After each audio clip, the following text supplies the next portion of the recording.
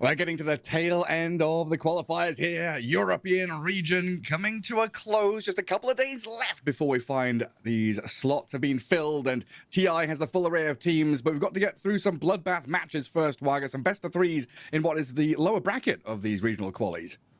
Yeah, we are here with the first match of the day. Of course, there will be two series coming up in the lower bracket to see which ones are going to go against the finalists in the lower bracket. Of course, we already mentioned how Enigma Galaxy and Virtus Pro are waiting. We are here to find out if Na'Vi or Huligani are going to go up against Virtus Pro, and if Yellow Submarine or Power Rangers will be the ones contesting Enigma Galaxy. Yeah, it's been quite a journey, as we see, from that upper bracket all the way through to crowning two of our qualification teams earlier on this week with Team Spirit and Team Vision, 2-1ing Enigma Galaxy and Virtus Pro. Didn't get the clean run through. Did have to jump over some hurdles first as they got some stern resistance, and then into the lower bracket, which has been our primary focus. Yeah, Team Ball getting knocked out 2-1 by Power Rangers. Yellow Submarine defeating Modus in that basically Team Spirit Academy squad head-to-head. Modus, the ex-Yellow Submarine boys, and Yellow Submarine, the current Yellow Submarine boys. Well, they showed us why that they got dropped and the new team got picked up. Yeah, and I have to say, these four teams that are fighting to go into the finals down here in the bottom, they have to be a little bit scared of the fact that both the teams that are waiting took a game off the qualified teams that we praised as being very, very strong and likely going to go through this qualifier with ease. They did go through. Team Vision and Team Spirit did take the expected first two slots, but it wasn't, as you mentioned, completely free. Enigma Galaxy series, you and I cast that one against Team Spirit. That was a pretty damn close series. Yeah, Enigma Galaxy put up a tremendous fight. There were definite moments right after game one in particular. You're thinking, hang on a second, Enigma Galaxy have they actually got themselves on this launch pad to jump into TI just straight off a 2-0? Didn't work out for them, but definitely showing that they are here to qualify for one of these 4 slots. But yeah, it's wild to see 4 slots go down to 2. The 16 teams that started now down to there's such a small amount. We've got only 6 people left to try and figure out who's going to get into these 2 slots. And we're going to be focusing on Na'Vi against Huligani, which is going to be a pretty spicy one as well. Yeah, Huligani, who of course beat Enjoy 2-0, looking really strong in that series as well. The gameplay just looked very methodical. They had their approach a little bit slow to begin with, but once they get their items, the coordination on this team has been very impressive to watch. I think in particular, their targeting of who they kill first in team fights and how they go on the same target together has been really, really clean. This team has relied quite heavily on the success of Mirage, I want to say, from his mid lane. He's looked absolutely outstanding. Every game we watch him, he is absolutely a powerhouse. We also did have like games where Corrupted popped off. His Darkseid game was a treat to behold. But yeah, this team, I would say the mid and the offlaner have created tons of space. Yeah, they absolutely do. It took them a little bit of time to get there, and some of the games they definitely have been slow off the starting line, where we could maybe see Na'Vi exploit that window. In particular, I'm thinking about that series that we were casting where it took 15 minutes to get a first blood, right? We had Enjoy against Huligani, and it was like kind of slow grind into mid-game. I think if, Na'Vi noticed and realized that, they could maybe throw a wrench in the works there and say, okay, we're just going to speed everything up. Na'Vi is a team that absolutely has just come out of the races here. Defeating Mouse 2-0 in that lower bracket has put a spring in their step, and I'm sure they are ready to get into action quickly. Yeah, for sure. I think overall, Na'Vi is a team you have to look out for. Similarly, I would say almost to Huligani. I think PMA, their offlaner, is a very big player to look out for in particular. PMA just, fantastic player. What a god. We had that game where he played Batrider. He was absolutely crushing it. And of course, his axe is, something he has been shining on 3-0. But yeah, PMA overall, very impressive player, and I think the rotations from Na'Vi is going to be the thing that could upset Huligani here. Na'Vi move a lot. Yeah. We talked about it last time we cast them, how Riddies, Dace, these guys, they just go through the gate a lot. They find themselves moving from lane to lane a lot in the early game, and that's something we haven't really seen any of the other teams, in my opinion, move quite as quickly. Now they've been nestled into their lanes, these extended laning stages, and getting us into, minute 10 or something before we actually have any real clashes. Lots of gentlemen's agreements just to get into their initial items before they actually play some Dota. I think CY going to be coaching his Na'Vi boys just to pick up the pace a little bit, get a little bit quicker here off the mark, and maybe we'll see the draft indicate that as well as we prep ourselves for game 1 in this best of 3. I'm super excited to see it because you highlight PMA there. There's also, I think, Got the Juice, a hero that I've loved watching. Just hard carry games. So rarely I feel like nowadays you have this guy who can just 1v9 stuff. Maybe a little reliant on him to get all this farm early on. So there is a weakness there for Na'Vi that I think if Got the Juice does find himself shut down, we've seen in the past, especially on heroes like, Abaddon or TA, he can do very well from ahead, but if he's behind, he can suffer. Yeah, I mean, he is a fantastic example of a good hard carry as the game progresses. His late game decision making is great. We saw him play some carry Wind Ranger, and we saw him overall do extremely well. That was the game against the Necro and Tinker. But overall, yeah, as the game drags out, this guy is one of those typical pillar carries that you look towards. His decision making is clean, and you can trust him quite hard. At the same time, very similar to what I think you could say from Snowy. Maybe a little bit less crowned and less attention on him, but I actually think their identities are fairly similar as carry players. Yeah, pretty like almost old school hard carries, right? The real true carry, the burning style carries. Yes. There we go. All bands out of that first phase. Lone Druid, Treant, Axe, and Lifestealer gone, with the Clockwork, Largo, Nature's Prophet, leaving Drow Ranger in for that first pick for Huligani. Good, we talk so much about the carries, and of course we get the carry pick immediately here. Drow Ranger has been one of those carries that we usually see in the first phase, along with SF and Nature's Prophet. I think those are like the three carries that we see a lot. Lone Druid would have been the first big carry, but he is always banned, so he doesn't get to join those ranks. He is too overpowered. Now, is it Darkseer? Because that's a hero that we've had to come to respect. Against this Drow Ranger first pick, he's looked very good. Yeah. Absolutely right, and that's what we were saying as well. The Na'Vi, Na'Vi offlaner is a big one to look out for. See if he can replicate what we saw from Corrupted on Corrupted's Darkseer. PMA might, want to show it himself. And now you've got to be scared of these Spirit Breaker, Tusk kind of melee heroes. Marcy, that's a good shout as well. Marcy Darkseer is nasty business if they can just rebound on top of the Drow. And they've almost banned everything of the same archetype, right? Clockwork, Largo, Tusk, Marcy, all of them are these possible pos 5s that are melee and in front of your ranged carry. The Axe and the Treant on the other side as well, which makes me a little worried figuring out who Drow is going to lane with. Because usually she wants this Clockwork, Tusk, Undying kind of person sat in her lane. The Bane Drow isn't the lane that the Bane SF is. Enchantress Drow has felt a little bit weird sometimes in these games. So I'm curious to see what Huligani have as the pos 5. Ogre Magi, maybe? We've seen him. Yeah, I was about to give you the clue of ding, ding, ding. And, I found it. You would have picked on it. Yeah, you got it even before then. Bloodlust is a fantastic combo with the Drow Ranger. And I think Ogre is definitely something that Na'Vi should maybe already be anticipating or suspect might come out.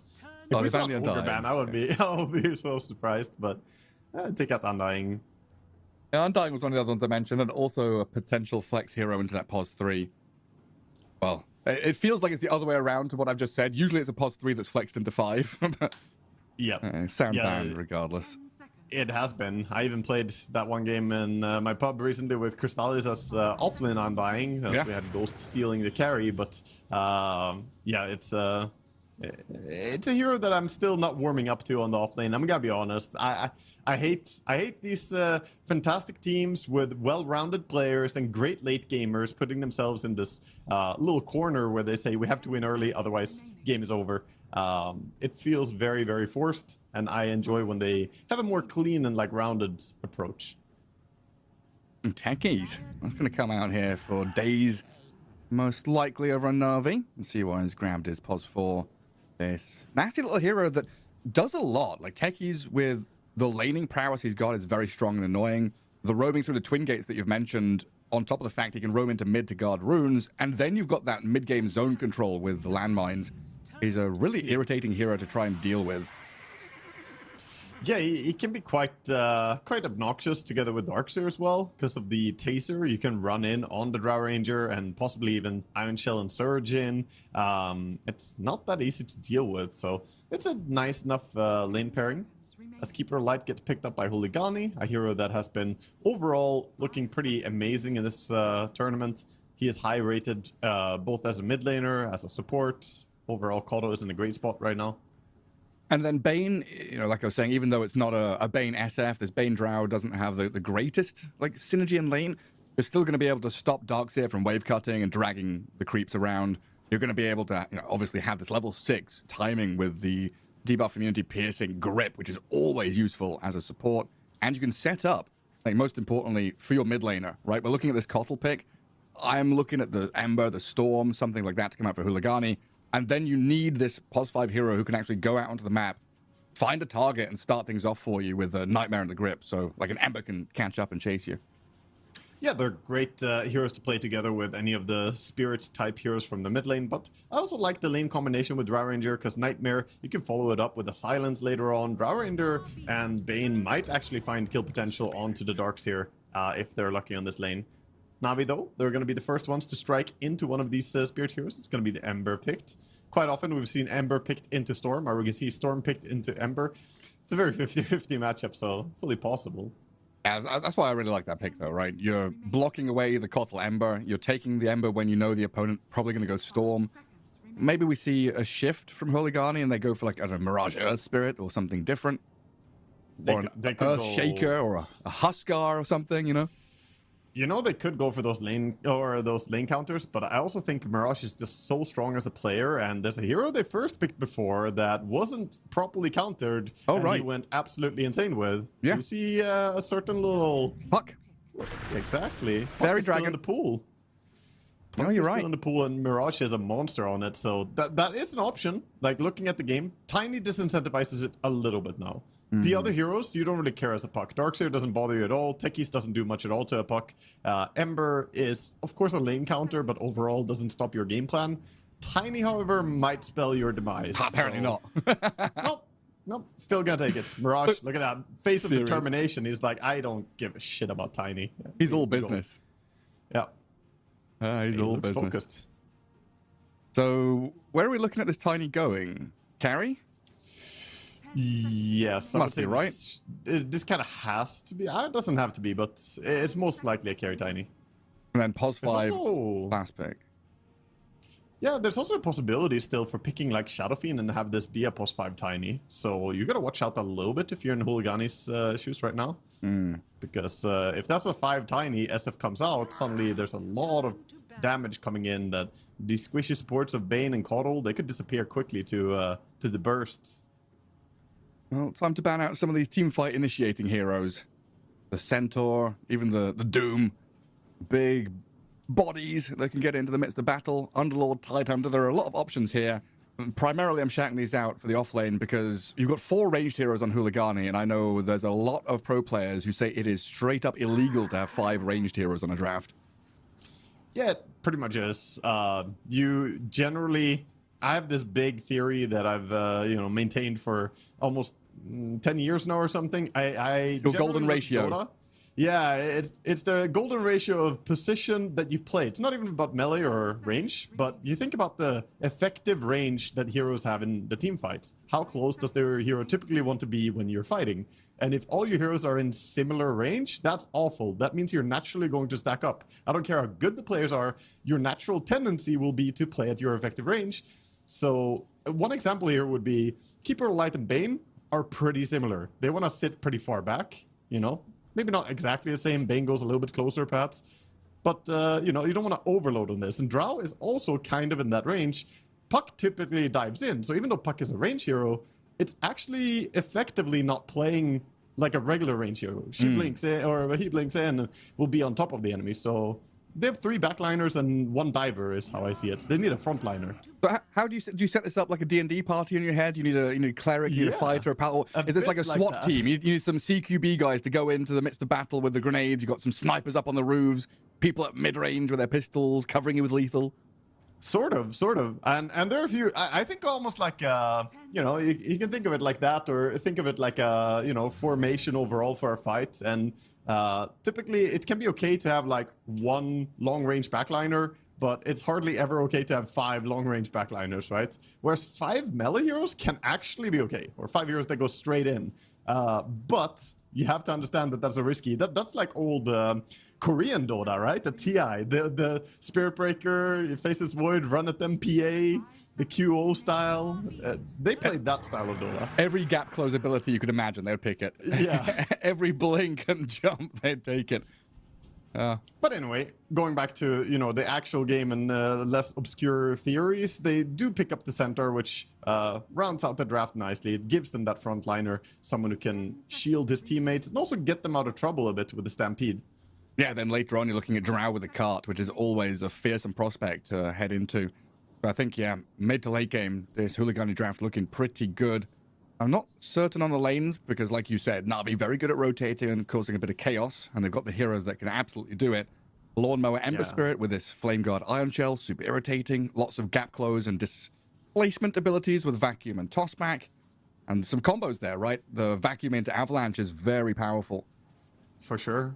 I'm curious, will Na'Vi throw a curveball or is it Tiny Carry? Well, it's a Tiny Carry. Regular stuff. And Ringmaster, of course, very natural counter to the Bane. We've seen it time and time again here. It's also pretty damn good against the Puck or even Keeper Light throwing the Solar Bind on someone. You just box them up, keep them safe for later. So Riddy's getting a hero that he has been playing quite a bit and definitely excels at. Yeah, I could even chuck a Wheel of Wonder into one of these Stampedes and cause a bit of problems. A good all-round pick. I think Ringmaster, you know, especially with this Dark Carnival thing popping off, he's had some... Yeah, thematic, but he's also had some incredible games through these qualifiers. I think every time we've seen him, you know, casting or not, the players have shown some incredible skill, showing off all these combos you can play, because it is a skill shot hero, basically, this Ringmaster. It's incredible game design by Valve, honestly. They overbuff Ringmaster, give him 3 charges of the Impalement arts, and only a few months later, or, you know, half a year later or a year later, who counts? They release an event where Ringmaster is the main theme. So, of course, now he's broken and overpowered. Not necessarily to the point of some of the other heroes, but he is looking really good. Last pick is almost surprising to me. Yeah, all the way to the tail end. So what do we get? The Centaur and the Cottle lane? The kind of mounted horsemen going into the off lane together. Not necessarily the classic combo with Chakra Magic, but you can still do a lot with a Centaur being you know, spamming out your spells. You can double edge very quickly. Quadruple edge. And it's similar to the Batrider Centaur lane, right? You used to have that combo where you push people into the Centaur with a Flame Break and then stomp them and hit them a bunch and they kind of die. You can do a similar thing with Coddle. You blinding light them into him. Sure, Coddle doesn't have as much damage coming in as a Batrider does, so maybe a little bit less dangerous combo, but still very strong. Yeah, still powerful for sure. We'll see how it goes. Game 1, best of 3. Low bracket series here to figure out who gets a step closer to TI. And Na'Vi having just dispatched with Mouse, definitely a bit of momentum behind them, and the favorite heading into this series, and one of the favorites heading into this qualifier. Definitely feel they deserve a slot.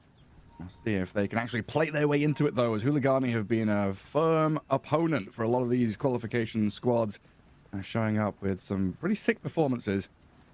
And that's a Drow Ranger, yeah, holding onto a smoke, waiting for their moment. Yeah.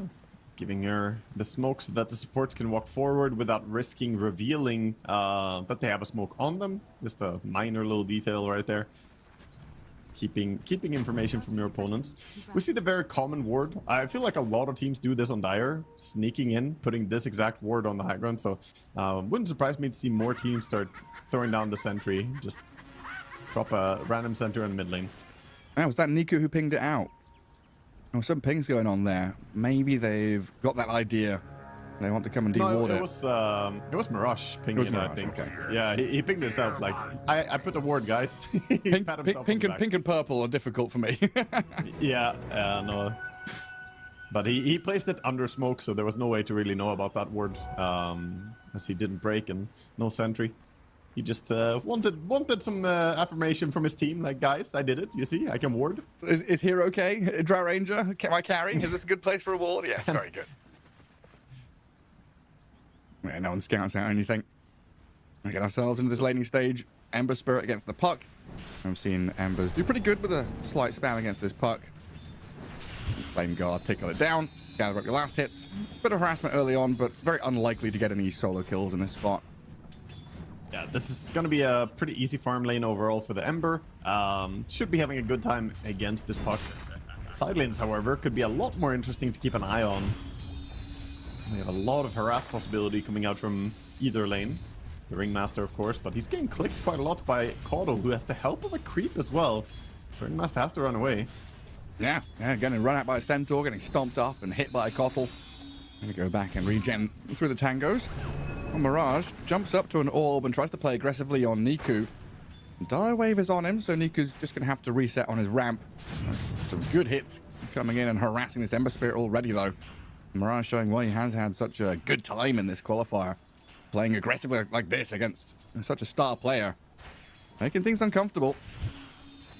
Oh, so well done. Gets both the CS as well, the deny and the last hits. Very clean aggression coming out from Mirage. On a lane where it's hard to be aggressive, it can feel pretty pointless to play aggro into Ember because he turns around, hits you like 2 times, and it feels like 5 hits from Puck is undone by 2 hits from Ember. Yeah, it's nasty. And then top lane looks like it's settled behind this Radiant Tier 1. They've dragged the wave all the way away from the Drow and Bane. I'm assuming this Darkseer, we've talked time and time again how he's kind of level starved early on. He wants to get to this level 3, level 5, get Iron Shells going. But against the double range setup, you're getting clicked out. Yeah. I mean, as long as he can kill the creeps quickly like he's doing now, he should be pretty okay. Once you get 2 points in Iron Shell, the lane becomes a lot easier for him. So this is honestly the hardest part of the laning stage, I would say. Yeah, but it looks like they've managed to sentry up the small camp. So no equilibrium shifting there for respect. And I think the large camp is already blocked by a dire sentry. So it's all been held in place. Yep. Nightmare going to get this techies pushed back, but he's going to taser and TP. Drow Ranger disarmed momentarily. Nothing lost, nothing gained. Well. I'm not sure why he's TP'd there. I felt like he was completely fine. But maybe there was something that I'm missing. He wanted to get back in time to stack. Okay, that's fine. Daze was just making sure he gets to the ancient and big camp or medium camp. Getting these stacks really important. No, he failed his first auto attack. He canceled that attack animation. Oh no! Not gonna get the ancient stack. So oh no! It's -1. And -1 TP. I thought he was scared of like losing half his HP to a Drow harassing him, but Drow Ranger was very focused on creeps. Yeah, she was preoccupied. Carry players, when they see creeps, you know, they don't see anything else. Especially when a tower's hitting them. You're like, a tower's hitting my creeps. I can't let this happen. Yeah, you're not losing 3 creeps to maybe harass the enemy support, you know? If it's a guaranteed kill, maybe you join, but a little bit costly. Up top, they actually commit the blood grenade. PMA stepped too close. Finished off on First Blood. Picked up by Snowy. Respect. Giving the clicks to Daze as well. Chasing his techies all the way back to his tower. And a good start from Hooligani there. Already killing the Darkseer. It's driving the damage is quite serious, and that's gonna put her all the way to Power Treads. Also gonna work towards the Falcon Blade next. So not opening with the Falcon Blade's first item. I like Power Treads against Darkseer. You need a lot of attack speed to deal with the Iron Shell creeps coming in, kill off the Iron Shells quickly, or even deny quickly as your own creeps are dying. It's a good itemization. And this is what we've seen a couple of times when Darkseer does get a first blood, Drow Ranger does get a first blood or a good start to her lane, and it becomes uninhabitable for the offlaner. They just say, screw it, I'm gonna go back to jungle. A Nightmare after blast off, mid-air, catch onto Daze, and a multi-shot gonna come in to get Drow Ranger her second kill of the laning stage. Wow, very good stuff by Snowy and Respect up top lane. They are in firm control on this lane, and now is when they need to rely on those jungle stacks, so being down 1 ancient stack feels, you know, a little bit sad. Maybe not the most impactful, as he is going to focus on farming the medium for now. Hooligani. The ancient again. Already feeling like the crisper team in this early game. Yeah, we've got stacks going, Darkseer's farming jungle, but top lane is now uninhabitable. You cannot go up there. And techies might try and leech some experience or something, but this Drow Bane, yeah, more than just firm control. That is their territory. And we've also got Cottle doing well in this bottom lane, going for a D-ward in that bottom jungle, so they're already setting up for this 6-minute move on the rune. We'll see if Na'Vi are able to do anything. The Centaur TP's out. Successfully away from this. Oh my god. Tiny and the Ringmaster.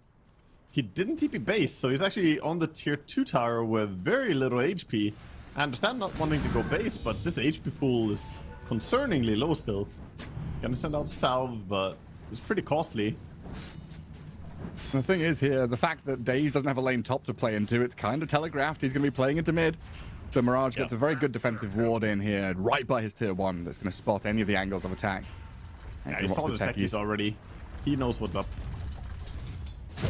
Mirage trying to pull the creeps out to let the siege creep die. The siege creep being protected by these melee creeps. He was trying to get it killed earlier. Didn't work.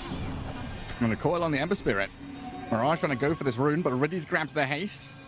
And the Puck's just going to jaunt back to the orb, protected by this Kotl behind him. That's very nicely done by Riddies. He waited as long as possible, hoping that his mid laner could take it, but took it right before the puck got there. And now back on bottom. Yeah, another go on Corrupted with the Impalement Arts. This hasted Ringmaster has come back in, pops the Lotus, the heals come in, Corrupted stays alive. He's not going to die. Now Riddy's getting blood grenaded, killed off by tower hits. He's gone. Yeah, he got blocked by a creep with his final Impalement Arts. Couldn't get the angle as Corrupted hid behind both the range and the melee creeps. Nicely done. Well, a rough start for Na'Vi. Great for Huligani. 3-0, 1k lead. And across all 3 of these lanes, feeling pretty comfortable. Yeah. Drow Ranger with her Falcon Blade and Power Treads pressuring the tower quite a bit already. Getting some nice damage done. Tower nearly has fallen. And Bane, even though he doesn't run in here fully, he forces some TP reaction just by getting scanned out. So 1 for 1 on the Wisdom. That's the way it goes. Pretty good last hit still coming in for Na'Vi, though. And keeping it competitive. Oh, Niku is trying some illegal stuff.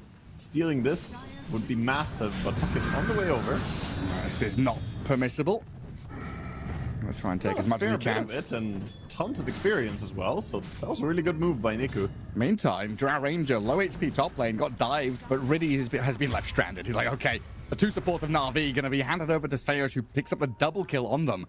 Bane and Kotl able to turn that gank on its head. Pretty much the dream start for a Drow Ranger. 55 last hits, 24 denies, and she has 2 kills to her name. This is going fantastic for him. He's going for a Dragonlance immediately. No surprises there, very common build-up. And this has been one of the heroes of the patch. Recent tournaments, this Drow Ranger has looked spectacular when she's in an even game, never mind being ahead so far. But 1,000 net worth difference between her and the closest enemy. She feels so good in laning stage now. They buffed her laning stage, nerfed her scaling a little bit into the mid and late game, but that makes her gameplay so much smoothened out. So now you don't have this weakness in lane where you often lose. Actually, it's the other way around. She normally wins her lanes against pretty much anything. And that's really big stuff to bring to the table. We have also seen these games turn quickly, though. Like Drow Ranger teams winning laning stage, winning the first 15 minutes, and then Darkseer says, I'm done farming, like an anti-mage, basically. I'm done farming jungle. 20 minutes in, comes out and just drops some walls on the Drow. Shuts the game down. Definitely possibility here for Na'Vi to tip the scales. A 5-0 lead, though, for Huligani. And just sending the Centaur down to this bottom lane to get him to that helm. He's got it coming on Courier. So that suddenly makes this bottom lane a bit of a bunker. The Centaur now can farm backwards to his jungle, have the helm creep drag waves, so it's difficult to push that bottom tier 1. Yeah, he's always a hard hero to shut down fully. Corrupted may not have had the best start to the game, but now the Dominator is up, he'll be farming quite nicely. Same can be said for Darkseer, though, who's going for the exact same approach over on a different hero. And difference is, he can actually Iron Shell up his creep as well if he wants to, send it away, and can actually farm stuff wherever it is, if he so desires. Yeah, it can be a bit more likely, though, it. he just stacks it for farming it with experience gain later. So if we slapped the big, shops closed sign on both of these side lanes, top lane can't gank Darkseer, bottom lane can't gank Centaur, there's just helm creeps in front, they're wave dragging. That means the focal point is this mid lane. 10 minutes in, active rune's about to spawn, and we've got like a 4v4 in this mid lane brewing. But it's just Niku who grabs the shield and then walks away. Yeah, we might see an attention towards the top lane, though, coming in from Huligani. I think they have a possibility to make a play for this tower. It's only 300 HP remaining, so getting that job finished, harassing a tower is nice, but if you don't kill it, it's no different from it being a full HP tower in reality. So cashing in on the gold you gain there would be really nice. The map control. Yeah, you've already invested on the ground level with that early damage. Exactly. Time to cash out. Got in early. We have a smoke from Navi, though. They're going to be the ones looking to turn up the pace, moving towards the top lane. Try and cut into that northern jungle. Hooligani are already set up in position. Mirage in a smoke break spot. Kotl and Bane, playing the outskirts of this northern jungle, going to see Niku arriving. Ember Spirit, Remnant straight onto this Bane, but he's going to get counteracted. That blast off is good from Daze. Onto the puck and the Bane as well. The coil will land and the grip is there. Niku's fine though, still half HP on the Ember Spirit as they trade support for support. It's completely fine. He even has the shield rune holding it. Balls of Steel on Niku, not panicking under the Fiend's grip and the focus there. Trusts his team. It's a good strike, and this is a very heads-up move as well. Your top tower is super low, so what do? You put your efforts towards top and maybe crack the enemy tower. Oh, and Snowy, the timing. got greedy, still farming here. The timing, they waited until the creep wave walked past. They knew that the vision would be lacking straight through the channel of darkness. Drow Ranger didn't see it coming. Yeah, clean. Looking at the timer when you gank, always a nice thing to do. If you're not in smoke, even if you are in smoke, it's pretty good to be aware where the creeps are, because if you break smoke when you're under a creep wave, then the enemy obviously see you immediately, even if they're around the corner. We've seen that happen. So paying attention to those details can be a very good thing for these players. And Na'Vi just reeling this game back in, playing this swift, aggressive style through the Ember Spirit, getting Niku unlocked, and having the supports by his side. This now means Darkseer has a lot more space to farm forward. Doesn't have to rely on cutting waves. He can now plant himself in a number of jungle camps in addition to what he was already farming. So getting that tower accelerates PMA pretty tremendously. And if he can get a kill on a Bane like this, Blastoff comes in to help, and that's just a straight up kill. And meanwhile, Mirage dying to Ember Spirit. Amplified damage. Niku finds a go onto this puck, somehow solos it.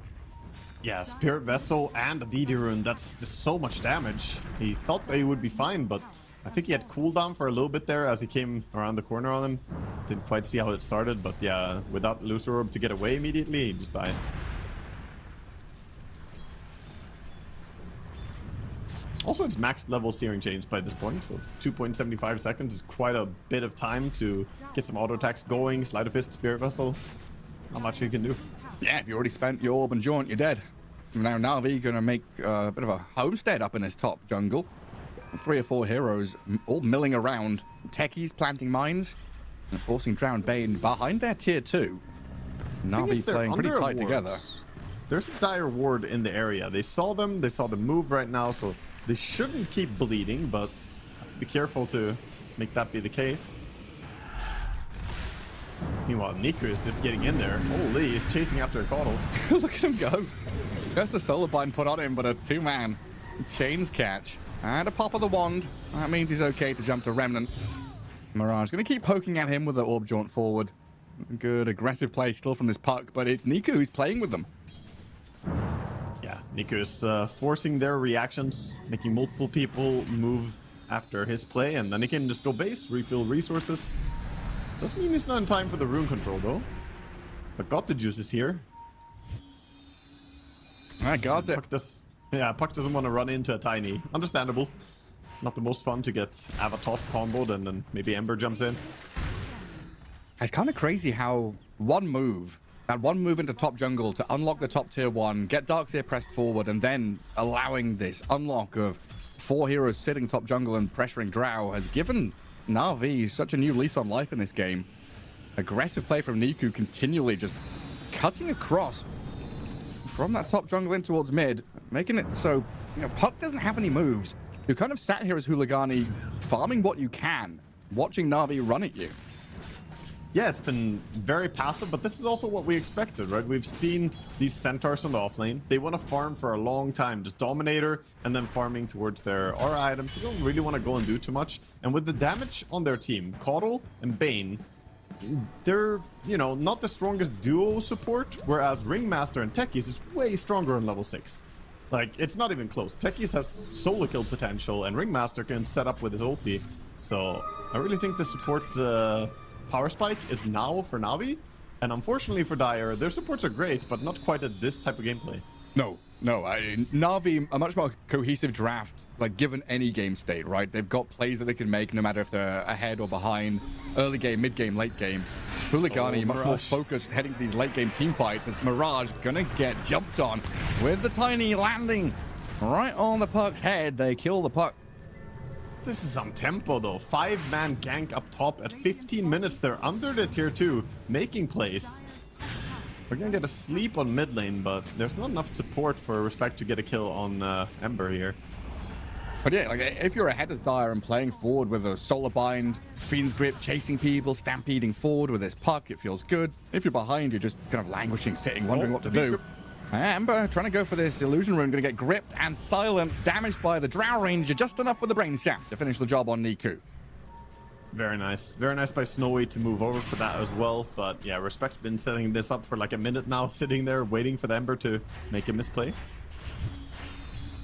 Could be the start of what they needed to turn the tide.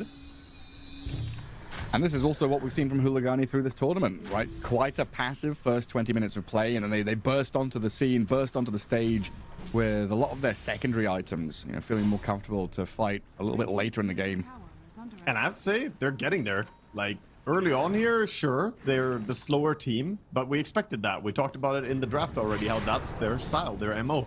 And they're getting towards the items they need. Blink Dagger on Puck is going to be big. They already have the Manta on the Drow, so she's somewhat online. Going BKB next will mean that she's really ready to fight. And the pipe is complete on Centaur, so once he gets Blink, I think that's their power spike. Blink Centaur, and that's goal time.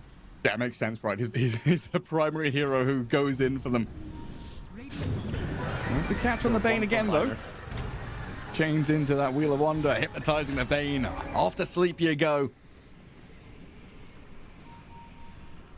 I wonder what Bane would go to a hypnotherapist to talk about.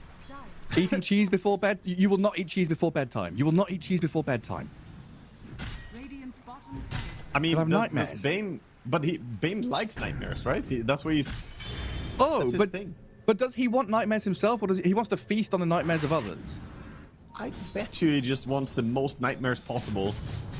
Okay, so then he wants to eat more cheese before bedtime. That's so true. It's strange how stuff like that, you know, what you've been watching, reading, or what you've been eating before you go to bed, all that affects you so much. Yeah, just have a bit of contaminated rye bread. Don't worry.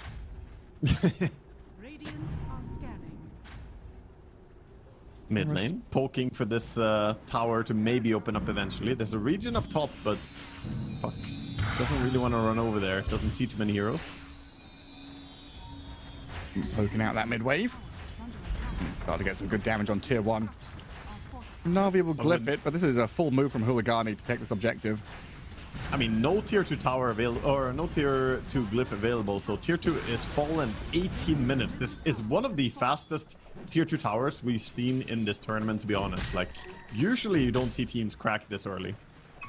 No, it's very fast.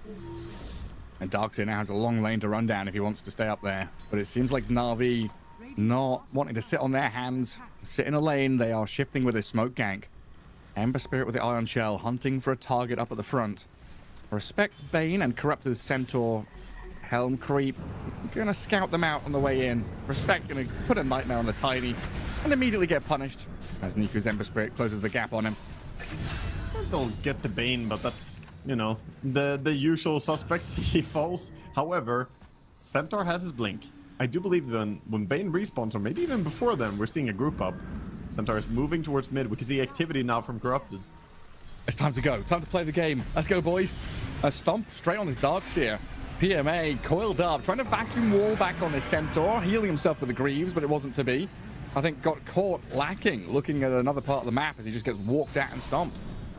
Yeah, a little bit excessive to pop the Centaur ulti, but of course easy for us to say. We see that all of Radiant are down bottom. They had no clue if they were smoked behind this Darkseer, so better safe than sorry. They get themselves out. And now, of course, with Torment spawning, bottom area is important to control, and Daze is already setting up to try and steal or kill people when they go for it. Look at this. He's in position, expecting the Drow Ranger lineup to want to go Roche or go Torm. Very sneaky. Oh, this could be big, dude. This could be really big. If they don't scan him or find him. They're sending the Centaur. They're looking. Ooh, hey, hey, oh, hello. How are you? And not falling for that one. Huligani, they check their doors and corners. That's the way to do it. The SWAT team breaches. Make sure you don't get caught by someone tucked around the corner.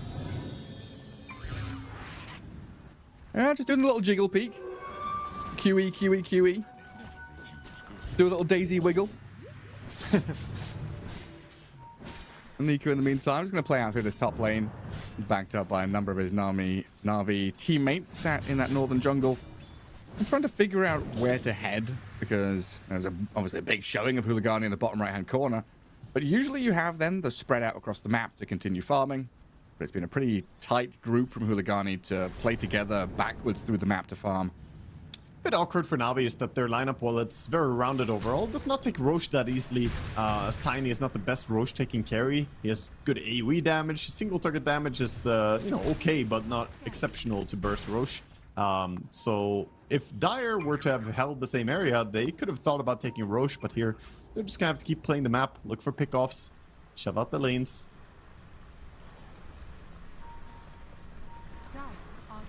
And meanwhile, if Hooligani win this area, if they get a good team fight, they could be setting themselves up for success. That low HP tier 1 tower up top, still a target.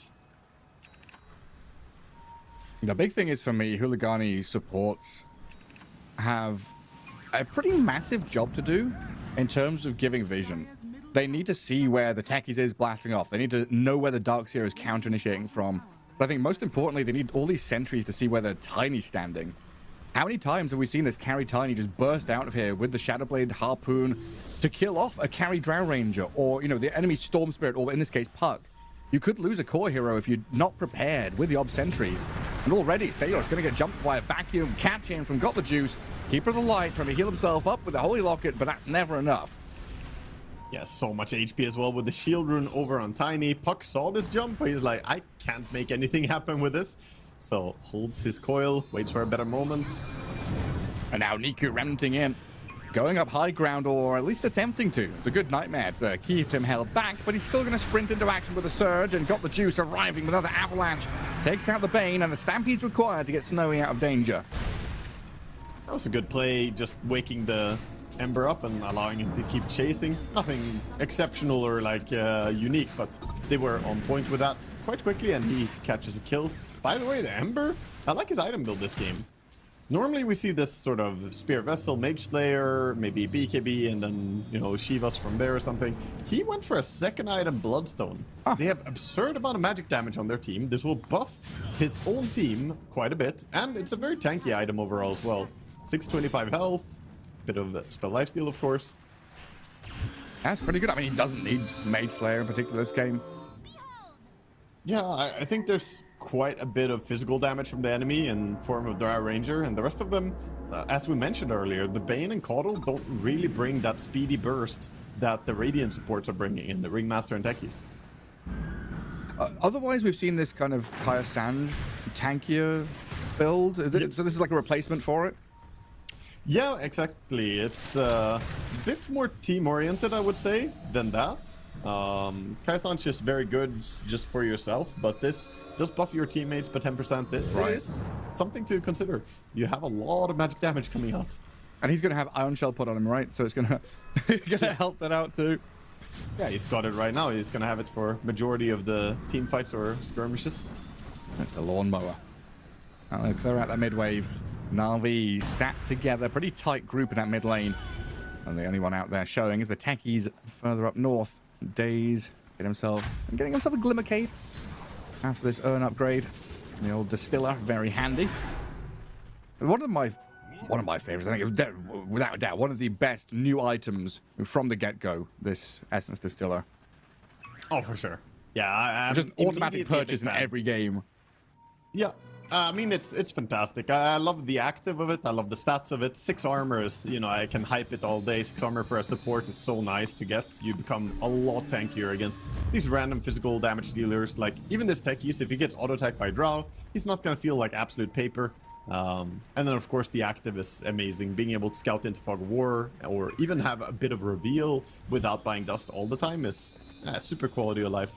Yeah, anytime you get to buy a wizard's hat and put on some robes and stuff like that in a game, just feels good all round.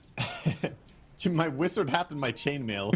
Honestly, that's the one fail for this item. Who the hell has a chainmail and a wizard hat? No, you say that. In my D&D group, I've got a player who's a wizard, a wizard and a cleric. He's actually got chainmail armor on. I mean, see, cleric and a chainmail I can understand, but does he have a wizard hat though? Because that's more a mage thing, I see. He does. Oh, they've got a grip on this ringmaster. Down he goes to a swift move out of Huligani. But yeah, he's a divination. He's a divination wizard and a cleric. So yeah, he's got a wizard's hat and a chainmail. Yeah. Okay, I'll respect it. Dire's middle tower. So it's literally him then. This is his item. It's literally this is what him. we were talking about before. They win a fight and they will try to Rosh immediately, but the response is there. Navi, swing in. I've got a jump stomp, catching Ember Spirit. He's pretty quick though. Speeds away, has a nightmare on the techies, opens the fight a little more. PMA looking for the vacuum wall. Snowy's going to BKB up. Tiny makes the jump.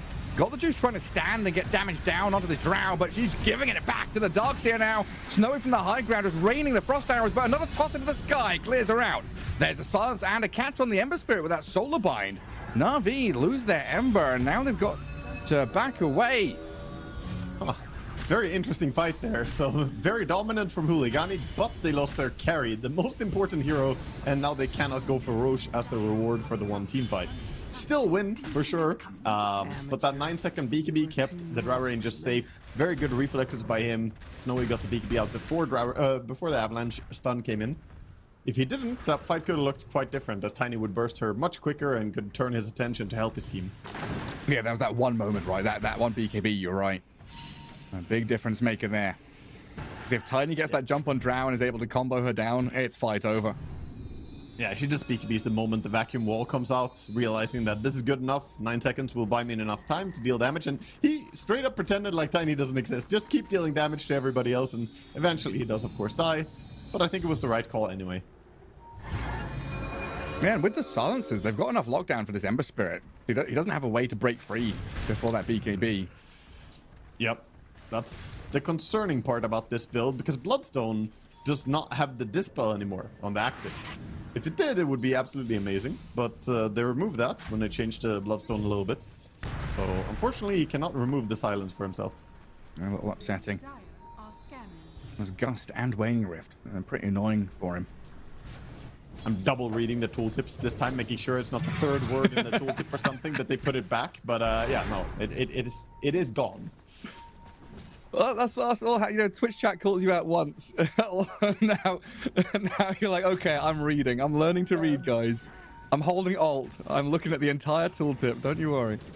I bet you if I polled like a majority of you know, support players on Winter's Curse and asking everything that Winter's Curse does, I bet you a majority of pro players would even forget to say that it dispels.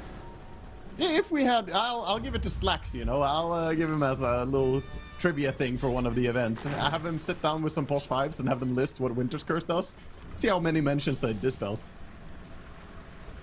I mean, if they interview Fly, he'll be the one who knows. Okay, yeah. I mean, someone will get it. I'm just thinking. Oh, smoke break. Cottle 4 staffs away. Na'Vi were close to getting a grab on him, but it looks like everyone's still wanting to control this Roche Pit area, even though he's a minute away from changing homes. Huligani deciding, okay, twin gate time to play up towards top. So now starting to prep for the shift in territory. Getting through the landmine area. My whole field gets They're gonna covered try in and them. take Roche before it moves. 40 seconds is enough time. Awkward spot now for Dire as they just dipped out of the area, but if they want to contest Roche, they have to TP back.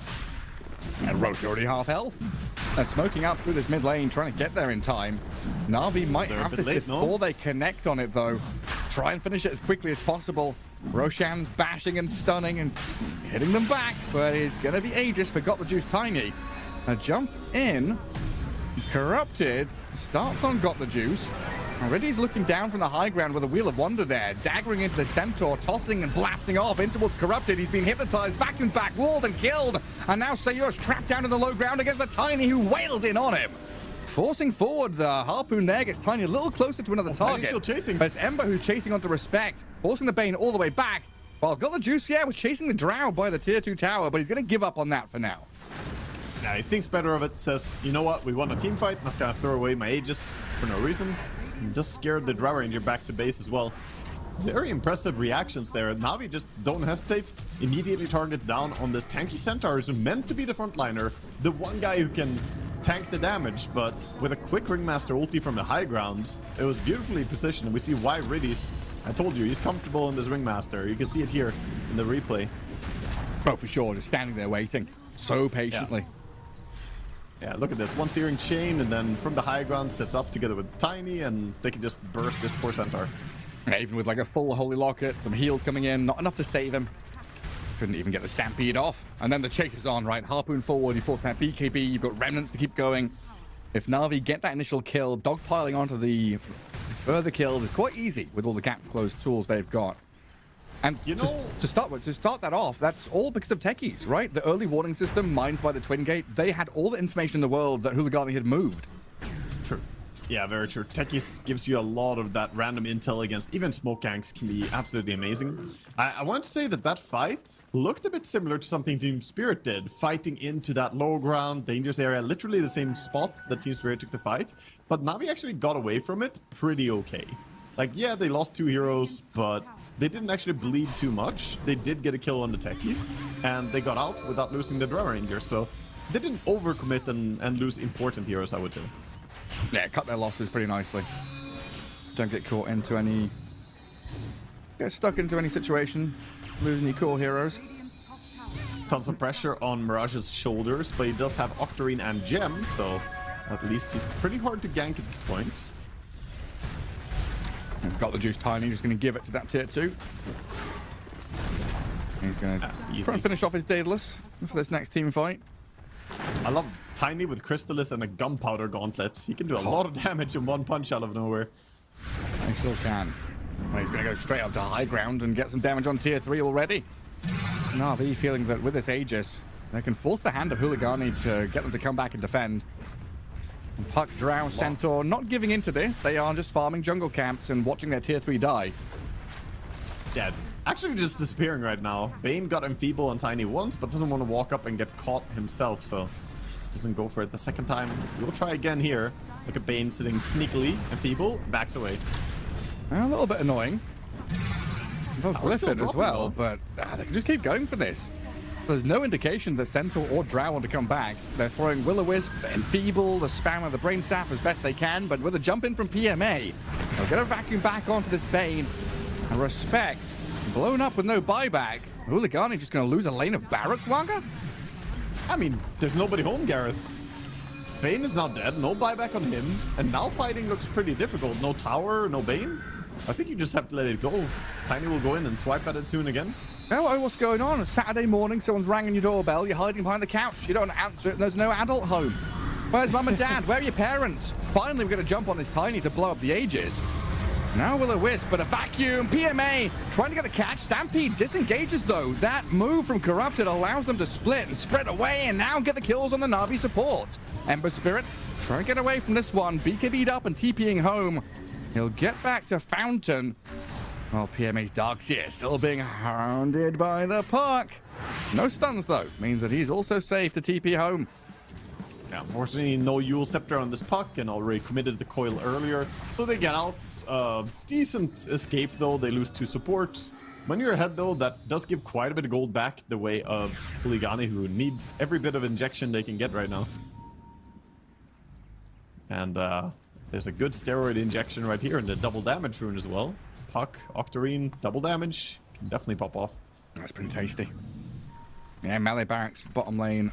About a third of its HP remaining. They couldn't finish it off, Na'Vi. And now Hooligani the ones to step out on the map. Dead even in net worth. He doesn't have BKB. A big smoke Coil is gang. ready. And move forward in towards Niku. Trying to get a jump on him with a start out of Mirage. He'll dodge away from the avalanche. Already phase shifted, jaunted away. As Na'Vi go hunting in the trees, but they don't find him. I think Hooligani was scared to take the fight because they don't have BKB on Drow as well there. It's very close to a tier 2 tower. If she gets gone on, she would have no way to stay safe. So they elect to just back out. They could have killed Ember for sure, but the question is how much would it cost them? I'm always really impressed with people who can chew gum for more than like 5 minutes as well. Corrupted has been going at this piece of gum for 35 minutes now, maybe even longer. He's got that good brand. All the flavor's surely gone. No, still some there. There's no Maybe it's, shot. like, really evolved. He can still taste it. There's no shot. Gum loses all interest is gone for me after like 7 minutes. It's done. 10 minutes? That's a push. After 10? No, it's in the bin. No chance. Yeah, he's going for the hour mark. I wonder if we see this game go late game and he just never swaps Gum. He's just committed. He's got the same one going over and over again. Well, here come Na'Vi going for the same move again. Playing through that dire triangle outpost spot and getting up towards the barracks. They'll get a jump and cap straight on the Bane. Dead, but with buyback. Now the vacuum wall pushing Snow into it. PMA getting right-click, forced back. Riddy's dead. They've gripped up the Tiny. Got the Juice getting burst down and slain inside that dire base. Mirage chasing forward, trying to get a grab onto this Techies or Ember. He'll get the D-Ward on the high ground, but that's going to leave Na'Vi to fully fall back. Oh, still chasing and hounding them away. There's an Arcane Rune up top. I actually want to see that back again. I think the Ringmaster got caught immediately by Aghanim Scepter from the Caudal, and then the Puck followed up. Because of Ringmaster getting caught, Tiny died as well. So this was an unfortunate, unfortunate fight from Iridia's perspective, and I do feel like that was the key to success here for Huligani. Let's watch it again. Tiny jumps in, finds a good pick off, and then Ringmaster goes in to try and save him, but the Aghanims pulled him, and then he's just silenced and countered, and now Bane quickly with the buyback gets the grip. Clutch buyback for sure. I'd be arguing it's a mistake by Riddies, but yeah, Niku, he's been nightmared up here into the silences. Has the BKB safety remnant to get to. So he's going to survive, but he's had to spend that BKB, which is a nasty situation to be in. Mirage actually chasing here, has the coil ready. He says attack here. Yep. I mean, he could definitely coil up here. Ringmaster has the box, but the rest of his team behind him, Puck might be very aggressive. But yeah, I mean, an argument to be made as a mistake by Riddies, going in there and being aggressive, blinking in to dagger the Centaur, rather than sitting back and waiting for that box to save his Tiny. Yeah, definitely too early. I think he could 100% just wait and see when Tiny gets focused and box him at that point. But they got the quick pick-off. He was trying to make more happen. They were trying to extend the pick-off and maybe get a full number advantage. But in the end, it's always hard. It's easier to play sometimes heroes like Oracle, who are like dedicated saving heroes. When you play Ringmaster, you're this in-between, right? You're a saving hero, but you also have a lot of damage in your toolkit. You have a lot of spells that can be very good. Reason for pause, sick. Yeah, that's not good. PMA's left his chair, so I think he's a little unwell. Oh, that's rough, man. I definitely noticed yesterday there's a bit of a cold going around the Na'Vi squad. We had Riddies blowing his nose, coughing and sneezing. So I guess they've got a bit of a bug going around.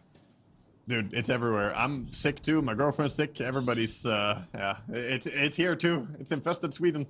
It's everywhere. It's just always wild to get some kind of, virus or flu in the middle of a heat wave as well. It's like already 30 degrees and then your body's kicking in to make you even sweatier. Like, please. Yeah, I'm warm enough as it is, and now you're burning me up from the inside? Stupid virus. As your body decides that, yeah, we'll sweat this one out. Don't worry. It'll be okay. Yeah. My defense systems are hurting me. Help. Whenever I feel like I'm overheating, though, I just, look towards the new puppy we got. She's covered in fur, and her reaction to this first summer of her life is not the happiest. She thinks it's way too hot. Yeah, trying to figure out what the hell's going on. But here we go, back into things with a box on ready. He's trying to get away from the coil of the puck, but taken out by Corrupted and his double edge. Huligani, 3k lead, now the ones in control of the map. Yeah, very good pickoff, even though it's just a Ringmaster. That's the saving hero gone, so the rest of the heroes have to play more careful now as well. They already needed to wait for the Tiny to respawn, but might have to wait for the Ringmaster too. And that just means tier 2 tower quickly falls. Oh, pretty tremendous swing in that win probability as well. Looking like Huligani favored as they take down that tier 2 mid lane. Roshan could be spawning immediately as well. It's a pretty quick respawn with 30 seconds on the clock. Yeah, it's a fast respawn, and Daedalus is complete on Drow with Shard, so her damage is absolutely through the roof right now. Tiny has been looking like the big damage dealer in these team fights, but I think he's about to swing hard. Drow has dethroned him just barely in net worth. They're extremely close right now. But a Drow with equal farm as a Tiny typically deals way more damage. Scythe of Ice on Techies. It could be a difference maker. That immediate Hex catch onto someone pre-BKB could upset the balance in a fight. Got the Darkseer as well, right? So double Hex available. Good chain stunts. This is super hard for Puck now to play. If you ever get caught, you might just die. Of course, there's the Bane's nightmare to try and save you, but that might not be enough. If Na'Vi have the vision or that immediate glance at someone, they could get blown up by the Tiny. Other people could get disabled. That's going to be Snowy with the Aegis. Killing Roshan is stepping up now as Corrupted gets initiated on. The two-man back wall in onto the Drow. Scythed up as Stampede is away. Gets some distance and saves Snowy, while Niku gets forced out with his team fight by the puck. Drow Ranger still being focused, though, and hunted by the Ember Spirit. Snowy, the protection of Corrupted with the help of the Grip, catches Niku, but the box is there. Gets him out of danger. Meanwhile, the Drow Ranger raining the arrows down in onto them. Got the Juices got to run away. Tiny and the Ember Spirit without BKBs now, not comfortable to sit and fight. And Niku's just getting blasted by these long-range hits out of the Drow Ranger.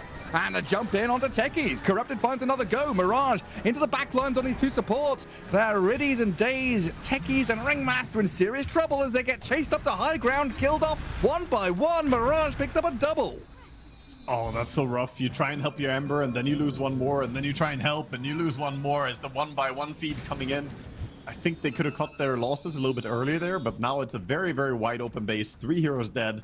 No buyback available on Techies as well, as he just bought that Hex. And I think Hooligani know about that. Whenever you see a big item like that picked up on a support, pretty much signals that there's no buyback on him. Absolutely not. We get a tier 3 tower. The damage from Drow with the Alpha Wolf coming in as well, and when she pops the shard for the high ground damage bonus, she actually just shreds stuff right now. It's pretty crazy. There's a lot of damage. Oh, it's going to be a full set of barracks. Nothing stopping them. Even going up towards top lane with 3.5 minutes left on Aegis. Why the hell not? Keep going. 20 seconds, no Ember. Na'Vi. So they changed the Drow Ranger shard, by the way. It used to be a high ground above high ground. A jump. Oh, we can They get back found to a that later. Darkseer catch. The box is there to buy a bit of time. Coil's going to snap. The Hypnotize rag back. Darkseer's dying with no buyback. Got the juice now, trying to get away from them as the advance up the high ground completes from Hooligani. 2 more kills for them, losing the Bane, but getting another set of barracks here is a tremendous victory for them. Mirage is unstoppable. He has Aeon Disc. He is so aggressive right now. You can't do much about him. You have to trigger this Aeon The Disc. silence of the stun, the catch on the Ember Spirit. They're going to try and protect it with a jump from Got the Juice, getting onto this Kotl and Drown to kill off Tiny's Sayush. jumping. Tiny, though, dropping low to the damage of the Drown. Needs the box to save him. Riddies buys a bit of time for Got the Juice, but is it enough to get the Fountain? Mirage chased him all the way back in. Tiny does survive somehow, but you've lost another lane of barracks. Gem reclaimed, buildings fall, and Hooligani happy with the situation they're in. Still chasing for the Drow. Feels optimistic. She still has Aegis. Very hard target to go on to. How many This is remnants? far out of your base. 2 remnants for Niku. There's one with a slide, trying to give vision. Landmines in place as well on the retreat, but Snowy says, I'm going to turn this. For the buyback of the Kotl, a dieback with the Tiny double toss into the sky, and the Drow Ranger being surrounded by mines. Day's got the jump on her. Puck from the high ground, though, getting damage down onto Riddies, making Na'Vi support's life a living hell, and the multi-shot clears through the Techies. Ember Spirit can keep on going, though, with more remnants. 2 remaining, gets a slight catch, TP cancelled. Drow Ranger taking some serious damage as creeps are killing tier 4s in the Dire base. Some crazy stuff going on. Ember trying to set up for even more, but his team couldn't quite keep going there.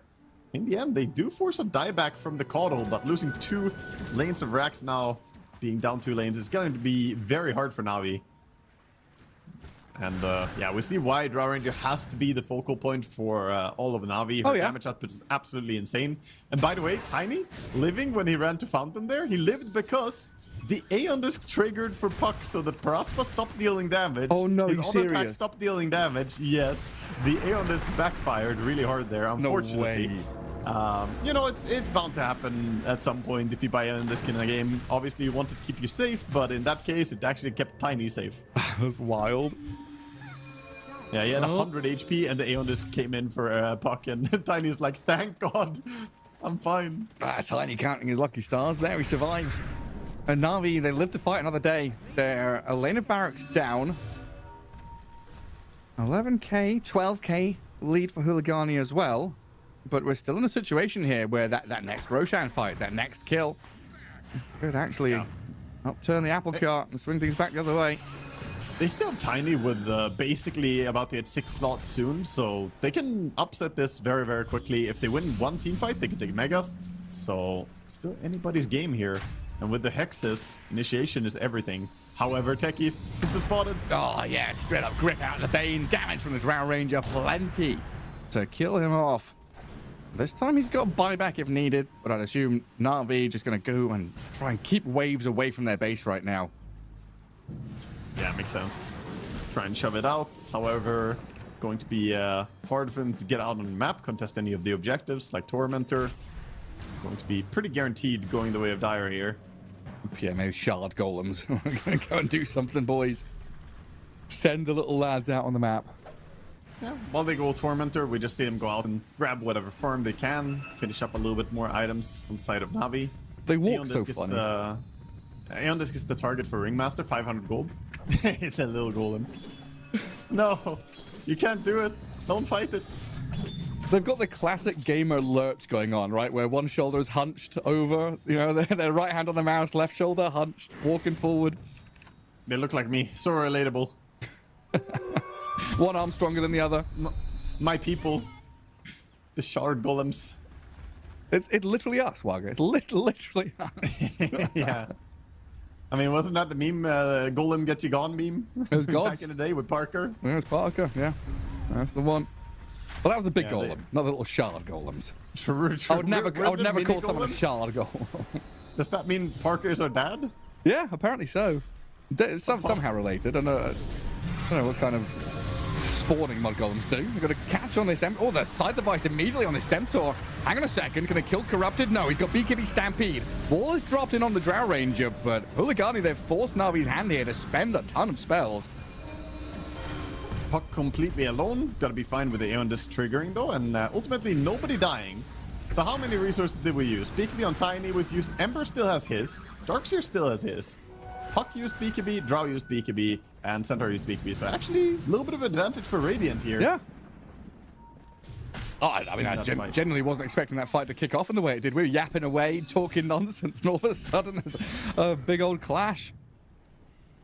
Even before Roshan respawns, before we can think about objectives, Huligani thinking, hey, we've got this net worth lead, let's go make something happen. Yeah, we were busy talking about how our dad Parker left us, and just like he left us, the Dire team also left the Roshan's banner in the Aegis pit. Oh, did they? You know, still a banner right there, man. It's right there. It's coddled. You don't see it, of course, but you know.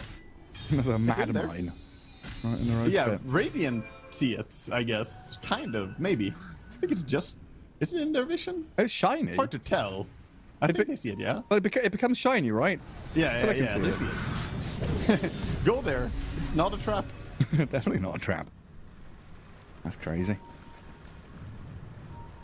I'll see when he spawns. 10 seconds till the fast one. Na'Vi planting themselves around that top pit. I'm trying to see what they can find. I'm leading with Niku. Well, Mirage I does wanna the see same thing for more- his team. I want to see more chariot action coming out from Corrupted. This Aghanim Scepter is so nasty. Able to just pick up and save somebody. You know, sometimes it's even fine to just pick up and save a support. You know what would be insane? What if you picked up Bane? Hold up, Drow. What if we picked up Drow Ranger? Oh, the smoke break. She's Did fine. she see? She got a bit of Yeah, distance, she's but the fine. vacuum back into Hex with the wall drop. Cart comes in. Corrupted, gonna pick up the Drow. Save from the Avalanche Toss combo, but maybe lose his own life in the midst of it. Snowy gets off the BKB. They've gripped up the Tiny, got the juice. He's gonna be able to walk forward and get on the Drow, but he's held in place a little bit longer. Snowy still has no help coming in, though, and the Drow is dead. Na'Vi will lose their Ringmaster for it, and the chase trying to catch up to any more. Sayush in trouble. Daze and Niku have found their man, and Huligani lose 3 heroes with no buybacks. With Roshan respawning? That's insane. The turnaround is here, and Roche is right there. Aegis. Refresher Shard. Jeez. They want to push, I guess, but... They're trying to catch the Mirage. Puck, back in this mid lane. Gets a wave Look, the cut. setup. Niku hunting. Do we slight? We catch the bit of vision. he found And the Avalanche from got the juice, has got the puck. Got the toss. Got the kill.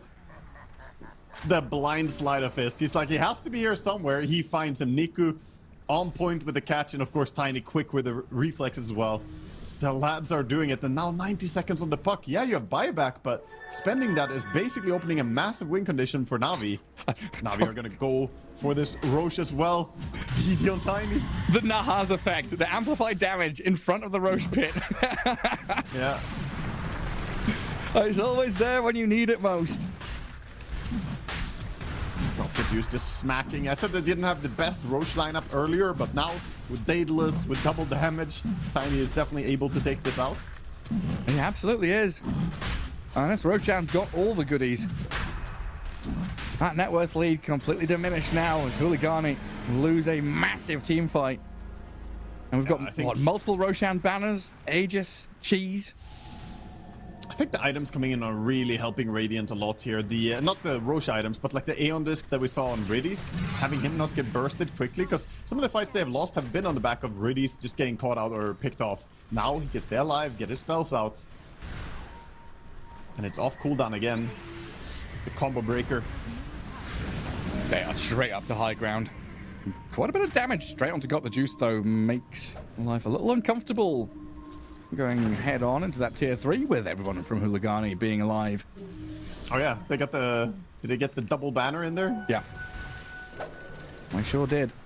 And Very PMA nice. with that refresher shard in the backpack. They're not wanting to banner straight away in that mid lane. Looking to set up multiple sides. So Tekis has the weak banner and Tiny has the strong banner. This is the leveled up, level 2 banner.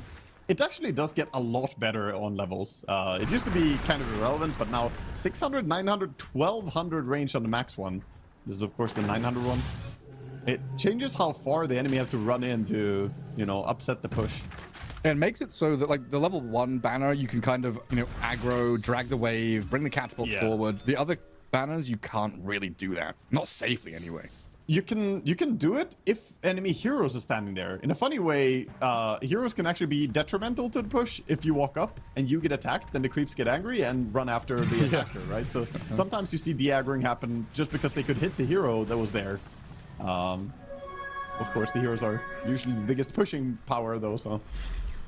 I think that was one of the, one of the greatest things I learned being taught by Blitz, how to aggro creeps from across the map. He's like, okay, you're playing Axe, you're in this off lane, you don't see a hero, just aggro the guy who's mid. I'm like, how does that work? Like, I attack and attack action a guy who's 5,000 range away from me, and that's going to aggro the creeps. Yeah, that's how Dota works. Ooh, nice banner placement, just protecting the siege creeps here, saying, come in. Come forward. There's surely not a Techies Hex being spammed on this banner. Yeah, clear out the Drow illusions, keep the banner alive, but there's a big jump in here from the Centaur. Box staves up the Tiny, keeps him alive. Good Wheel of Wonder in on the 2 as well with a combo forward. The Centaur and the Bane being blasted, but Corrupt is going to break free with his BKB. Now Hypnotized with the Will-O-Wisp dragging them back in towards Mirage. Oh, the cheese. Puck has made an aggressive play forward while the dive into base, rooting and catching Snowy, has forced the Drow to Fountain. Amazing fights coming out from Na'Vi. Sure, they lose their Aegis, but still completely fine for them. Now BKB is gone on the Drow Ranger, making her life so difficult. It's a very precarious situation for her to go in because these hexes, she could very quickly get targeted. And we've seen them. Na'Vi dogpile Drow Ranger quickly when they see a chance to kill her. Oh, for sure. Yeah, I just need that bit of vision. And the thing that started this fight was the banner and the catapults. They were still there at the end of the fight as well. Didn't even get dealt with.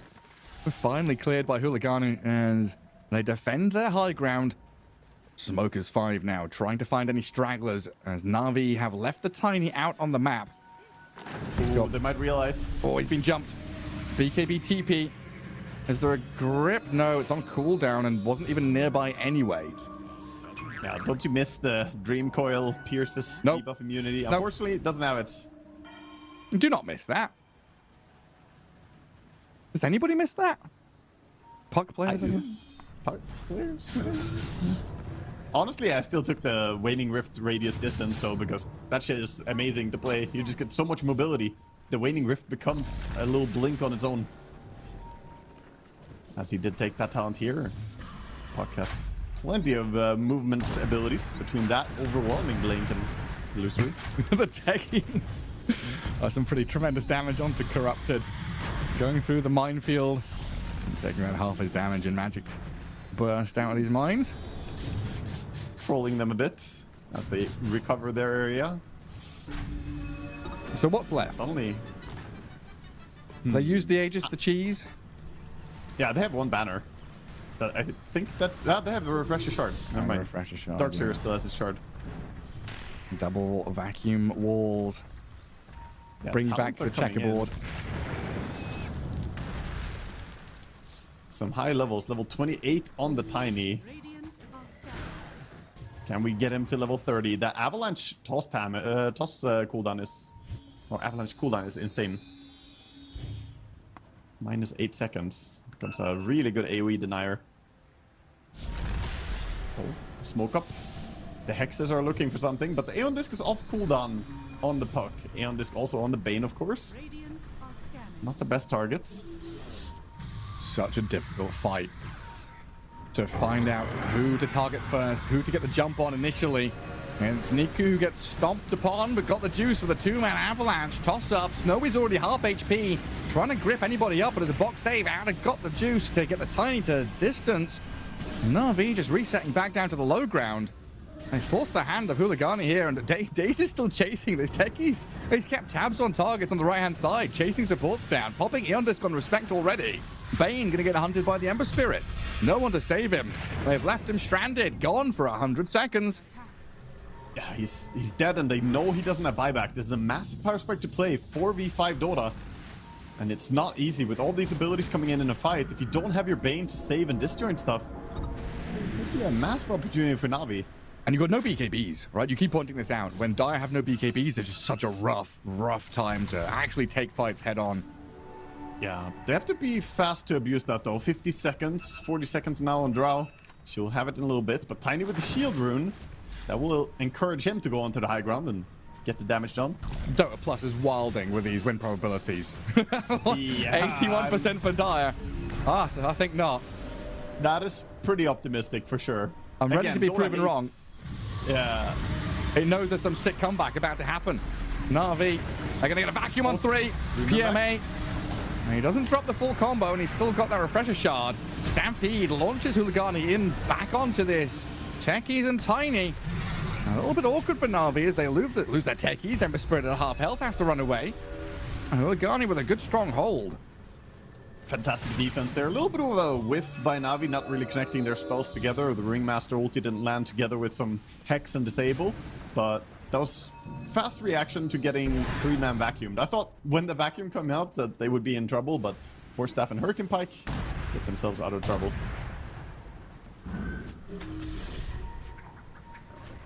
Huligani staying alive. Bane, you know, sigh of relief right now. Dead for 100 seconds, respawns without his barracks gone or, you know, the game being over. Feels good. Oh, guys, my ulti's back off cooldown. I'm alive. I'm ready. I can go and do stuff. Yeah, this queued up the Aghanim Scepter as well. He's 1,000 gold away from it. Would be nice to have for, you know, partly the cooldown reduction, but also make it a bit more fire and forget in the team fight. He doesn't have to stand still. There's so much back and forth in these team fights, though. Like, usually at this point, attempted jump, Ember Spirit, slight dodge into Remnant. The double sleight of fist. They never expected. They went on and after the first one, he just pressed the second one. Can't catch me. I'm not even here. Techie similarly will get to respawn without getting forced to buy back or anything silly like that, so he'll be fine. But yeah, usually we get to this point and, you know, it can be, we can be quite reductive thinking about how we approach these team fights. Oh, they need to get a hex on this hero, they need to get a catch on this, a bit of vision. The first person to jump is the one with the advantage. I can't find that avenue for either of these teams. There's so much back and forth with Aeon Discs and saves, the ability to nuke people down in the blink of an eye. This puck is an absolute nuisance as well. It's difficult to find that, you know, easy algorithm to follow for either of these teams to know exactly what's needed in the fights. It's very reactive in terms of what they see, what they do. Unless you get the dream jump, you basically have to poke and prod in these fights, force out the Aeon Discs, you know, trigger some reactions, use the BKBs, etc. They might be able to trigger the Aeon Disc on puck by going on in there. They've seen the orb. Oh, don't see him. He's going to vacuum back and a hex. I'm not going to follow through on this. Like, this is the thing, right? You can't go chasing. You poke on it, and you're thinking, okay, diving up high ground is not a possibility here. And that means Huligani, they've seen the move of Na'Vi, and they're going to get a catch on the techies. Taking Daze down a notch, but the Tiny arriving, Corrupted brought low. Box up on Got the Juice, sends him forward as PMA got on the head of the Drow Ranger, but it's a full disengage, while Mirage getting blasted a bit by that Tiny on the high ground, but it's the Dogs here who's dropping lowest. The Bane moved forward, gets hexed up as Snowy jumps straight in onto PMA to kill him off. And now can actually rain arrows in onto the Tiny to get a triple kill on Snowy. Carts up the Drow Ranger, chasing into Ember Spirit. Na'Vi falling apart a little bit here as Huligani stand and deliver. Yeah, fantastic stuff from them, and I think a little bit greedy perhaps. The Techies got targeted early, didn't pop his BKB, just held it, and ends up getting blink stunned by Corrupted and just taken down from that point on. With the number advantage, Huligani, they just jump in and run them over. And during that power spike of the triple BKB, it's hard for Na'Vi to do too much. Their damage relies on spellcasting. Dire, they have damage through BKB. We see the Drow Ranger just manning up and fighting.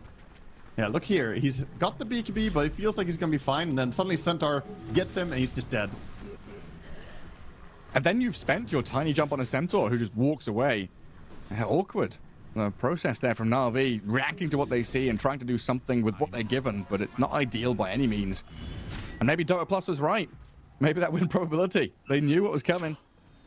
Dota Plus was right. It saw this coming all along. It knew exactly what was going to happen. AI is getting too powerful, man. It can read the future now. It's Scryo. It's Scryo, the little fortune-telling IO. It knew exactly what's going on. 95% now for Huligani. They play this 20 times, only once will Na'Vi win, but this could be that one time, Gareth. But will it? Will it in this game one? With Drow Aegis, Centaur Cheese, Kotl with a banner now. And we're 10 seconds away. Tier 5 items are here. They snuck up on us. There's been so much action. Didn't even realize we've been cruising all the way to an hour into the game. How are we looking on the gum? Do we have an update on whether he's chewing on the gum still? Corrupted gum check. It's an hour in. Yeah, tier 5 items is whatever. Come here. Oh, he's not chewing anymore. I think he's done with it. He's done with the gum? Yeah. No gum. It's serious time now. Somewhere between 35 to 60 minutes. That's the duration of a gum. Okay. For Corrupted. Okay, fair enough. Or he stuck it behind his back teeth now. He's going to bring it out and chew it again in a second. He's just locked it. I'd in his backpack. I'd be worried about swallowing it mid-team fight. Sudden intake of air. I mean, I notoriously hold my breath during team fights. It's pretty bad. You get Fiend script and you just gasp and suddenly you're choking. You need the Heimlich maneuver suddenly. You don't need a box from Ringmaster. You need a real life save. Axe to come and give you a hug from behind. Give you old Berserker's call. Stygian Desolator for Drow Ranger. Oh my god. Tier 3 tower dead. Say goodbye to your buildings. Oh, it's audacious as well, huh? 100 attack speed. Oh yeah, that's like one of the highest DPS potentials. Probably the highest DPS potential for Drow, actually. These two items right now. It's pretty monstrous. Then super long range banner as well, like the observer's showing. Difficult to clear out these creeps when the banner is so far away. Did he consider that he could have a Book of the Dead instead? You know? We're not... I've repressed this. I can't even remember what hero it was. It was Wind Ranger. It was a similar hero. It's an archer. I don't like that. No Book of the Dead, Push please. is still coming in. Goes Jump in with the shard. Into the base. He harpoons back an illusion. And got the juice, just trying to stop this push coming in. And puts his body in harm's way. Dead. Like 3 shots from the Drow plus the illusions hitting and the Rax is gone. Ember Spirit has just bought a Divine Rapier. Na'Vi know how close this game is to just ending. Daze is getting poked to half HP, and 1 barracks remains in this Radiant base. Drastic times. They want to jump. Drastic measures. They've smoked. Sneak in, but he's under a sentry. And they're smoked in vision as well. This is fully telegraphed. Huligani know this is coming, and they've got to catch on Niku. The Ember Spirit box saved. Keep that Rapier in their hands. They're going to try and get on the Drow Ranger. Snow, his first life is gone, but the grip on the Tiny, he's actually going to get out of it thanks to PMA. Now Respect, Corrupted, going to bring up this Drow Ranger inside the cart.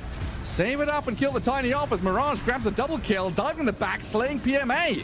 And now Ember Spirit just right-clicked into the ground. The Drow Ranger saved and protected by everything. 2 heroes, no buyback on Na'Vi. Rapier handed over. Down to the Tiny to try and defend 1 versus 5. It's impossible. GG's call. It's under the remnants. GG anyway. Fantastic fight coming out from the end there, and this Drow Ranger DPS come late game is just ridiculous. They did a good job attempting to be the one striking first, but the vision was there. Huligani set up really well, and again, Huligani, man, they are a little bit slow in the early game. We predicted that they were going to be the slower team out of Na'Vi and Huligani in the start, and that was the case, but ultimately, once they get their items, their team fight taking is so impressive in late game. Yeah, I mean, all their decision-making, trying to figure out how to enter these fights as the Bane. We've seen Respect Tree and do a very good job at leading and scouting, and the Bane no different here. To start off these team fights, giving that extra bit of vision or the initial catch on someone. And Drow Ranger allowed to get through laning stage unscathed, gets to mid-game, gets to late game. All these massive items protected by this Will-O-Wisp out of the Kotl. Something I feel like we don't often talk about when Kotl comes up in conversation. It's chakra magic, it's pressure, it's the heal, it's the sustain, the holy locket. This Aghanim's Rush Kotl actually super annoying for heroes like Tiny, Ember, Darkseer, who are reliant on this continual rolling ball of combos. Yeah, it's one of those, you don't talk about it too much because a lot of times it's just affecting everybody a little more so than destroying someone completely, right? The Aghanim Scepter is just there. It's like a mosquito, you know, it doesn't go away. And unfortunately, it bothers you quite a bit throughout a fight since you have to focus the heroes. And yeah, he had good impact for sure. Not to mention the healing he did. 32,000 healing coming out from Seiyuu on his Kotl. So quite a bit together with that Holy Locket. And a Wind Waker, a Force Staff, some disengagement tools there to get away from this vacuum wall. Several times, you pointed out, they were able to disengage from the combos that Na'Vi threw at them. It felt like there were several moments where Na'Vi had this game in their hands as well, but the defensive steps back by Hooligani just to like wait in their base, hold a high ground, very disciplined from them. Yeah, I think overall you could say that this game was volatile from start to finish. Both teams had the kill potential. At pretty early point, Hooligani looked like they were just gonna clean win it, and then Na'Vi bite back. So we have a very good series on our hands here, I feel, Gareth, because even when we think one team is gonna take it easily, we see Na'Vi biting back, and then ultimately Hooligani overpower them. I can't wait for game number 2, man. Yeah, it should be super exciting. I was kind of thinking Na'Vi would take this 2-0, but now... yeah, it's looking like it might go the distance. Hooligani, of course, could just spring a surprise on us and 2-0 it. We'll find out how it all develops, though, as Game 2 is coming our way. We'll take a short break and come back. The human body was built to move. Not trapped at a desk in one singular posture for 12 hours a day. It's time your chair evolved. This is Secret Lab Titan Evo. Ergonomically engineered for you, gamers, hybrid workers, artists, backing your every move.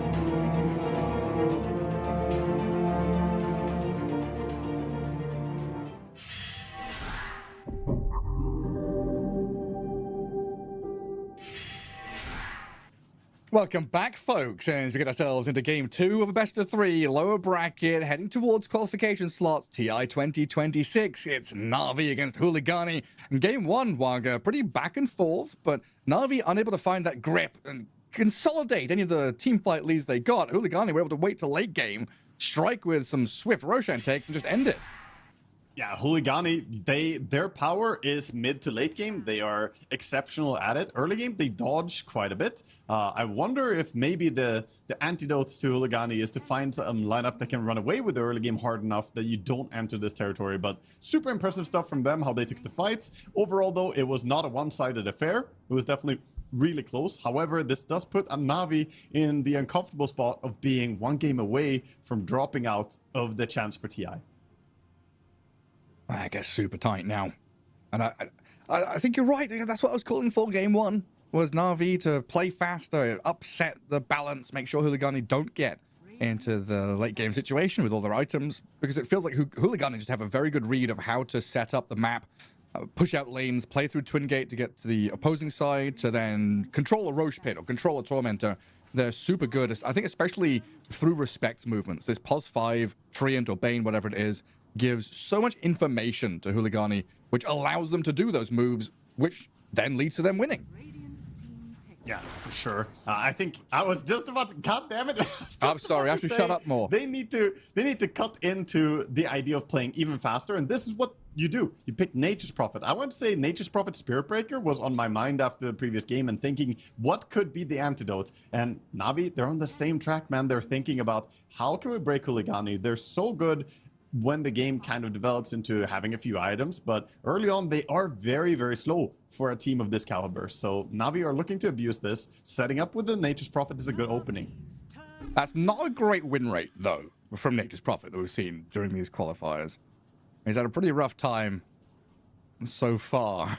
So are your hopes high? No, my hopes are still high. I think that's just incidental. You know, it's still very, very small sample size that we're looking at. We talk about win rates a lot, but ultimately, when you're looking at pool or sample sizes that are like sub 25 games even, you know, it's just realistically, yeah, you can have a hero that's really strong in a patch, and over the course of 40 games, they can still be unsuccessful just because of how games play out. There are way more factors contributing. You know, if you talk to some Nahas or Knoxville, you know, they'll say, oh, yeah, if you need statistically reliable stuff, you need a way bigger sample size, right? They like talking about 100 games. Like, oh, come on, guys. Yeah, typically I look for, like, in Dota, if I want stats that I can actually base decisions on, usually I look towards, okay, if I have 250 or more games, then you can really start seeing, like, the power of a stats. Yeah. You can read into, there's something here. I start talking about significance and think, I start tuning out. Exactly. You gotta be able to. But it's 3 standard deviations away from. Oh, come on, guys! I don't know what that means. What is a standard deviation? Yeah, but both heroes and items have that thing as well, where you can sometimes look at win rates of items as like, dude, that's completely useless. Nobody's gonna buy more Desolators because they have a high win rate because people buy Deso to end the game and stuff like that. Anyway, I think. Not looking at the general, looking at the specific, I think Nature's Prophet can be a good way to address Hooligani and possibly their weakness. Let's see how they react to seeing this aggression. They pick up the Puck, who's generally just, you know, comfort zone Mirage. We've been praising him. He looks amazing on the hero. And they take the Clockwork, who's also a very, very strong support that pairs with a lot of different combos. SF is still in the pool, worth mentioning. Yeah, still able to be grabbed up by them. And yeah, again, we've talked about this, you know, backing yourself, right? You first pick this Puck, you are fully confident in Mirage. You know, it's the team backing him, it's him backing himself, and he's shown that it is worth the investment just to give him that first pick Puck, because he can just run away with games if you're able to drag things out long enough. Also, Na'Vi are shielding their Nature's Prophet pick with these bans. Banning out the Spectre and Dawnbreaker are these counter-global heroes. You know, would work well for your own global strat, but if Hooligani got their hand on either of them, that could counter your aggression quite easily. So I like it quite a lot, their approach so far. Go back for the techies as well. I don't think there's anything wrong with that hero. A lot of damage coming out from him as well. Some really strong early laning stage into catch heroes here. You're going to just keep the ball rolling, no reliant on long cooldown ultis or anything. You've got stuns and ways to gap close. And you said it, the speed at which they can play off the back of this Nature's Prophet into double support is pretty terrifying. At the same time, the Underlord is a good adaptation to what they see. It's great against the Nature's Prophet TPing in, or even against snowball saves from Tusk. One of the things that can screw over a Tusk player is if you put the Pit of Malice down, right? You blink in, you get rooted, you can't snowball save someone. So this is already a nice little read that it could be a good Underlord game. Okay, Oh, holy, they're huskering them. They're going full tempo. Yeah, I mean, it makes sense. It's definitely tailored draft. So Na'Vi, they're beyond saying, okay, we're going to play our game and get our own nice typical combo. They're saying, okay, listen, this is your weakness. Let's see how you answer to it. They've got 2 bans to cover him, but it still feels like there are ways around this. You know, could I see him get necroed or something. 2 It's also not a free Huskar game, by the way, because there's already break on Hoodwink, which can enable you to kill him with the abundance of magic damage you can throw out quite quickly here. Yeah, he doesn't like getting trapped in this firestorm, Pit of Malice. All the routes are very annoying for him to be able to catch up and chase people down. He likes that freedom of movement just to be able to get onto people. You're dealing with Pit and Cogs, Coil and Bushwhack. Yeah, you're right. It's not free by any means. They do ban the Necro, though, so offering some protection to the Huskar. And you know you're not going to get AA'd or anything like that with 2 supports already being shown. Yeah, always there's the nice thing, at least, that Huskar doesn't really care about the cogs that much. They can be in the way, but they can't burn you. You don't have a mana pool to speak of. That's true. Just a little bit annoying. So, he's kind of immune and could theoretically counter Clockwork a little bit in that regard. But yeah, the last ban here of Necro was really well targeted. Let's see if they do one more to protect the Huskar as well. What carry would I be concerned about? Clinks. Yeah, kind of. Kind of. They have decent stuff to deal with Clinks too, or jump him. I would be scared of... Maybe just go for the standard combo, the SF still here. Yeah. Like, it's a strong lane. And SF does have a lot of right-click damage. It can actually upset a Huskar if it goes in. Oh, definitely could. Yeah, we'll go for SF. Makes sense. And then PME's hero on the other side. We've banned Night Stalker, Pango, Axe, Dawnbreaker on Doom, Darkseer gone on the other side. Underlord picked. And so is he thinking about like a Centaur of his own? I'd ban Batrider probably if I was Huligani, but we'll see what they want to go for. I mean, they have a lot of time, by the way. Huligani still have 2 full minutes waiting on their reserve time as well. And what's the lane? It's Techies, right? Techies plus offlaner. Yeah, it should be. Yeah, it definitely should be. Techies, they banned the Enigma, and that's going to be the Centaur. They're going to go for it. A Centaur Techies lane, Stampede to even more gap close and make this game run a little bit faster. I like what Na'Vi have done here. I think this is showing signs that Na'Vi are not just a team that's stuck in their own ways and trying to do their own thing. They're actually addressing the problem that happened last game. Can we Lifestealer here as Huligani? So we just bang out the Lifestealer and say this is my game? Oh, it's okay. It's an okay game for it, for sure. Kind of nice hero to have against both the Centaur and the Huskar. Would you prefer like a Luna, or like what are we actually needing? Yeah, I think I would prefer Luna over it, and maybe... I'm trying to think if there's some hero that stands out as even better. I can just start listing heroes if you want. Alchemist. Yeah, that's great. I should have just listed the hero that I started with. Instinct. No. It's always the Very gut good. read. It's always the gut read, Wanda. Yeah. The gut read, it's a great option when you see these heroes coming in. It lanes very well against the Lifestealer, or against Centaur. Now you're on point. I think they could have maybe used their reserve time a little bit more. They just hop onto it. Snowy probably felt like there's nothing that's possibly better. But always when you have like a minute and a half remaining, you have a last pick. I like to just mull it over a little bit more, you know? Because there are brilliant ideas that come out at some point where like, okay, guys, we missed this. But Lifestealer is definitely going to fit them quite well. Gives them something to invest into the Clockwork and the Puck as well, so they can get on to potential backliners. The thing is, Na'Vi don't have much of a backliner. They're all going in. This is actually the type of draft that we were discussing earlier, where the effective range or the ideal range in a team fight is pretty much up in your face for all these heroes. CQB. Centaur will run in. Huskar jumps in. Tusk blinks on people and punches them. He's probably going to play more of a saving role or throw shards and setup, more so than initiating with the punch, actually. Tekis will blast off on people, and then you have Nature's Prophet, who, sure, he's a range hero, but he TPs in, so he's naturally going to be pretty close too. Yeah, this is giving me good vibes. I love to see this coming out from Na'Vi. I think the game is going to come in with high pace for us. Yeah, PMA is rubbing his hands together and then yawning. He's like super excited, ready to get into things. And a big old yawn and get that oxygen into your lungs. Get all the oxygen into your brain to head into game 2 here, because you need to win this as Na'Vi to have a chance to get to TI. And also a chance to keep your run going, because Na'Vi haven't lost to Liga teams since 2024. They want to keep this 5-series win streak going. That's very true. Yeah, I mean, more on their mind right now is probably just survive, just survive and keep going. But would be nice to see that streak growing for them as well. Na'Vi typically are the upper, the upper team, the up dogs, so to say. They should be winning this, but Huligani have played fantastic this qualifier. Yeah, they absolutely have. It's like you said the other day, right? That no-tell quote. You still have to win 2 games in a best of 3. Na'Vi's win condition hasn't changed. They're just down a game, as Huligani are 1 away from proceeding forward in this lower bracket, as Virtus.pro waits for one of these squads in that lower bracket round 4 for a best of 3 over a qualification slot. We'll see how it all goes. They run into each other, smoke breaks, both of them ping each other, but nothing of value was lost, no information given really, as the ward was not dropped yet. Days coming up around here.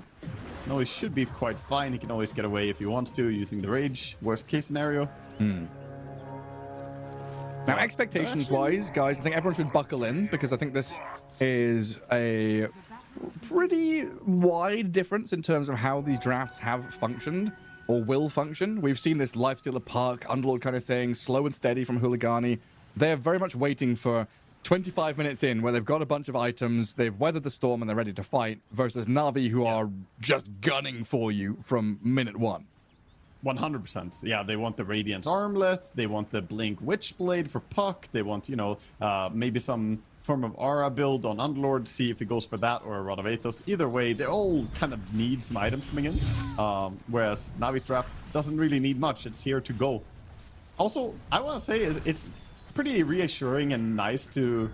Ever since we started seeing player cams during draft, I felt good about the fact that even the top-level players all sit there and yawn throughout the entire draft, because it was something that I felt a bit self-conscious when I was a pro player playing in teams, that why am I yawning during the draft? I should be locked in, but you're just, sitting there waiting, and it feels like it's nothing happening other than being eager. Could you chill with the Y word? I think a lot of us have that infectious yawning syndrome. Yeah. But every time I hear or think about that word, I just have to do it. I have no choice. It just happens. Involuntary yawning is really annoying. Every time you say the word yawn, like 20% of the people on the planet are going to yawn. Not just the people, the creatures too, Gareth. The dogs. I think the funniest thing is that yawning is contaminating you from a different species. You can see a snake yawn and it makes you yawn. What is it? Some evolutionary tactic to make sure that, oh guys, we're feeling sleepy, we should all try and wake up, get oxygen in our brains, don't fall asleep, it's scary and dangerous outside. I think it's not fully understood. There's a few things, right? It does give you oxygen, but I don't think it's 100% understood why and exactly when we do it. Oh, no, I wasn't claiming that's fact. Why is it? Yeah. It just feels good, man. Feels good. And if it feels good, it is good. In the wise words of mind control. And if it is good, do it. How about this top lane? Corrupted and Seyush. Corrupted. I'm just going to keep saying his name, because several times this qualifier I have seen an offlane player with K at the start of their name and said Collapse. This is not him, even though he is playing as well as Collapse. So far, these qualifiers, Corrupted has had a cracking time. If he plays like Collapse, he will also have the result of Collapse, who already qualified. So, that's the dream right here. But so far, lane is looking pretty rough for him, going against the Techies and Nature's Prophet on safe lane. Not an easy one to trade into, to get some damage on Nature's Prophet. But overall, last hits across the board. Yeah. Navi's strat is working out so far. Oh, it absolutely is. Every single lane being dominated here by Na'Vi. As they attempt to kill on Clockwork, respect There's going to be first blood as Daze picks it up. Nice off lane from Na'Vi, double melee, getting first blood over on the Clockwork. And knowing that this is very passive stuff from Hooligani as they sit back and wait to try and gather up their items these first 20 minutes. It's going to be a bloodbath from Na'Vi as they walk over their opponents. Mid lane is just pain and suffering as well for Puck, trying to get whatever he can, but 18 and 12 versus the 8 and 2 last hits. He's trying to drag the creeps. You can see him using the Elusive Orb, trying to get the creeps to run to the side, but Huskar, Niku is playing it perfectly here. Very good lane control. Even glyphing, keeping the banner creep alive. And Sayush, dead to Riddies. A Hoodwink getting blasted out by this. Lane up at top. They are owning every single lane right now. This is disastrous for Hooligani. The start is very, very painful. Lifesteer did snag a few CS at least, so it's not feeling that terrible for him anymore. And they're trying on to Daze. Mirage still poking around this mid lane, trying to jump over, gather water runes wherever he can. Any little advantage, this Puck will take it. While Daze down at bottom, Shard onto Snowy, forcing the rage and body blocking him here. Tag team damage is looking good with that stomp out of PMA. Perfect play out of Na'Vi. You pick Lifesteer to counter this Centaur, but the Centaur Tusk, man, they're actually just slapping. The tag team is doing so much work. And suddenly, Na'Vi are just looking like they're miles ahead in laning stage. The execution is so flawless. Yeah, I mean, this was the expectation, right? So if the expectation is Na'Vi going to run over us, what is the game plan for Hooligani? Like, can they sit back and allow the waves to hit them? Can they strike back and make moves of their own? I think they need to, you know, just try and keep building their CS without getting too aggressive on the lanes. And that's hard to say, or easy to say and hard to do. Respect in trouble. Blast up doesn't land though. Riddies does not get in on top of Respect. And that signals the top lane he's alone, so they quickly go on him. It could be a big kill if they can find it. A Pit of Malice trapping and rooting got the juice and finished off by Sears. That's very good. They didn't go on him early because they didn't know if Tekis was there, but the moment they see Tekis down bottom, they set up this kill. And maybe just a little bit of a mistake from Got the Juice playing so aggressively while they were showing 3 bottom. Snowy and Respect. A bit of damage onto PMA here. Feasting away at a big fat Centaur. But a snowball forward. Gap closes in onto Snowy now, and they've brought Nature's Prophet. The dogpile on his Lifestealer, but he's got a bit of distance. They don't get the catch on him properly. Yeah, the lockdown completely misses. The Ice Shards and the Sprout were both off the mark, and Snowy just walks away. Boots Lifestealer walking away is one thing, but now he's gonna have Face Boots coming in, and he'll be way slipperier. He'll be sleepy. Slippy, Slippy, Slippy. What was that the name of the frog in Star Fox? Lilac Wars. Slippy the Frog. Was it? I actually don't know. I never really encountered it. Slippy Toad. He wasn't a frog, he was a toad. Look at mid lane. Look at the blast off. He's trying to set up with it as the initiation. Yeah, wiggling his He will butt. go right now. Oh. I think Mirage knows something's not quite right here. Now he sees Daze. He spent another orb though, so a blast off coming in here. Phase shift dodged. Mirage just on the top of his game this qualifier. Yeah, I think the Observer Ward also helped him. I think he got a little bit of vision, and that tipped him off to play very cautiously. And while the CS didn't look great to start out with, Corrupted is actually owning the top CS now against the Nature's Prophet. If we compare just his lane matchup, 43 and 10 versus the 30 and 9. And actually the tower is being threatened quite a bit by the Unlord. Well, now it's got to a point where it feels like Unlord can't die unless they bring 3 or 4 heroes up top. Yeah. His strength gain is pretty serious. So at level 6 already has 1300 max HP. Got the one bracer, of course. He's also protected by both Radiant supports. Clockwork and Hoodwink lurking in the area. Looks like Hoodwink playing that left side while Clockwork goes across to the Bounty Rune spot. And gets The Lifestealer before he gets his level 6. Yeah, stomp into blast off. Not going to coincide perfectly, but they've got the damage to follow through regardless as they bring the Nature's Prophet down here. A kill on the carry into tower push to finish off the job, get an objective, and open this map up for them. Because there's Good one thing kills. playing fast in lanes, getting this advantage. It's another thing being able to convert that to map space. Getting all these tier 1s and making the map smaller for the Radiant is a big deal for Na'Vi. Exactly, because Na'Vi, you know, they don't want to allow the Radiant team to play with Underlord, utilizing these global ganks, being on the map. So the more you can shrink their map early, the more likely you're going to get roached, the more likely Huskar is going to close out the game. Every single tower is so important for them. Speaking of Huskar, I think he has the entire armlets coming out. 8-minute timing. Mirage with a nice little D-ward there before his sentry dies. And just holding on to this mid lane, trying to push out the waves with his orbs.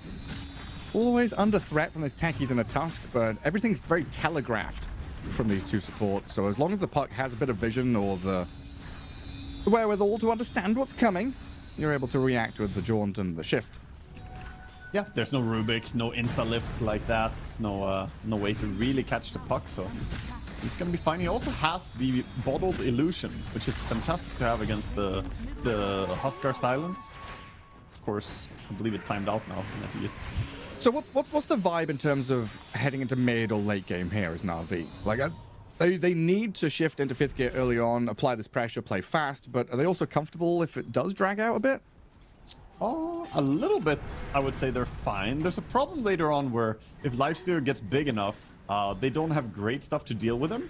Their heroes just naturally don't counter a Lifestealer in the mid game, mid and late game. So, yeah, the Infest bombs and Lifestealer ganks can be really, really problematic, but they should keep accelerating their farm. The way we see Nico doing, running into the jungle, farming up the Ancients. That's why we see him at the top of net worth right now, getting those valuable CS. Not the most CS, but the most valuable. I guess the framing I'm looking for is, has it been enough from Na'Vi to settle into the mid game? Did they need more, or is this has been a requirement for their draft to actually do this well, so it's felt good that they are fulfilling that requirement? I think top lane is a bit of a blemish on their record, right? The fact that they lost their safe lane tower and that Underlord is doing quite well. This was not in their plans, but that's the thing. You gotta adapt on the fly in Dota. Sometimes lanes don't go the way you wanted. At least they've opened bottom, they've opened mid, and the map is starting to feel like theirs to use as they want. It's just like roleplay. Sometimes your die roll doesn't go your way. You've got to adapt and figure out another direction. Figure out how to get your character into some more fun situations. Like this large camp pull. Treants and a stacked camp and wave creeps all fighting each other as Na'Vi make a move with their Huskar and the techies. Life break onto Corrupted, blast off in, and the damage is good. And it's enough to bring the level 9 Huskar here to take down that Underlord. Quick and decisive gank, and that's of course right outside the tower with the catapult wave coming as well. So yeah, they're gonna be quickly going onto the tower. The Goodwin dominoes. can try and be cheeky, but only once experience really. And the dominoes are toppling. Systematic destruction of all the tier 1s. Dire also keeping all this vision up at the same time. Yeah, they want to farm this camp before they lose the triangle area. They have a triple stack. Oh, mosquito. Mosquito boss. I told you those annoying mosquitoes. Actually, Just smiles. You're sitting there trying to focus play your best Dota, you just hear zzz. Well, who was it GH had like a cockroach and he had to go and hit it with a pan, or so there was a moth in his room, he had to go get a frying pan. Huskar's got a life break onto this respect clockwork. Hooligani trying to defend their outpost position here, and actually Niku blown up. Went for the go on the clockwork, but a step too far. The bridge gets burnt, the sharp shot not landing onto the Daze Tusk as he walks back up the staircase, but I think he knows here with his snowball he's going to get jumped on by the puck and this Underlord damage. And Taser, hang on, that's enough to get him out. I thought they'd keep giving chase, but they've given up on him. I was surprised we didn't see a center ulti coming out to try and rescue his friends. He was holding that, watching the Tusk fight for his life, but ultimately he is going to be fine. Means they do have the center ulti ready if they want to go for a kill with it. As they swing through the gates, looking at this Lifestealer who's saving up for a Radiance rush. And every time a dire core dies, this Radiant team... Oh, there's the mosquito. It's a skeeter. Is he blowing on it? Attack. Get out of here. Attack. Do we have any mosquito heroes in Dota? No, I don't think so. The Huskar, Right? is Huskar a mosquito hero? One dude, I hope mosquitoes don't get as buff as Huskar. I guess What do you mean he's Bloodseeker's as close as we get, right? Being thirsty for blood and running around, being very annoying. He's got a lot in common with him, that's for sure. Yeah. Getting ruptured with a mosquito and then it's coming for you. You can't run away anymore. Actually, like, thematically, usually there's some kind of insect. A viper is kind of mosquito-y, you know, flapping around, very annoying. Flaps his wings like in an irritating way. Toxic and poisonous. That's the buff we need to Viper. He just makes a zzz noise when he comes to the lane. I wonder if his poison is a natural anesthetic as well. That's what mosquitoes do, right? They inject you with a little painkiller so they can suck your blood, and then it starts getting itchy from it. Yeah. It's I'm not sure if Viper's nasty. giving you anesthetic though. I think he's spitting nasty toxins at you. I don't think he cares if you notice or not when he's in your face, just spitting like loads of that bile. He's an apex predator. Oh, 4K lead for Na'Vi puts them in good stead here as they demolish that early laning stage. All the tier 1s down. And now a period where it's uncertain where to head. 14 minutes in, you can't go Torm, you can't go Roche. So it's a pretty wide open map to play in. So it's important Na'Vi here. They have this buddy system going in. Try and defend, got the juice with both Niku on this Huskar and the Tusk arriving, but a coil, it's held them in place as they stampede and disengage. Awkward situations. Everybody walks away. And, oh wow. Corrupted doing something I have not seen at all, pretty much, on Underlord. He's going first item Aghanims. I usually do praise the Aghanims and say I want to see Ags more on Underlord, but going for it as a first item is very unusual. Normally it is Rod of Athos or, you know, Crimson Guard or Pipe, one of these items, into then maybe Aghanims. I'm happy he's getting it at least. I think it's so good in this game. So he's saying, screw the auras, I'm bypassing that incremental build-up, I'm going straight for the counter to Nature's Prophet. Yeah, maybe a reaction as well to what we see, the tempo coming out. He says, I don't have time to farm 2 items. Yeah, just skip that part of the game completely. Well, there's a quick little kill on Respect in that southern jungle. I'm trying to force Snowy out of the lane as well to delay this Radiant's timing. He's already got his Relic and well on the way to the Talisman. It's not a quick Radiance by any means, but the fact that Hooligani is still getting there without having bled out too much is a pretty good sign for them as we head towards 20 minutes. Yeah, they're behind. They're solidly behind on every single core right now, but it's not down in the dumps. The Radiance timing is acceptable. It's just that Dire are really accelerating their own game with all the gold they're getting from towers, right? They took all the tier 1 towers already, and they're looking to do even more pressure. So they're lagging behind a bit on Radiant for sure. See how much they can do when they get those items. We talked about how the Hooligani, they always want a few items and then they start popping off. The Blink is soon coming in for a puck. Witchblade Blink combo. It seems like Dota Plus favoring Na'Vi 61% to 39. So yeah, if Hooligani can get into some of these key items that allow them to play back and forth, right, draw out these team fights, keep Lifestealer alive to have multiple rages, jump in and out as the puck, hide away as the Hoodwink. That's been the name of the game from Hooligani in all of these matches. And so far, Roshan just burning down to the spears of the Huskar and no contest coming in. The sharpshooter attempt going to get blocked out by the techies. Hoodwink just giving a signal there that we know what you're doing.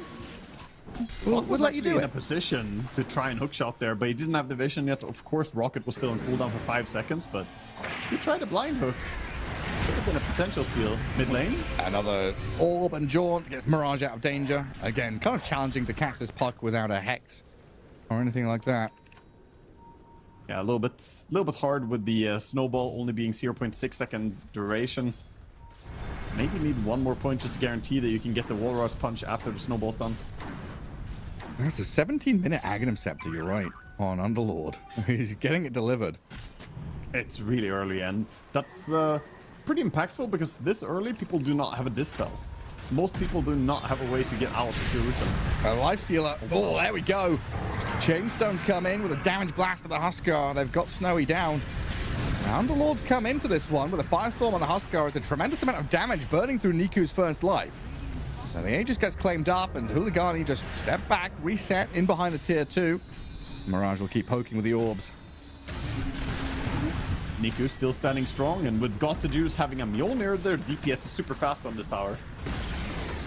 Another 18-minute tier 2 tower. Down it goes. Na'Vi can repurpose PMA. themselves across the map wherever they want to be.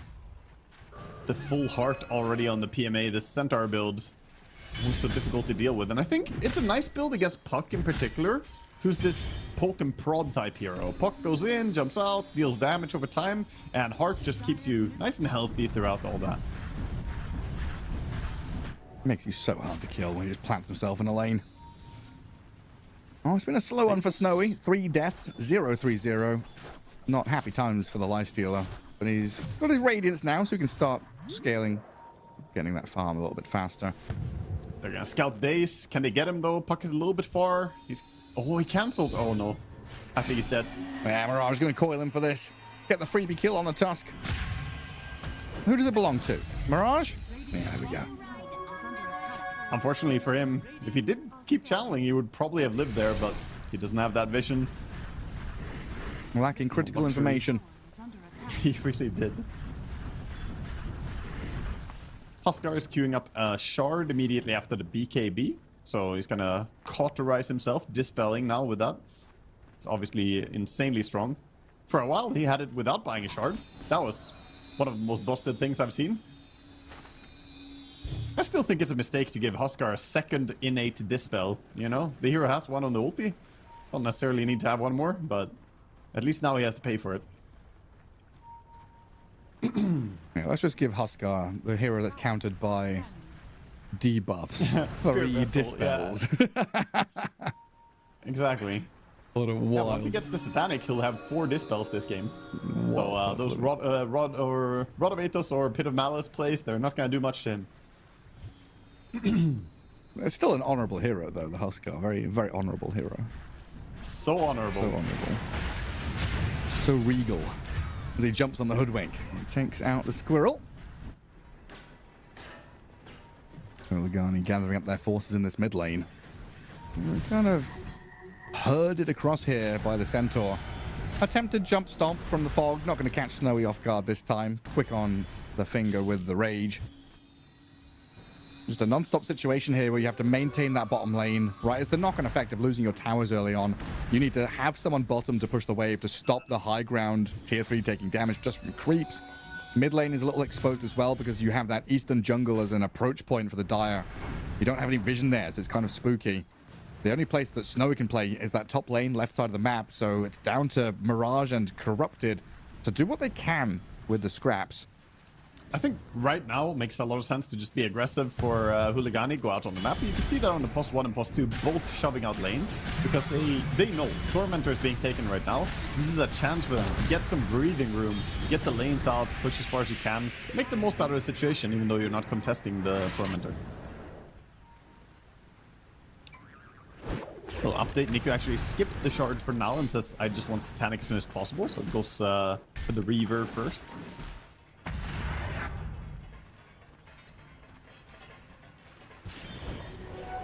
Respect on a bit of a migratory wander. Heads into that top jungle, grabs a bounty rune, then TP's away as Sayush trying to sprint into the Roche pit. A hop, skip, and a jump down to low ground from that sharpshooter, and a slowdown on PMA to stop the stomp. And now trying to deny to neutrals with the Ogre's aggro. Niku says no. Shuts it down with a life break forward. I think he shot the neutrals. The neutrals attacked him, killed one of the trees next to him with a Mistwood Wayfarer, and then he was bushwhack missed. I think he would have died anyway, but it was just a really funny sequence. Always when you're playing Hoodwink and you randomly have a bushwhack miss due to Mistwood Wayfarer is super frustrating if you play this hero. Respect has got to go charge his headset or something, or unplug and replug his microphone. Seemed like he had a little problem there, but it's all sorted. It was funny seeing players solve tech problems in real time. Literally, can you hear me? Can you hear me? Touches his microphone. And what about now? Yep. Testing. Test 1, 2, 3. Test. Check.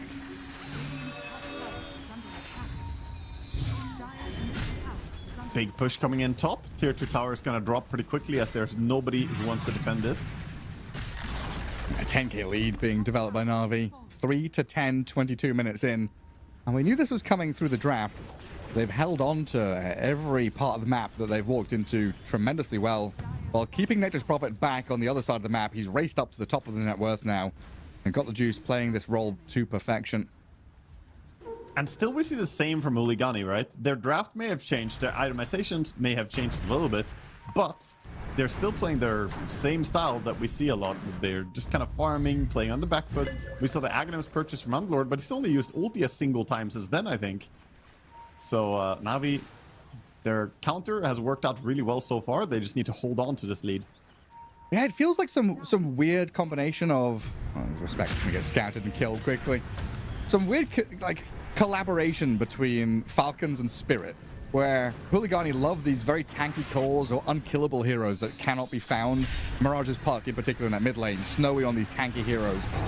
We're going to get Coil over on the tankies. Corrupted comes in through the gate. Snowy starts to munch away, but he's realized that he doesn't have the firepower here to deal with them. Losing the Underlord now as well as the Puck.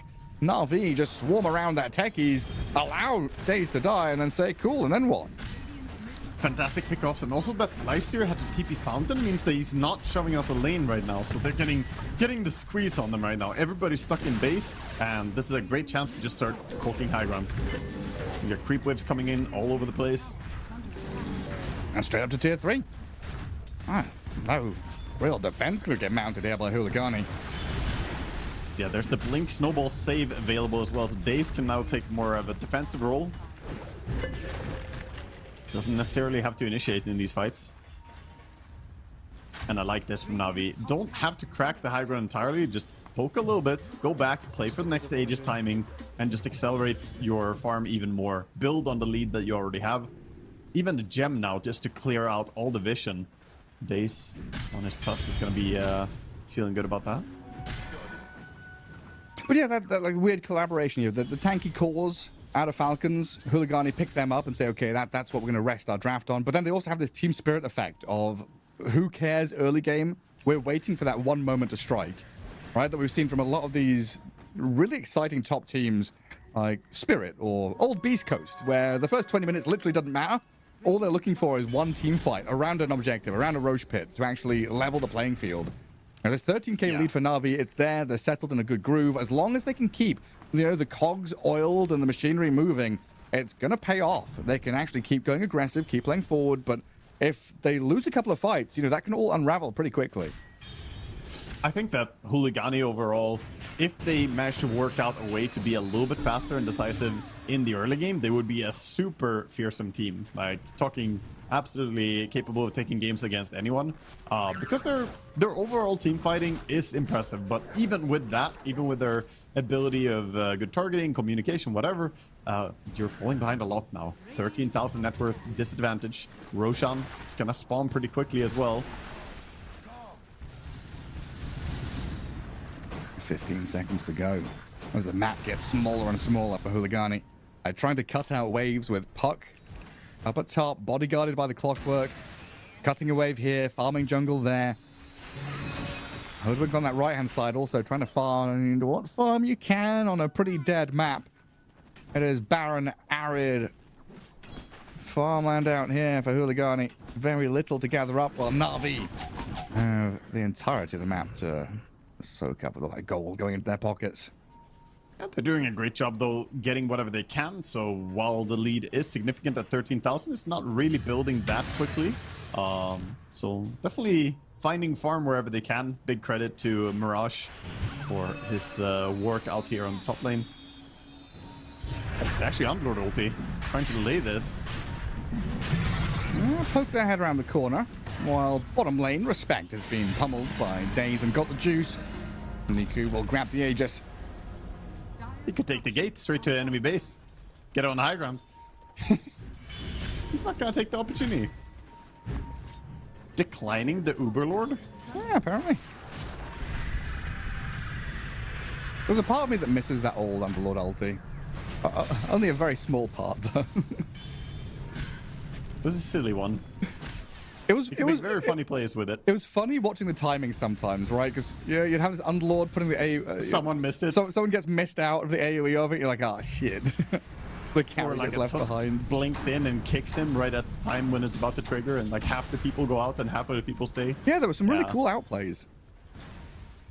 Yeah, the newest definitely stronger overall, but the old one was pretty exciting, I agree. I just like the effect of people stepping through a door like, we're here, you know, everyone popping out the gate. Like Scooby-Doo kind of stuff. Just go through one door and then out the other. But yeah, like going high ground with Underlord back in the day was super fun. Just like 5-man up, kill a tier 3, and there was no threat because you had Underlord ult just taking you back to Fountain no matter what happened. Yeah, just commit. Just keep hitting, guys. It was like the old Koppel Storm combo with a recall. You ball lightning out, you get recalled back, sent to Fountain, or the Chen. Good. Stomp in from PMA. Snowy. Yeah, got to rage up and run because they've already lost both supports. Getting overwhelmed here as got the juice. TP'd in behind them. Need the infest out Snowy to get within corrupted to buy time for himself. But we're looking at Na'Vi going high ground again. Tier 3 bottom lane, worse for wear, has got the juice, just lays into it with the right clicks. And no real way to defend this as well right now. They're trying to delay as they can, but need their supports. Corrupted. PMA not scared of anything. I'm going to try and tumble away from PMA, but yeah, the Centaur walking past the barracks and bullying them all the way back. 4,700 health. Barracks down. He's got the shards. Got the shard and building even more strength with the double edge. Some good stuff. Wisdom is up. Nature's Prophets could TP in 10 seconds. Mirage trying for the Wisdom Shrine, but Daze makes sure and he locks onto his target and forces the puck back. Now backs against the wall. We need some drastic maneuvers out of Huligani. We've not seen Snowy approach any level of confidence in this game. He's got a couple of his items, but unable to stick on anyone. And it looks like, I just love the fact he's still got Bracer Recipe in his quick buy. Yeah, go for it, buddy. He never removed it. He just keeps adding more random different stuff instead. But yeah, should be selling those items off eventually. Unfortunately for Huligani, they've kind of hit the timing that they want, right? Get a few items and then start doing stuff. But Na'Vi have gotten more than just a few items. They've gotten a lot of items, some of them being Aegis. And yeah, this is looking very grim. Aghanim's completing now for Huskar is going to spell some serious threat whenever he jumps someone. Even the Lifestealer and Puck have to be wary now about that. Well, they sure do. Smoke up from Huligani, knowing that they're on death's door right now. Na'Vi closing in on victory to try and balance this best of 3 into a 1-1. Neither team wants to get knocked out. Here in the lower bracket as we head towards TI. And they are not far away from qualifying. Huligani keep hold their tier 3 for now as they get a snipe on that Huskar, but a jump in from PMA gets a go on Corrupted. Snowy will arrive though and start building up damage. Right-clicking in, a snowball save is required, but there's still this pit. And the Firestorm now with a double pit out. They're all trapped and rooted, held in place as Mirage goes in with a coil on the Tusk. Focusing in onto him, Daze is going to die. Meanwhile, Clockwork pummeled by Huskar, Stampede out from Na'Vi. They can't figure out if they want to go in or retreat. But now they'll reset and hold back right next to Got the Juice. But a good sign from Huligani. They're able to defend and hold back the hordes that aggress into their base. Yeah, we see the power of the Underlord, the Pit of Malice, Area Denial, doing some serious work in that fight, putting down the gate and having 3 of them in the team fight. And now we just say, okay, you know what? We have a big net worth lead, but if we cannot move around, can't get auto attacks out, and we're not really feeling that lead. Ooh, that's a good snipe. He was actually very close to the full Octarine core on Puck, but it's going to delay his entire soul booster. And Got the Juice just keeps leaning closer and closer to his monitor. His neck extending, face is going to be within his freaking monitor soon. The closer he gets to taking mega creeps, the closer he gets. Oh, the more net worth he gets, the longer his neck gets. Going to end up being a giraffe. What's he at? 25,000 net worth? Miles ahead of any of his opponents. That's generally one of the things Nature's Prophet does really well, right? Accelerating, getting farm. It's not just about the global TP ganks. This has been a fairly quiet game overall, as Huligani have mainly been dodging. But with big map control comes big money. And Na'Vi, they've been holding most of the map for the entire game. And Nature's Prophet, the kind of guy, you know, his spells kind of suck, so it's all about his body and his money. That's all he cares about. He's got a good body too. That auto attack worth a lot right there. Yeah, I'm not sure if he's still the best, but he was one of the hottest bodies in Ability Draft Dota. Everyone loves our Nature's Prophet. That's true. I mean, he's got fantastic stats, got fantastic overall attack animation as well. It's all really nice. Господи, допоможи. The ranged turret. Well, things slow down momentarily here as Na'Vi just a little retreat back onto their side of the river. Gather some farm, but looking for objectives. Tormentor ready to be gathered. 2 minutes for next Roshan. You can allow a little bit of time here for Huligani to come out of their base as you prepare yourself for the next swarm to this Radiant high ground. It's a bit of time, but not that much. And watch for mid. This Lifesteer has to be so careful. You get blink ultied by the DD Huskar, your life could just be over very quickly. He's scouting for it. I'd love to get a grab here. The Lifesteal is in the Croaker. Oh, respect gets annihilated by the Centaur, and they're chasing this Croaker down. It's going to get the Congregations of the Deep out, but yeah, amplified damage Huskar. Just life break straight in onto Snowy, and the Lifesteal is gone. The damage. It's so much damage. 500 damage per hit from the Huskar ATP straight top. Wants to get more out of this. Looking for Underlord. He's going to go dive it. Hey, buy back respect on the clockwork, but this Huskar, with his BKB going, slays the Underlord. Dead for 70 seconds. Na'Vi might just be able to close out this game now. They're on this tier 3 top lane. Treant sent forward. Nature's Prophet with the right clicks. Buildings falling quickly. Underlord, no buyback available for him. Dead for 60. Lifesteer also gone, so I mean the damage is very lackluster from Radiant. And honestly, I don't know how you go through the Satanic Huskar. Chain stunning him is not that easy with only 3 heroes. There are 2 tanky cores with Satanics, with BKBs.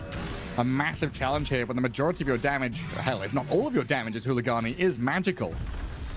The Puck, the Lifestealer, the Underlord, all very reliant on magic damage to spill out onto their opponents. As we're going to jump on the Clockwork, who's just died back.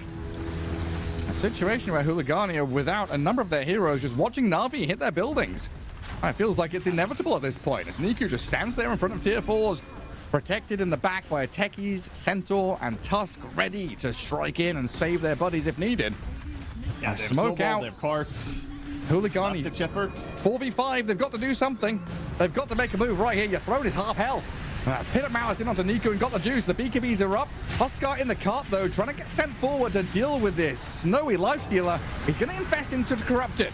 Holding the line, at least for now. The BKB's expiring, though, so Lifestealer is stuck inside his Underlord. He can't jump out. He's waiting for his time to maybe now attacking onto Niku, but the Huskar, he's too much to break through. Life-stealing up, standing his ground, fighting back into him. Snowy is dead, hits the deck with a third, and GG called. We're going to go to a game 3. Game 3 on the way, and Na'Vi, fantastic adaptation from game 1. This worked out so well for them, and unfortunately for Huligani, I feel like they need to show a little bit more versatility than we have seen so far. They've looked great in this qualifier, don't get me wrong. Their style has been very successful, but Na'Vi, they're a powerful team, and they show that if you beat them with, you know, a style that you used the entire tournament, they're going to adapt. And here they came in with some super high octane draft, and while there were some adaptations, I don't think they really responded well enough to it. Yeah, definitely a few learning moments here for both teams. In Na'Vi, you're learning that Huligani are no slouches when you head to late game in a straight draft, head-to-head, both with similar styles. I do like the fact that Na'Vi, though, game 2, CY saying, okay, we need to completely shift things here. We can't go for this, you know, regular sit around, wait for our items. We've got to strike quickly, and they built an entire draft to do that. Yeah, no, it was clean, and their play was good as well, right? Because it's not just about the draft and all they want. We hype it a lot here, but the execution was on point. Bottom lane, the Centaur and Tusk winning a lane that I don't necessarily think should be easy for them. They still dominated that lane really hard. They won the mid lane super hard. That's to be expected, though, Huskar against Puck. And then top lane as well was starting out really, really good, and then eventually Nature's Prophet just looking for activity across the map. They all played really well. Yeah, top-notch stuff. Very well executed. No glaring weaknesses. Really tight stuff from Na'Vi there, because it can be quite easy to lose track of where you are on the map or bleed out a kill or two here or there. You know, losing Nature's Prophet and Huskar once a piece. That was maybe the limit. They hit it. Huligani unable to really get anything out of this game. The waiting, the patience doesn't pay off for them. Yeah, ultimately, it's difficult for him, you know, getting getting Huskar cheesed like this. And yeah, I think give it up for PMA. I think he played that lane super well and didn't die a single time, was pretty damn active, got the early timing that we talked about, the Dominator into Heart. And ultimately, he did frontline really well for his team as well. So yeah, give it up. Impressive stuff from him, as per usual. And nice defensive tools. Plenty of things to save up his core heroes who obviously get very deep. And Nature's Prophet TPs into the middle of battle. Huskar life breaks into the middle of battle. Having these Lotuses, Stampedes, Carts as well. Very handy to be able to keep these aggressive cores in place and alive. But there we have it. Game 2 ties things up in this series. Hooligani and Na'Vi going toe-to-toe. And one game now separates them from facing VP in that lower bracket and trying to get to TI 2026 or getting dumped out of the tournament. We'll find how it all goes out. Game 3 coming your way. The human body was built to move. Not trapped at a desk in one singular posture for 12 hours a day. It's time your chair evolved. This is Secret Lab Titan Evo. Ergonomically engineered for you. Gamers, hybrid workers, artists. Backing your every move.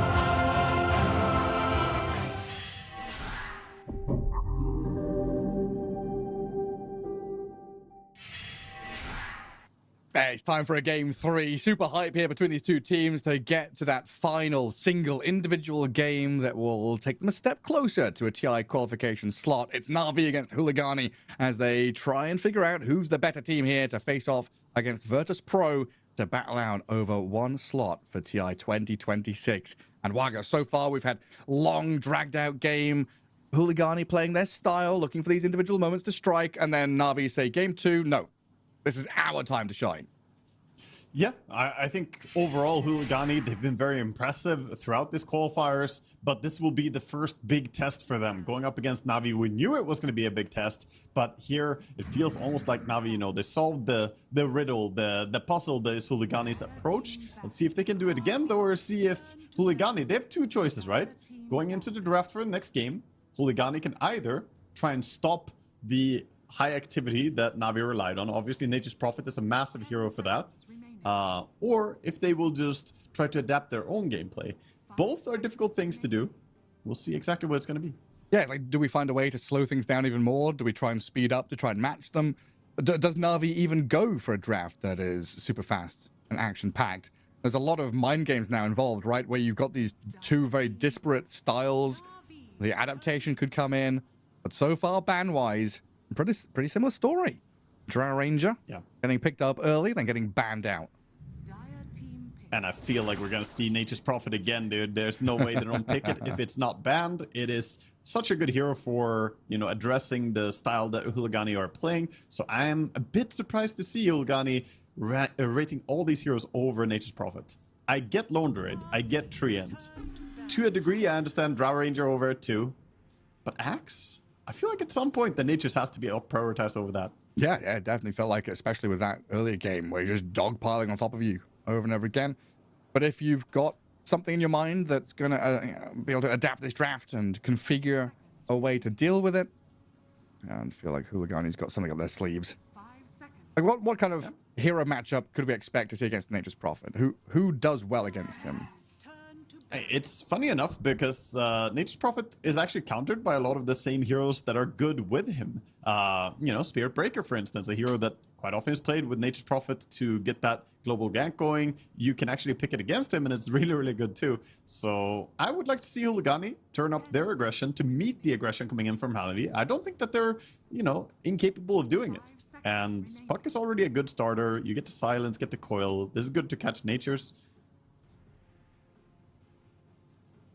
And maybe a hero that doesn't rely on having to press rage to stay alive. And maybe we could see... No, we at the tail of the draft, right? We're trying to look for this hero to come out from Huligani, the Lifestealer, the Luna, some kind of hero that can stand there and deal damage even if you're being overrun. Maybe Luna was a better option, just to be like, okay, I'm going to scale into mid-game, get a Manta style, dodge away from some of these stuns, and if they get on me, I can just stand and hit people. Well, the good thing is they have last pick, so at least Snowy could be saved for last pick, and I think they should.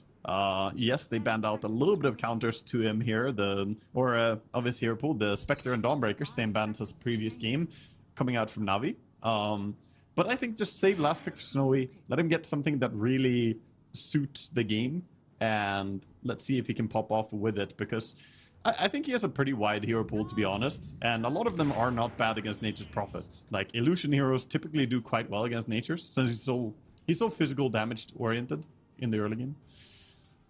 Well, Techie's time. This time it's in the hands of Huligani, though. 2 games in a row that Na'Vi have that Daze, then Riddy's Techies, showing they can play at 4 and 5. Huligani say it belongs to us now. 5 seconds Yeah. remaining. Techies is, you know, funny enough, one of the absolute best heroes in the patch. Long gone are the days of Techies being a meme hero. He is to be respected in the laning stage, largely because of the Taser build. I think Taser should probably get nerfed. It's pretty overpowered in lane. The fact that it deals damage when you get auto-attacked and then you can activate it again to deal damage again, it becomes not just a defensive tool, but actually a nuke. Yeah, it's pretty strong. Na'Vi do still have ways of getting through the minefield with Nature's Prophet Treants already, so it's not a massive threat in terms of map control and zoning things out. Nature's Prophet can definitely break through some of these spots. As we get Na'Vi develop their support duo with this Clockwork and Hoodwink, so some long-range vision giving from Clock, gap close through the hook shot, and this scurrying scouting Hoodwink, always great as a hero to set up for global heroes. Hoodwink can play one side of the map, and Nature's Prophet TPs onto a bushwhack. Yeah, and almost guaranteed to be the pos 4 as we see the stats as well. It's nearly always pos 4 when we see Hoodwink. Pos 5 is quite rare, but Clockwork Nature's lane is pretty much confirmed now, and Huligani can draft with that in mind. Yeah, I feel like it's only Rue that plays at pos 5. There's an Undying Shadow Fiend. Is that the lane together? Undying 5? Undying 3? I don't like... I think both of us are in the same boat. Undying 3 is like fine, whatever, but why not just put him with a Shadow Fiend here and say, we're going to dominate this lane? I agree, but...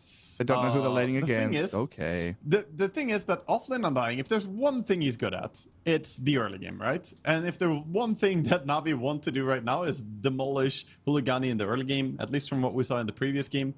So I think Huligani are in a spot where maybe you do lean on this Undying. We have seen him have very limited success, and I've been saying how bad it is, but this might actually be a case where post 3 Undying makes sense.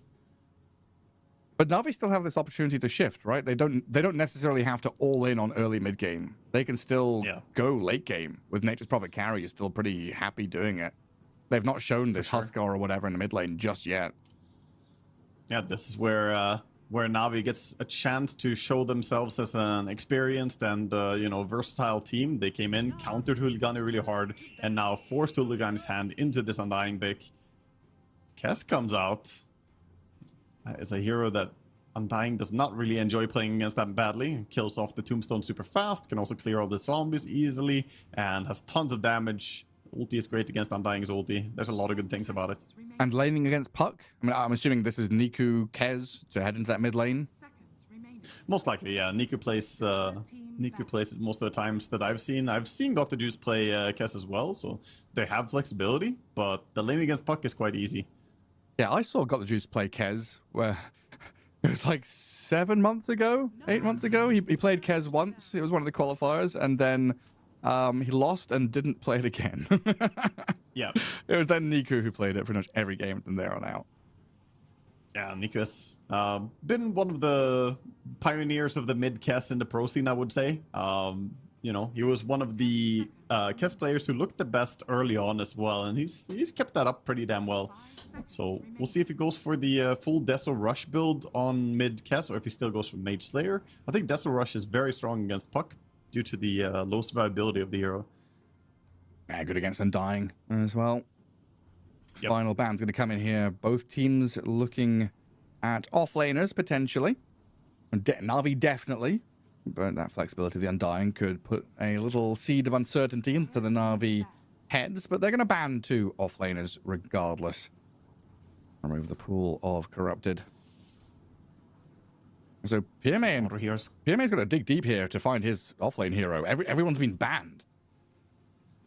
I had a lot of bans, but I could totally see them go for like Darkseer or something. Oh, Darkseer was banned too first. Oh shit. It's like Bat Riders left. You called for that earlier on this series. PMA Bat is still there.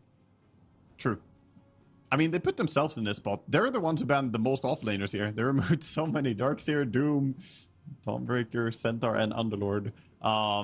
Yeah, I wouldn't mind seeing PMA on Batrider. There's also potential for them to go Lycan.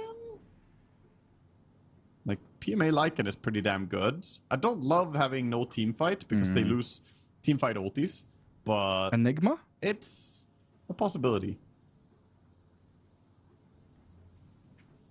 Yeah, Enigma's fine. It's just that whole hierarchy of heroes, the whole, oh, it's good, it's strong, it's fine, it's excellent, kind of goes out the window when you've only got 2 heroes left to pick from.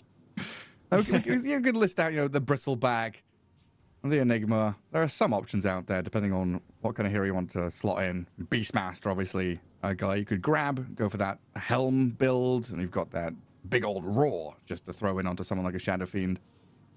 He had a bit of a fall from grace on Beastmaster. He was the S tier hero on post 1, 2, and 3, and now he's this like Stinky leftover guy. that's like, oh, do I play Beast? I guess I could, but There's Largo. Well, you called a Lycan. Gut read again. Lycan going to come out in here for PMA.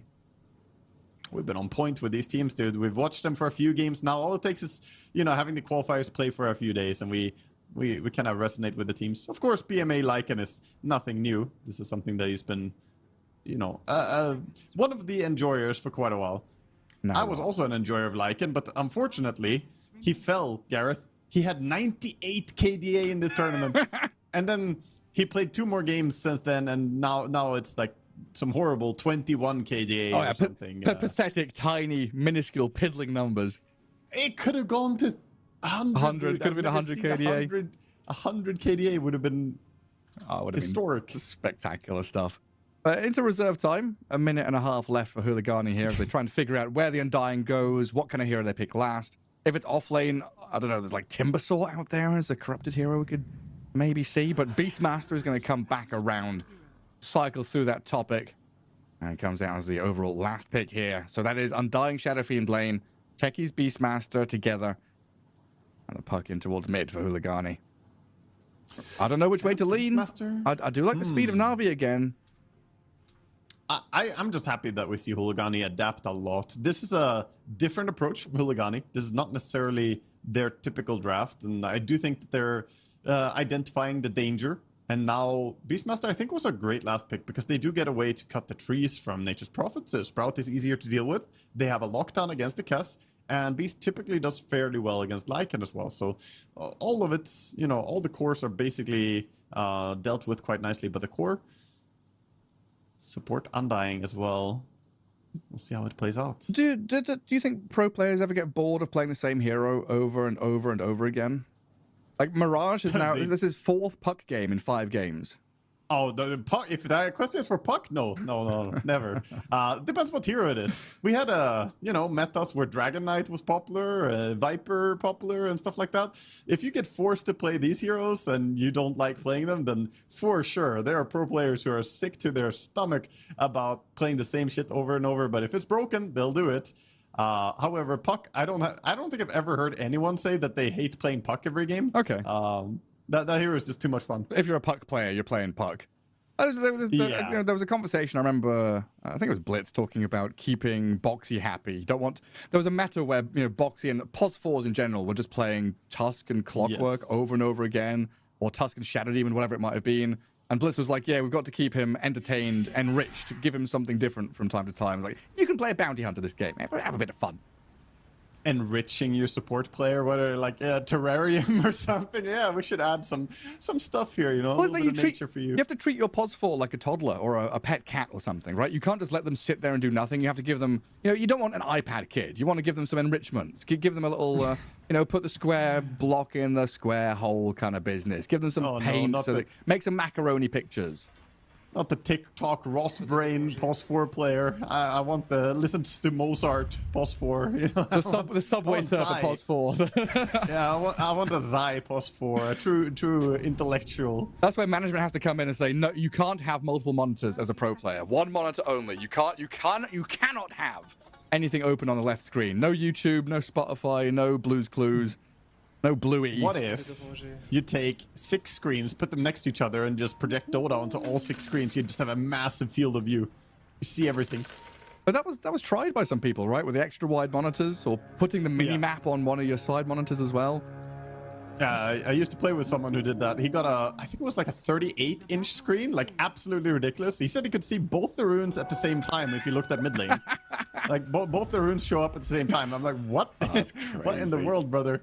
And big old aspect ratio. This is actually a pay to win if you get used to it. I'm like, oh, okay. Most pro players sat on these 24-inch monitors, though, huh? They don't want anything bigger. They're sat about 3 centimeters away from the front of the screen. Anyway. It used to be 22, and then it's up the standard to 24. Yeah, players shifted. As we do. It's progressing with technology. Game 3 here, though. Last chance saloon for both of these teams. VP waiting in that lower bracket spot to face off against whoever the victor is here in this individual game for that chance at a TI 2026 slot. Na'Vi against Huligani. Clockwork, Nature's Prophet, Lycan, Hoodwink, and Kez over on Na'Vi's side, as we've already gone through the draft of the Dire. PMA up at top. I'm trying to manipulate the creep wave and play away from this Undying. Daze will give the right-click shots, but so far, safety for the Shadow Fiend for Huligani top. Yeah, and there's big room for outplay in this matchup as well. There's plenty of interesting lanes to watch. I actually think mid lane for once is a matchup that can go either way in terms of aggression here. The Kess typically does well against Puck, but has to be careful as well, of course. The continuous harassment. And the range right-clicks all start adding up. Gotta ferry some regen out, keep yourself topped up. This Puck is one of the better heroes at chipping you down and looking for that kill threat. Mosquito! Another one. Get him. Out of the nest as a baby. What we do is Huligani dropping mosquitoes into the Na'Vi boot camp. Some biological warfare going on. That's so smart, actually. You want to qualify? You just send a mosquito attack. Well, you can just buy it online, right? All these online pet shops for lizard food. You just buy the lizard food, put it through the post box, drop it in. What can you do? Why is this caster promoting terrorism? It's not for political gain. It's not terrorism. It's just being a nuisance, isn't it? Just a little bit of vandalism. It's just vandalism. Oh, just a bit of harassment. Players, they do what it takes to win here. Stopping at nothing. Every little helps.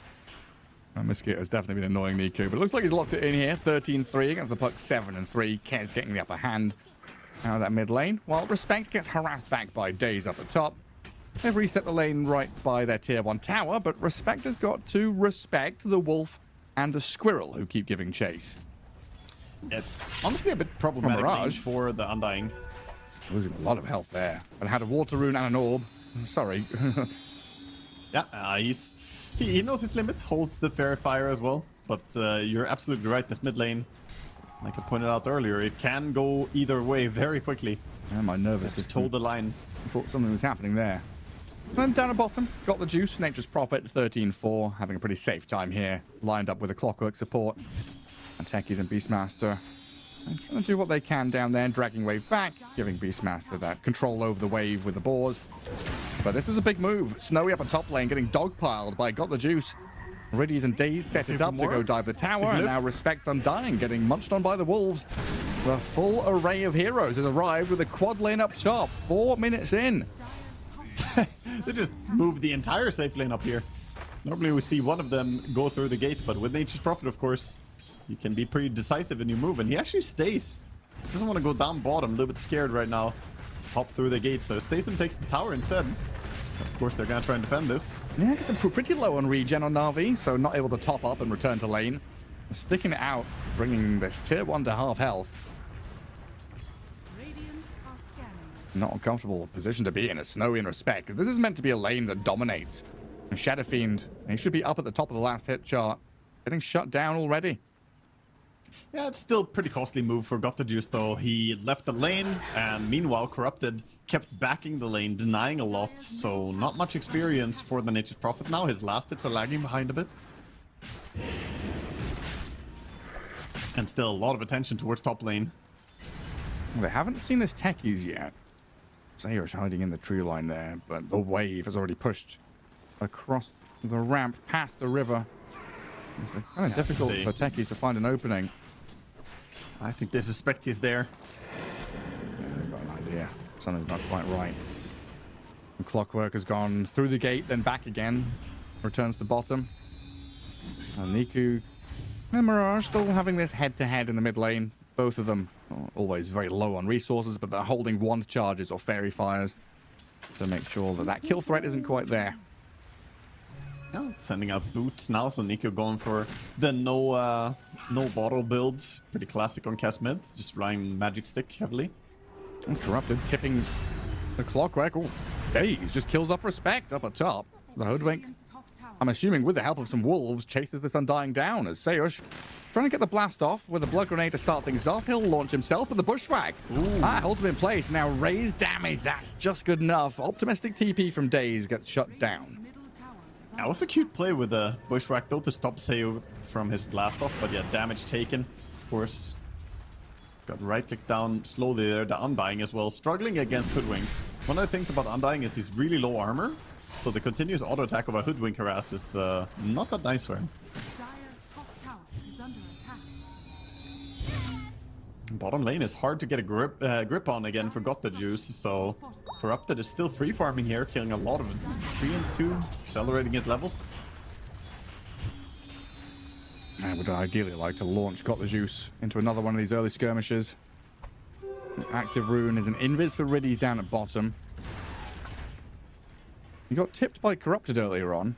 I think he missed a few of his cog kicks into this Beastmaster, so Riddies is feeling a little bit upset with the aggressive tip from Beastmaster. Now he wants to get revenge.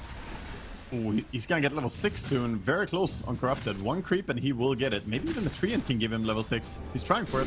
Man, diving under the tower in towards Got the Juice. Can't get the roar on him though. Dips into the tree line fog and now Corrupted a step too far. Riddies and Daze getting roared up. Beastmaster pops the wand, holds the Lotus and the Fairy Fire. Going for the TP home now. The cancel is not coming. Is under attack. Wow. The Clockwork showed up at the right time as well with the cogs this time. Can't tip him for that one. But he gets to safety. Tipping to base. Corrupted doesn't really lose anything big. He did spend his ulti, but Beastmaster ulti isn't the longest cooldown ever. 90 seconds he has it. Yeah, stays alive. He finds himself second place in the net worth, just behind his Shadow Fiend. And Huligani doing a good job keeping two of their side lane cores at the top of the pops there. PMA's Lycan, we've seen this time and time again, just dip back into jungle and accelerate quickly. But he doesn't have the build we've seen most commonly. No Sage's Masks at all for this Lycan. Yeah, I'm a little bit surprised to see no Talisman, no Sage's Mask, no nothing. Normally we do have that, and I don't actually see a reason why he didn't do it in this game. But I guess maybe just trying to rush the Dominator. Yeah, I guess so. And well, they're going to get aggressive here on the Snowy. Tombstone gets placed to try and defend the Shadow Fiend. Daze has already fallen. This Lycan cannot stick on the SF, and the cog kick's not landing either. Dangerous territory for Na'Vi to invade into here with that Undying Tombstone at level 2. Level 3 Decay just being spammed out as well keeps Na'Vi all the way back. Puck was thinking about jumping in there and looking for Clockwork, but high HP on Clock and potential for Nature's Prophet to come in. Thinks better of it. Corrupted is the target, but he's running back nicely. As I say that, turns. Yeah, and Kez is going to come in here and get the grab on him. Spin around and pirouette onto this Beastmaster. He's got a TP at 400 health. Does Riddies Oh, no battery assault. not have He's a battery 0-2 assault? Clockwork. Level 4 Clock. I don't love that skill build. I feel like just having 1 point battery assault is pretty nice, but I can understand the mana pool is pretty tight. Nice little detail, by the way, by Niku when he ran up on the Beastmaster. He waits until Beastmaster is about to roar him. The moment he does, he starts the Raptor Dance, making it so Beastmaster has to retarget the Raptor Dance, Primal Roar again.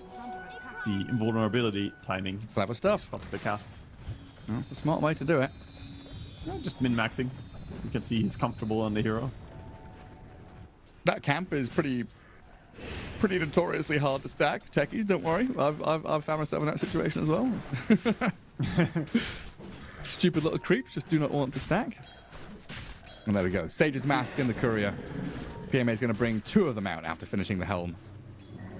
Yeah, so he's fixing his mana finally, but did get the Dominator first, so seems like it was indeed just about getting the earliest possible timing on finding a friend. Dire's top tower is under attack. But top tower will fall very easily now after the continued pressure, so they're ahead in tower take. Bottom is pretty low though, and Beastmaster wants to do the same. Radiant's bottom tower is under attack. We haven't had that same early burst into aggression from Na'Vi we had in Game 2. Been much more tempered here in Game 3, as we expect both these squads not necessarily to be scared, but definitely respecting the situation that they're in. You don't want to go for any of these bold, overzealous, eager moves where the expected value is maybe a 50-50. You want to be sure that your moves are going to pay off. That's why I see much more ultimately focus on it's, objectives. It's an elimination game as well. It's best of 1 elimination, your last chance to move on. You're just this and 1 series away from qualifying to TI. Dire's middle You tower can almost taste it. Well, Corrupted back into that Helm. About to finish it shortly. Went for that Arcane Boots first, so a little bit slower on that timing. They'll get there in the end. As Got the Juice finally making his move in towards that mid lane for a tier 1 take. Na'Vi stamping their mark on the other 2 lanes in this game. And forcing Snowy back into the jungle.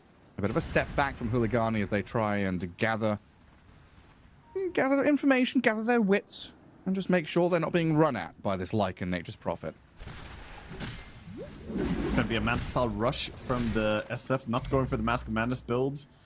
I kind of wish he did, though. I always feel like Mask of Madness is worth it on this hero. He's, you know, very, very high DPS. If you find your moment to lay into auto attacks with a coil or with blast off or even primal roar, kind of enjoy it. And also just for jungling, right? The farming efficiency of it.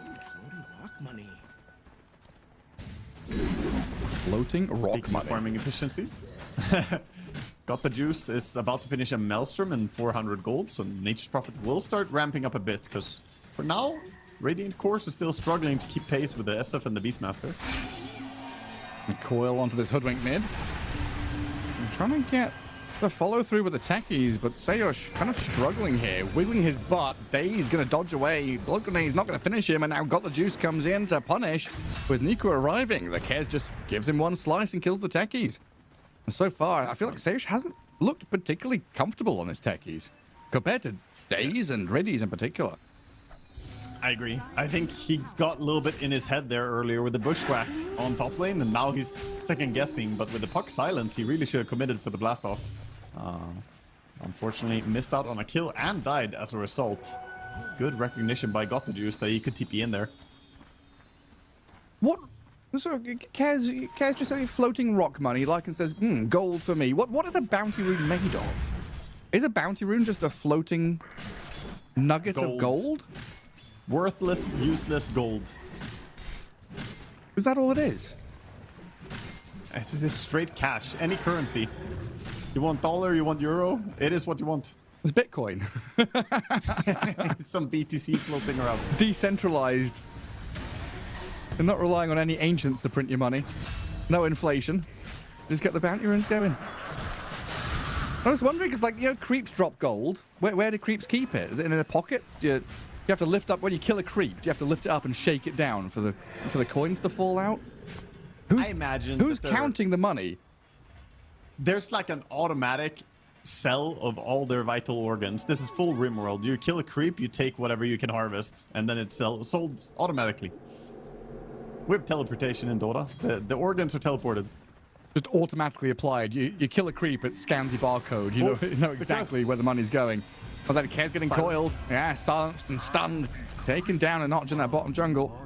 Na'Vi were setting themselves up for a smoke maneuver in there, trying to dangle him in front of Hooligani, but they strike too quickly.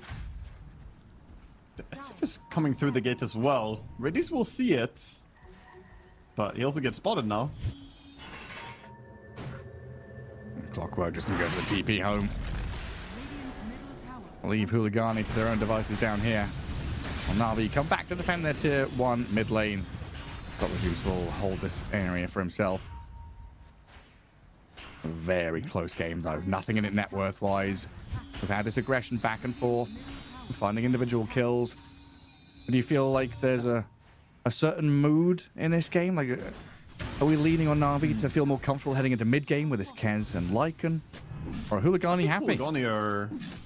Hooligani are probably pretty happy. Just looking at the draft and the situation right now, there's not much net worth difference, but after Puck lost mid lane, he has recovered and overtaken the Kez, already being part of, you know, killing him once. And this slows down the timing for Kez. We're sitting at 1450, he still doesn't have the Deso. If you're going Deso first item with no Falcon Blade, no Mage Slayer, no nothing, you kind of want it at like 12:30 or 13 minutes. That's like a really good timing.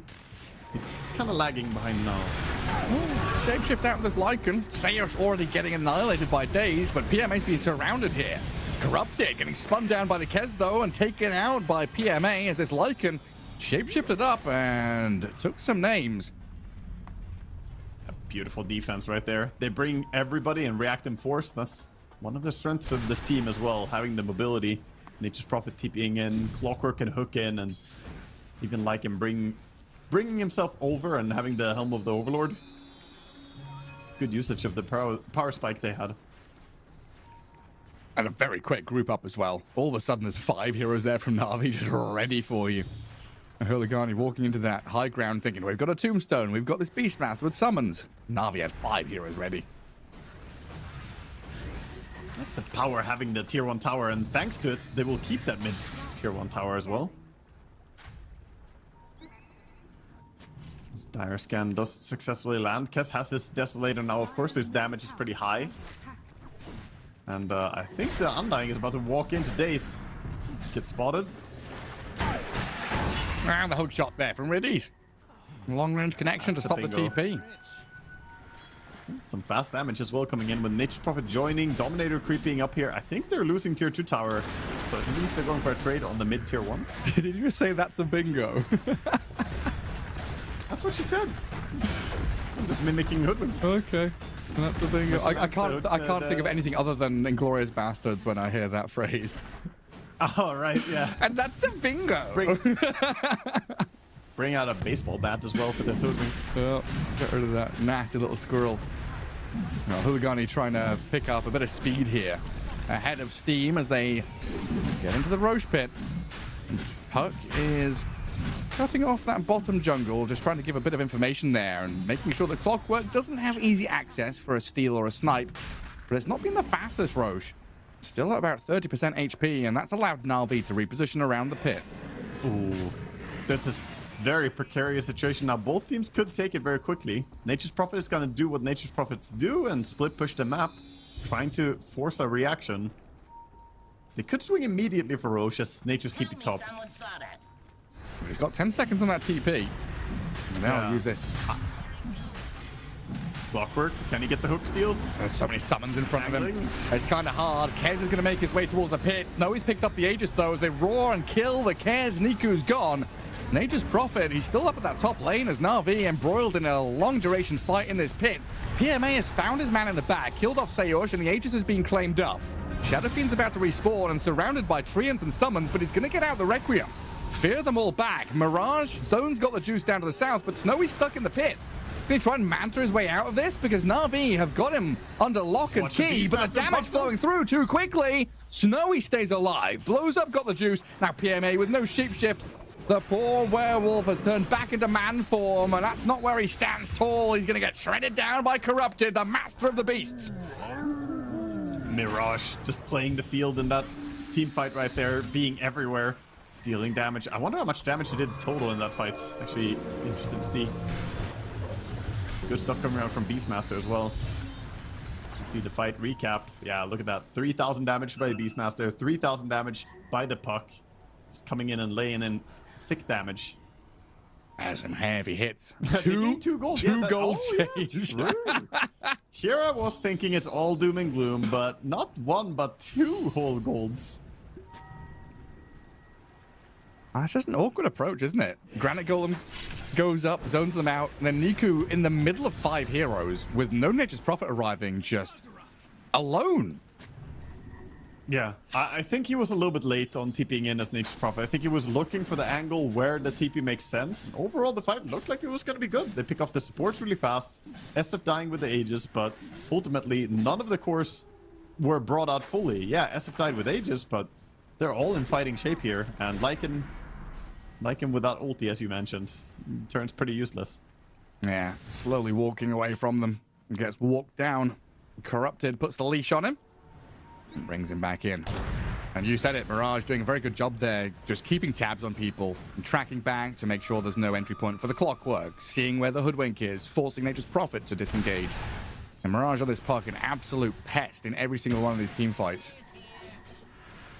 He's so good on this hero, for sure. Daze gets picked off down bottom. Don't necessarily want to connect with Corrupt, that he didn't even have to ulti. Clockwork nearly getting killed by this Puck. Has to TP away as top lane Shadowfiend in the gaze of Niku and got the juice, getting scouted up top and chased down, but he's got backup now arriving.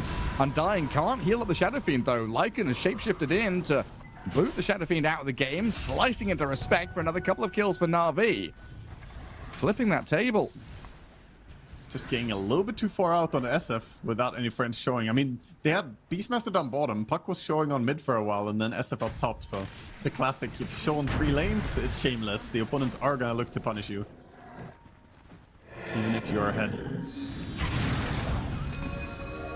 back to even. Back to dead even. No Aegis advantage, no net worth advantage, no map advantage. Back to a straight best of one, 20 minutes in. BKB is done on the Kess, so BKB Deso, he's very, very powerful now. Can just run in and try and force reactions. If he beelines for the SF has very little that he could possibly do even, so Beastmaster now almost has to target the Kess.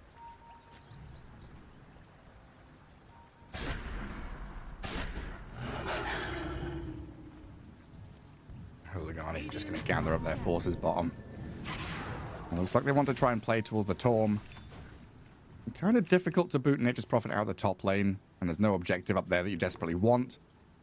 So they'll swarm this bottom right-hand corner, where Daze is set up, tucked in the trees with a bit of vision. Sees the Torm and will know that they're coming.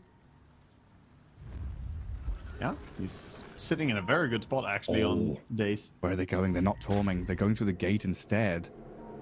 They've smoked up and they want to try and wrap around in behind this Nature's Prophet. He senses it. He's out. Goes to the safe area of the triangle. And now a bit obvious. He pings that his creeps are hitting a tier 3 tower and nobody's defending right now. So, yeah, this is already sussed out. Just trying to get what information you can. On PMA's Helm creep sent up top, getting chased by the puck. And he's going to get himself a Wisdom Shrine as he farms this left side of the map. But a sequence where Hooligani spend a lot of time and a few resources trying to chase ghosts around the map. They don't find anything. And there's Sayers Techies in the tree line, getting found by the Cares and the Nature's Prophet.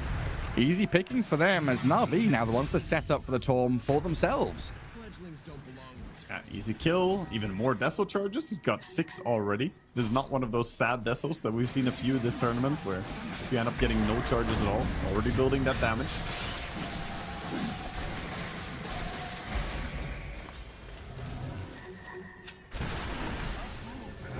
Easy shot for Daze. It's going to be the Agnum's third item for the Kess. There will be a power spike though, where Kess will struggle a bit. When the butterfly is done on SF, Lycan can't hit him. Kess can't really hit him. Nature's Prophet is also going for a BKB, so he might also struggle.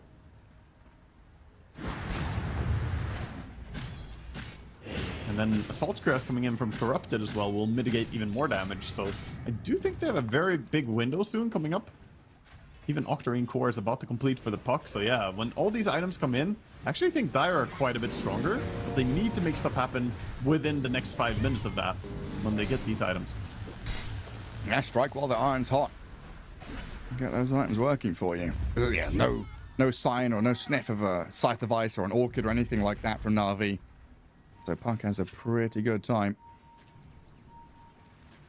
Another smoke, this time from Na'Vi though, repositioning on the map.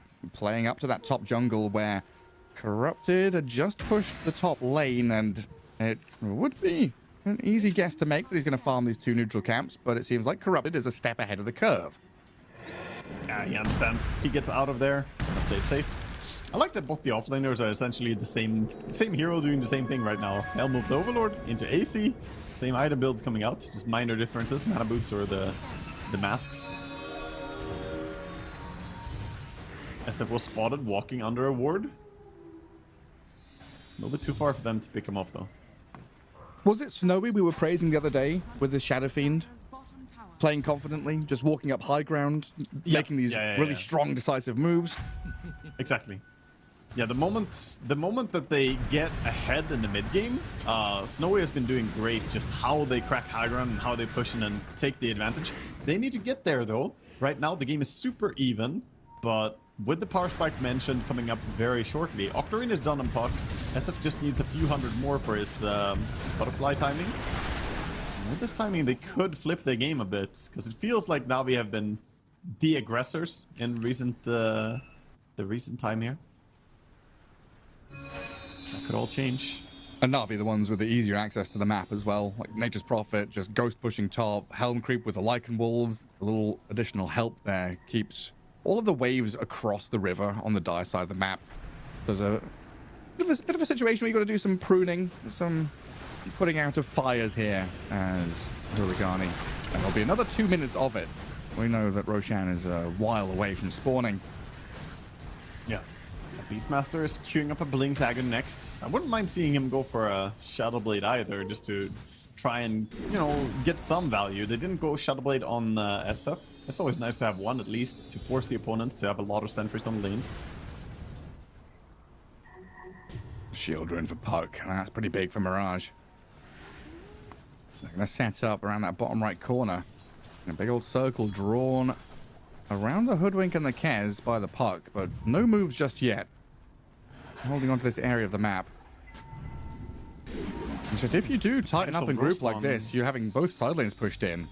A flurry of pings top lane saying, hey, someone has to come back and defend this. Yeah. Yeah, they recognize that there will be a defense, most likely Puck, and Puck indeed is already swinging over. Prophet says, okay, I'll send one more wave. More Treants. Tower already at half HP. Yeah, someone come and deal with it. Mirage will clear the wave. Catapult takes a couple of hits to break down. That's half health on tier 3 tower. And Got the Juice still gets to stick around here and farm out as well. Might get run at by this Puck as Mirage forces the BKB TP.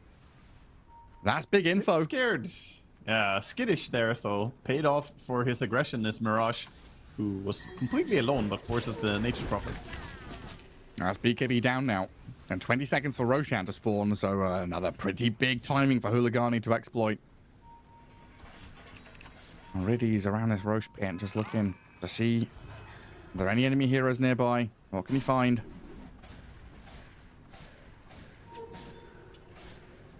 More items coming in as the Orchid is very close for Nature or for Lycan. Will be nice against the Puck as well. A possible way to lock him down. Vital. Respect working on a Crimson Guard from the support Undying is pretty funny, but Undying does have a ton of strength when you pop the Flesh Golem and a few decay stacks. Yeah, and what else is he going to buy? Pretty big HP.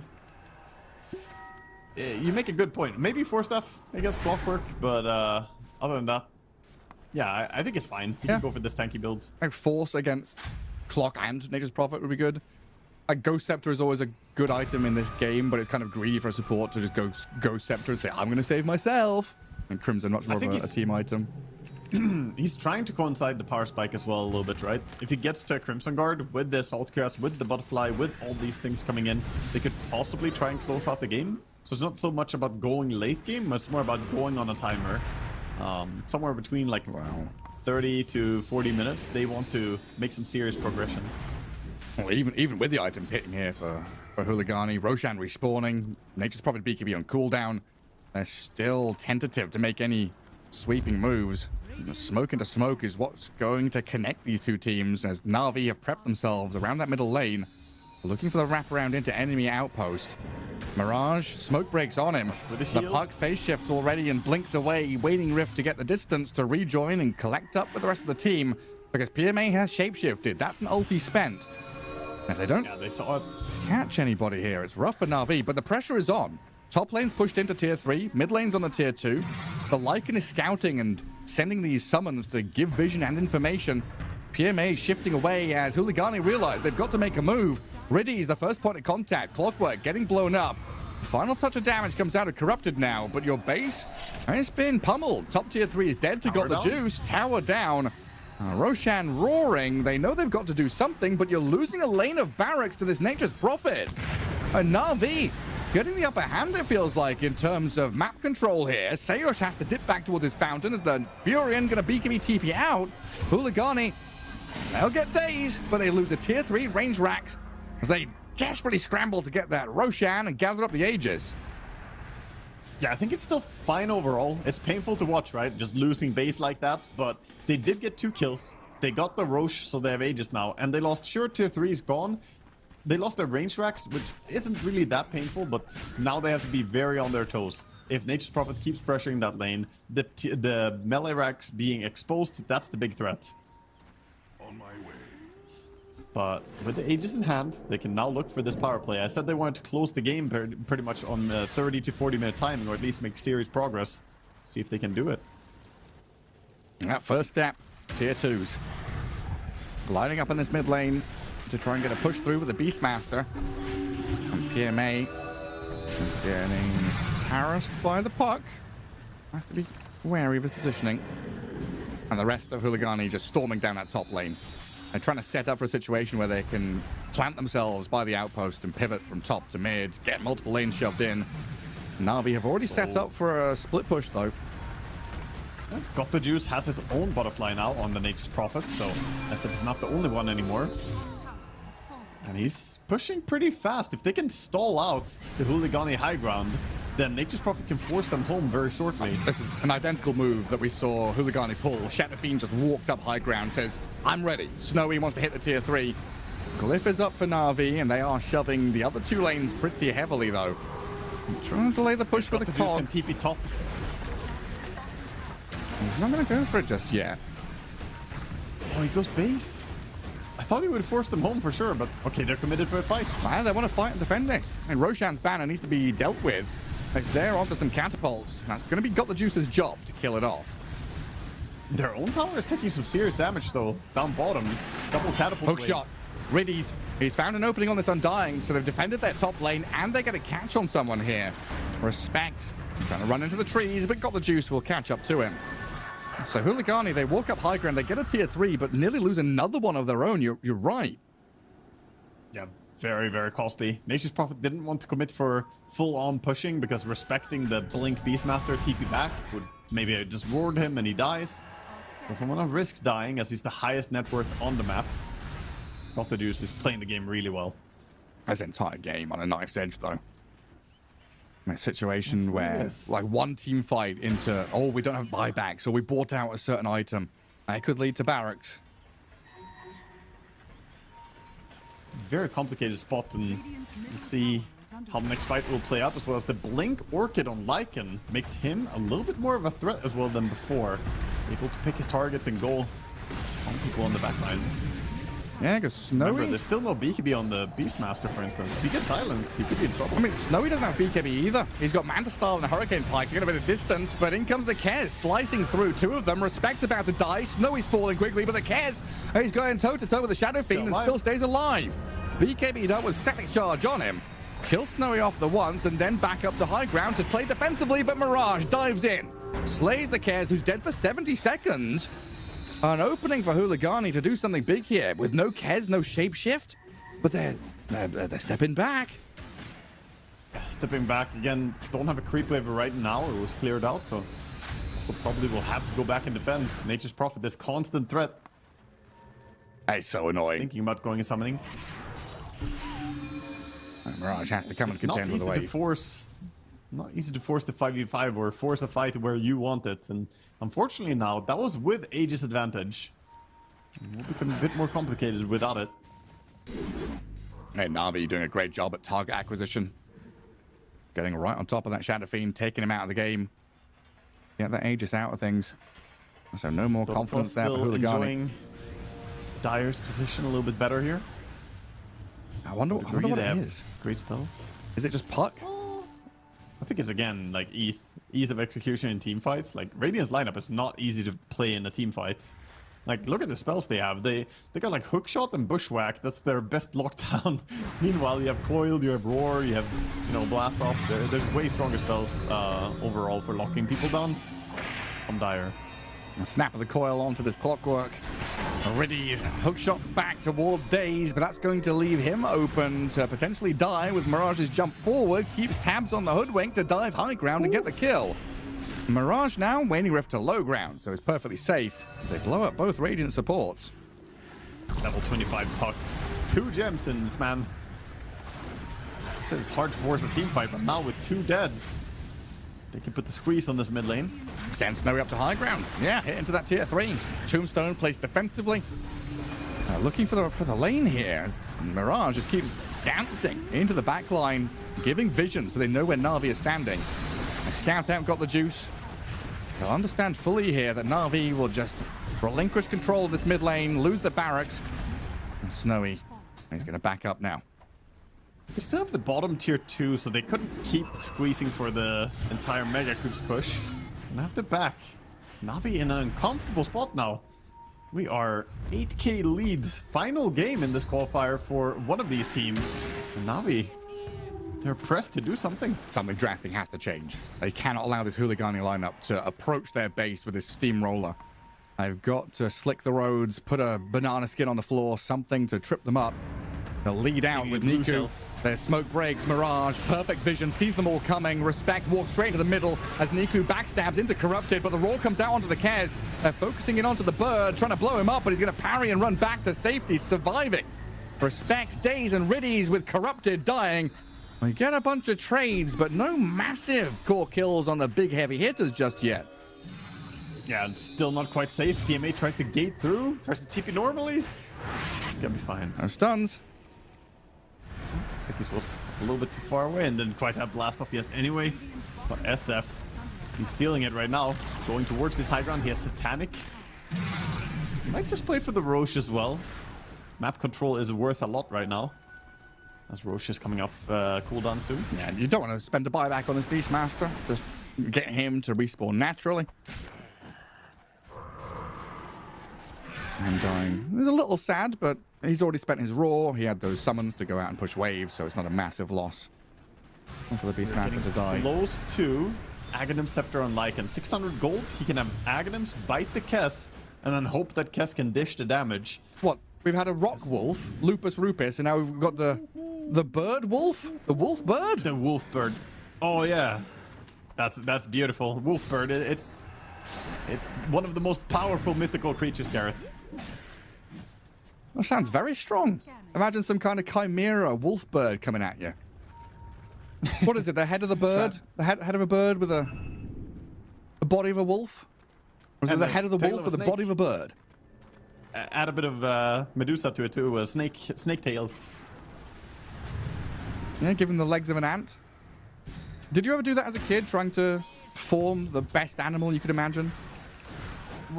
In real life? Yeah, like if you could draw, if you could create, you know, if you could Frankenstein some kind of animal together. Okay, I thought you meant literally Frankensteining stuff. I'm like, yeah, that's what I'm talking about. Yeah, you have your lab under your, you know, you go to your grandparents' house. They've got the lab underneath the house where you're able to, you know, dissect animals, and they've got that massive electrical current where you can bring them back to life. And you take apart an ant and you put the legs onto a cat, and it's got, you know, super strength because ants are really powerful and they can lift 100 times their own weight.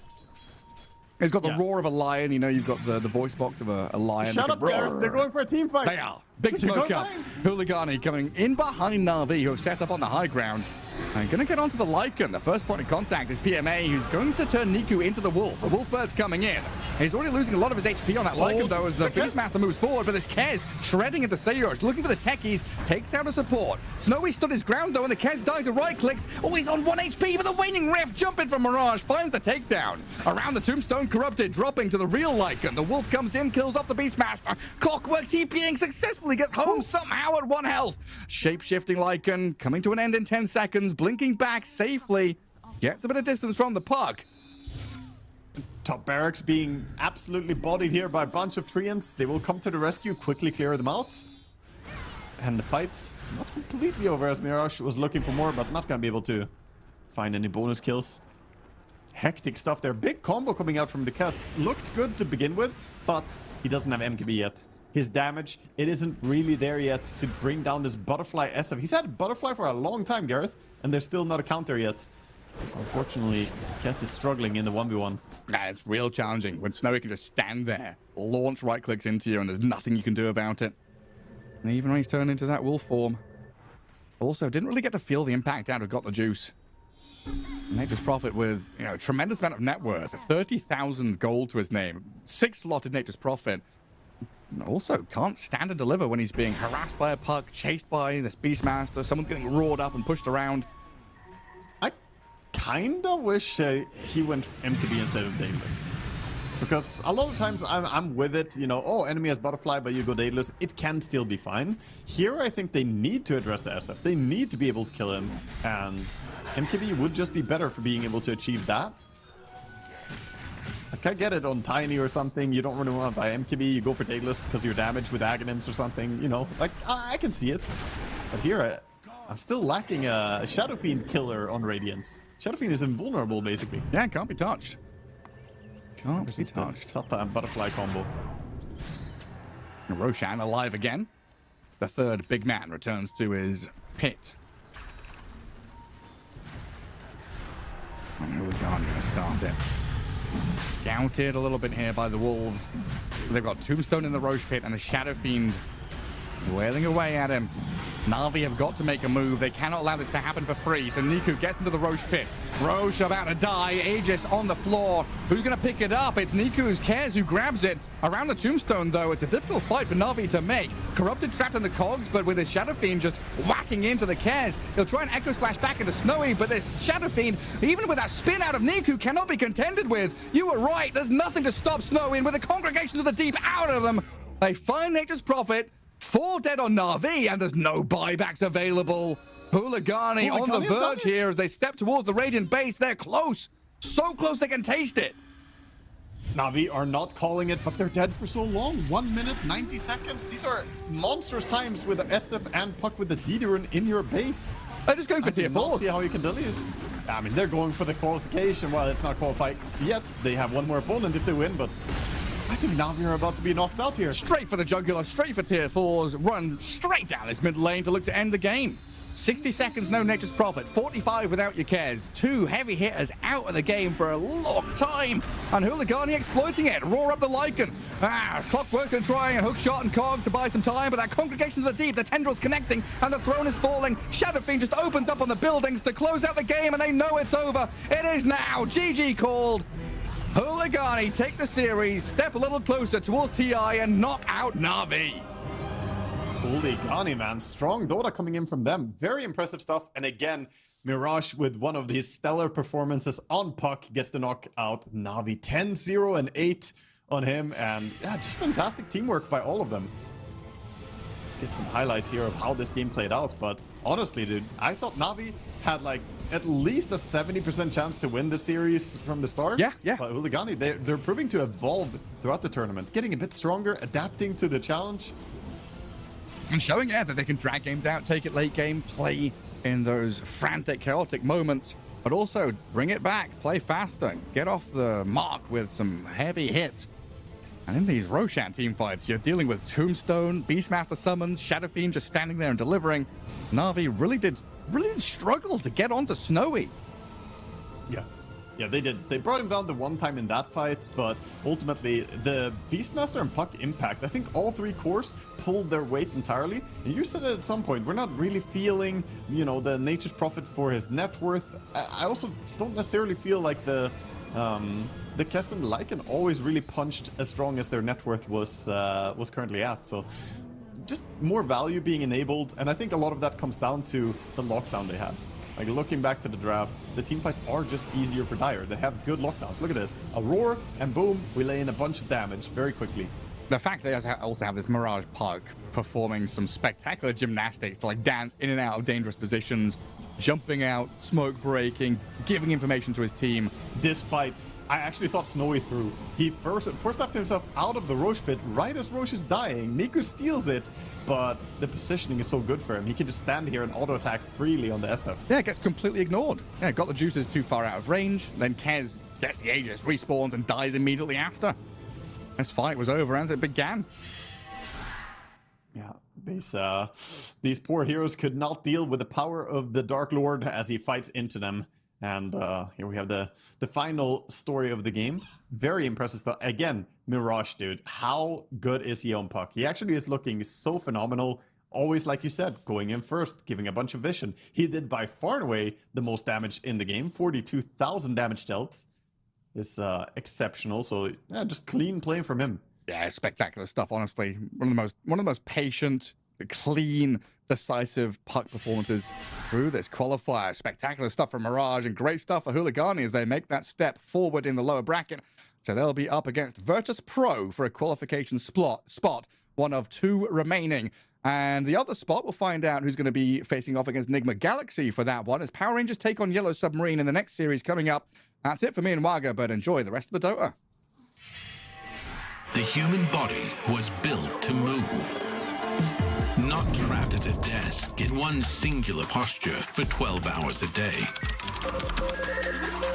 It's time your chair evolved. This is Secret Lab Titan Evo. Ergonomically engineered for you. Gamers, hybrid workers, artists. Backing your every move.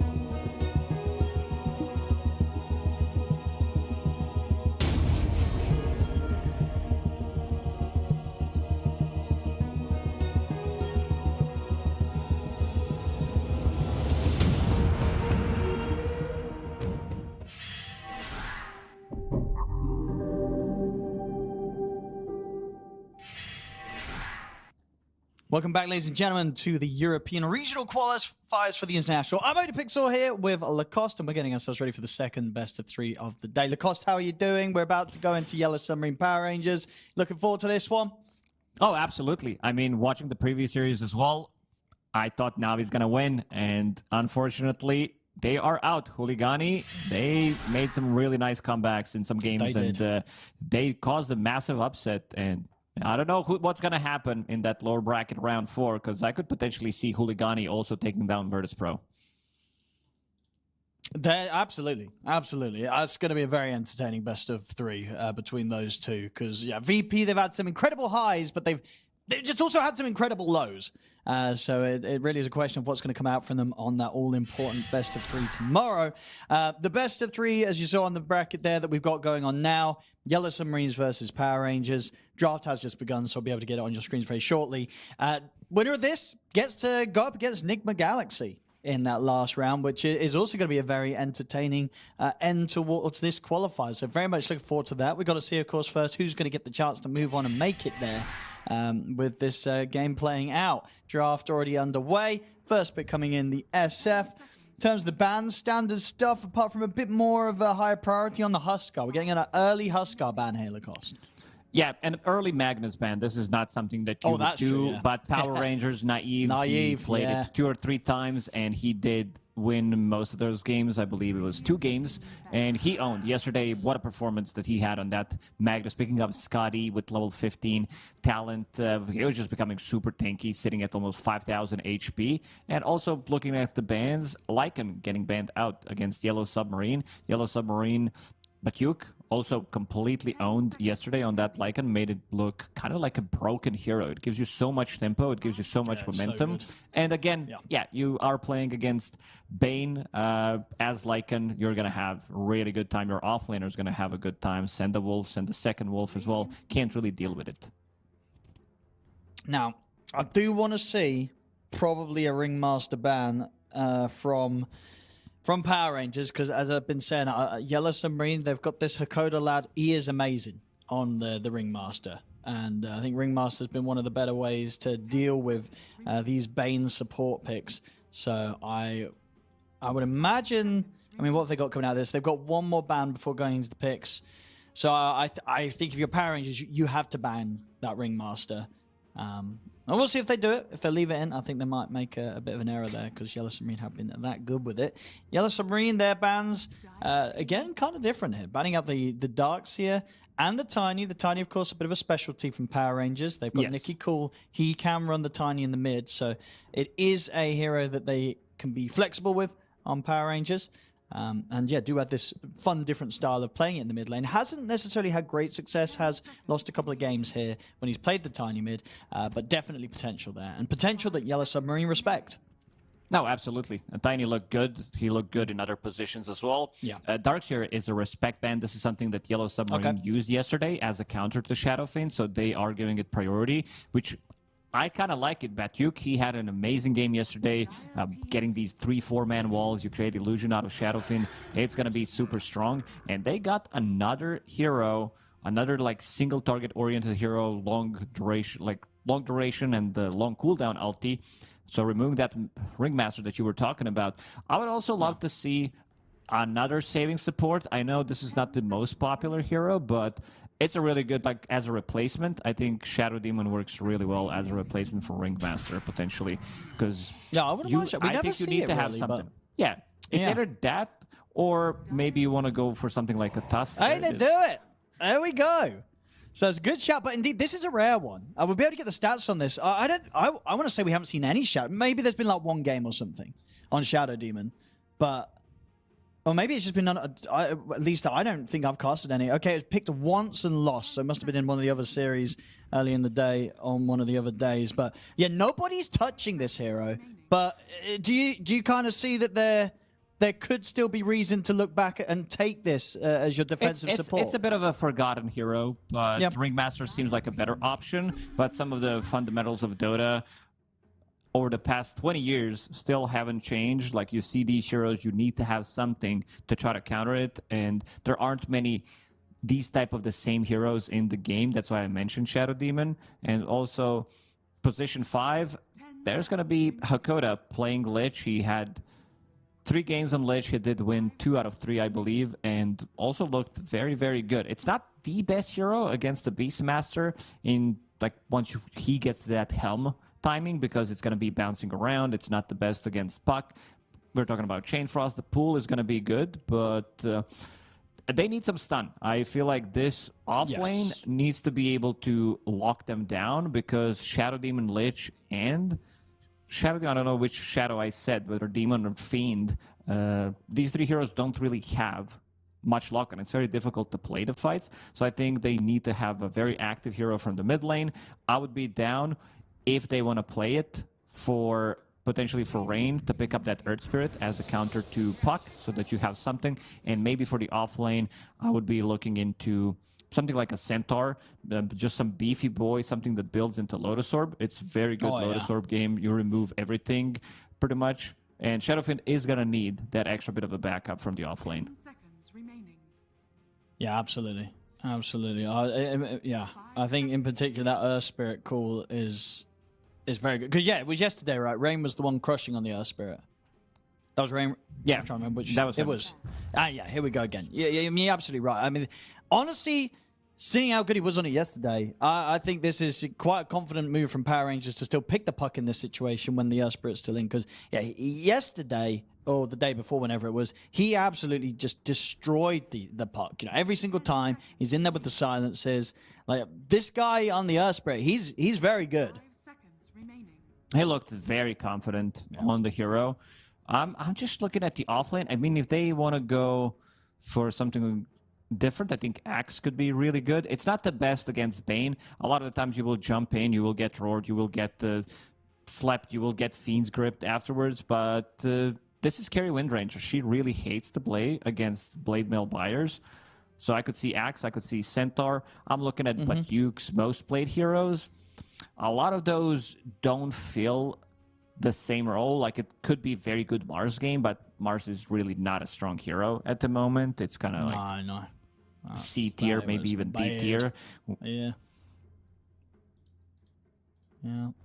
I think your center calls, like, that's got to be the nicest one. Just the fact that you also have a good turret carry that you're going to be able to pick up in the cart later down the line when you get the Ags with the SF. That's going to be a very nice combo. I'd imagine that's going to get banned out, though. I feel like that's, especially seeing as they want to play like this carry Wind Ranger.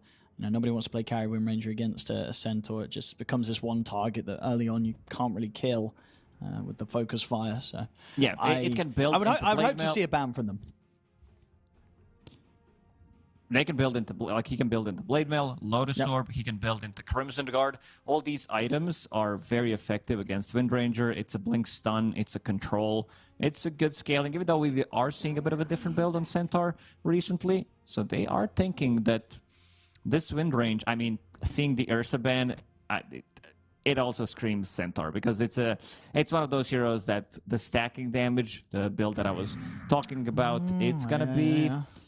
You know, the heart, and then you're super tanky, but you can't really reset when you play against Ursa. You get hit 5-6 times with the Fury swipes. Suddenly, you're trying to reset, come back into the fight, but you really can't against Ursa. So, removing Doom for now. Doom, another silence, another, I would say, greedier hero. We've seen some extreme greed yesterday coming out from Team Bald, where they were picking up the Shard plus Midas, and he was playing for like late game oriented timings.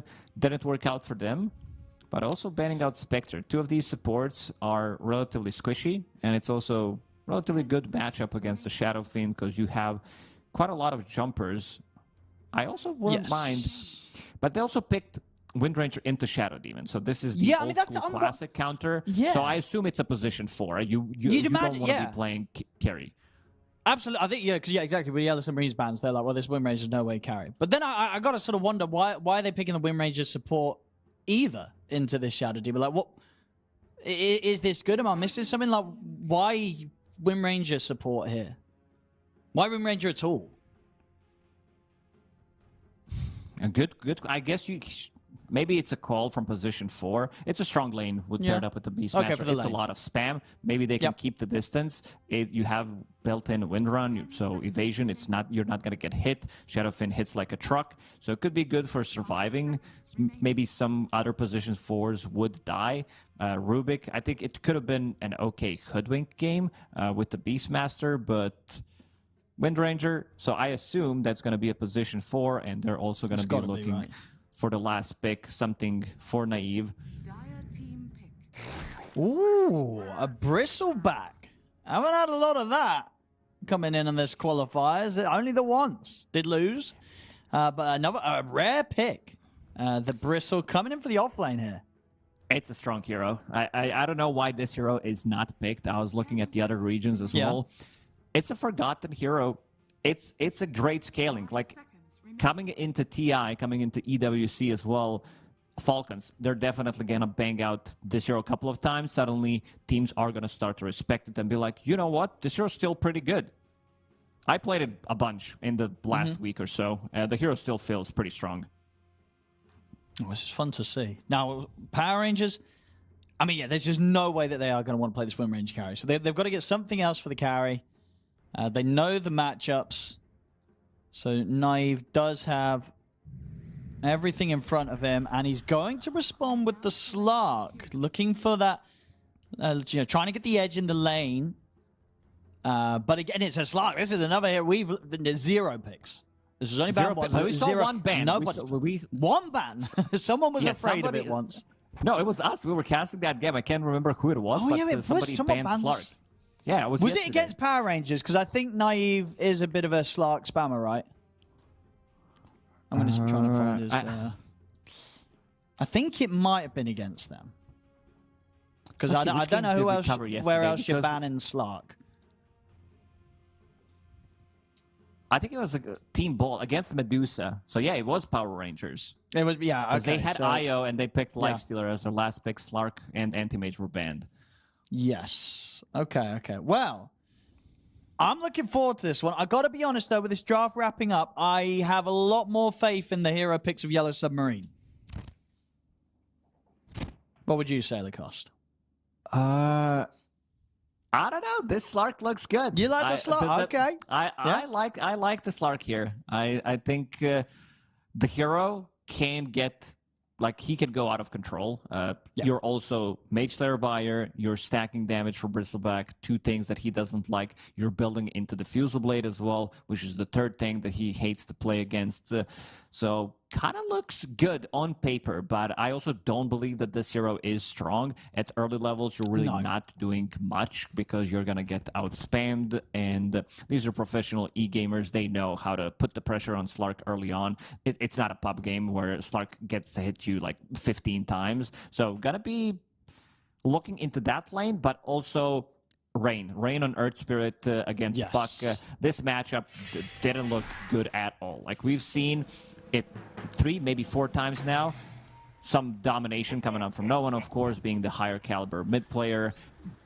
But also, just throughout the whole game, this 4-1-4 build that he was talking about, getting the grip, long duration silence, all you have to do is just cast it, and suddenly Puck is gone. He's out for 3.5 seconds, a hero that usually doesn't build into any kind of dispel early on. So you will always have something, and the only save that they do have is going to be Nightmare. But this Bane, he can't be everywhere on the map. And talk to me about this as well. You know, you've got the Slark pick. Is it not a concern that all of these heroes have so many ways to hit you through the Shadow Dance? You know what I mean? It's a lot of AoE. A lot of damage going to be pumped out by this Earth Spirit, the SF with the raises, the Bristle with the quills. Like, is that not a problem for Slark? He's not the only problem. I think they're gonna have multiple problems in this game. Fights can be pretty chaotic. If Beastmaster gets a relatively good start, he can take over the map, and then with Slark, with his night vision, as well with the Diffusal Mage Slayer, they can go in and out of the fights without committing too much. Their catch is relatively limited. You know, I'm looking at the Bristleback. He has this new set that looks He does, very hasn't cool. he? Yeah. Oh, that probably played a part in him picking it here, I'm sure. He's like, right, I got to show off my new set. It's a good one. I think it Icon on the might actually top. be my favorite out of the personas of the new ones. Yeah, It's very I nice. have to agree. It looks like the ancient Thunderhide. Shigetsu. Right? He is going down here. Very nice little nightmare setup for until the end. Drags him up onto the high ground. They get that first blood for Alberca. But the ancient Thunderhide? Yeah, What do you the icon on the top. Near the yellow Oh, submarine yes, logo. yes, that does. The icon 100% does. Absolutely, because he's got like those spines coming out the front of the face at a very similar angle. And with like the kind of the shell over his face. No, it is very, very similar to that. Let's see how he does here. A rare top lane, as we say. We never see Bristle and we never see Slark. We're going to get the both here in this game one. Exciting stuff between Batyuk and Naive. Definitely a lane where somebody could die. You know, this is one of those lanes where either side could push it a little too far, whether it's the Slark getting tempted by the amount of Essence Shift stacks he's building up, or the Bristle getting tempted by how many Quill Spray stacks he's starting to build up against Naive until the end. So it could be quite an exciting lane. Said eyes on the mid. We're going to see how well Rain can do against this puck. As you mentioned, we know many times now we've seen how good Earth Spirit can be against the puck. Sometimes to pretty ridiculous amounts when it comes to the CS advantage in lane. It can get pretty ridiculous. We saw like complete domination with 15-5 against literally 3 CS on Puck. This time around, Puck is doing much better till the end. Trying to use the Nightmare. It's a very expensive ability to use. It's 120 mana. Very costly. Sure, you're getting some free mana out of the sticks, out of your stick. And getting leash here at you. It's starting to stack up. I'll get some poison out in return. Yeah, Batyuk kept very low, and that was the last of his tangos. A lot of things in this lane is undispellable. Not being able to dispel Quill Spray, not being able to dispel Shadow Poison. That is Once pretty you get the annoying. stacks going, yeah, it is pretty annoying. But you At the least, does a have great boots lane of for a speed. stick.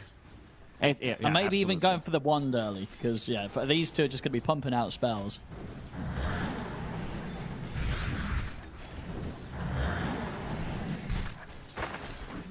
Bottom lane, Shigetsu on the safe lane SF. I mean, how much pressure is he going to get from this Beastmaster Wind Ranger? Is he going to deal all right with this?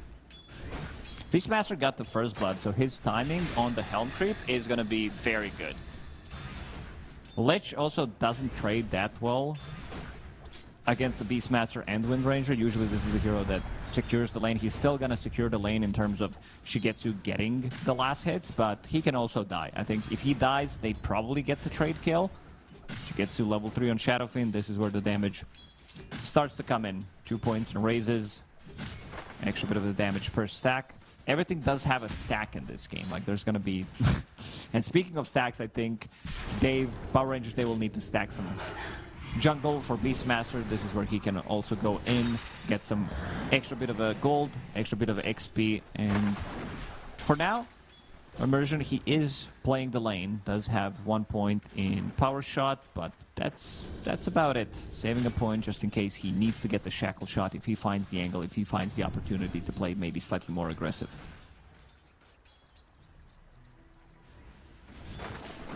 Mid lane staying very even.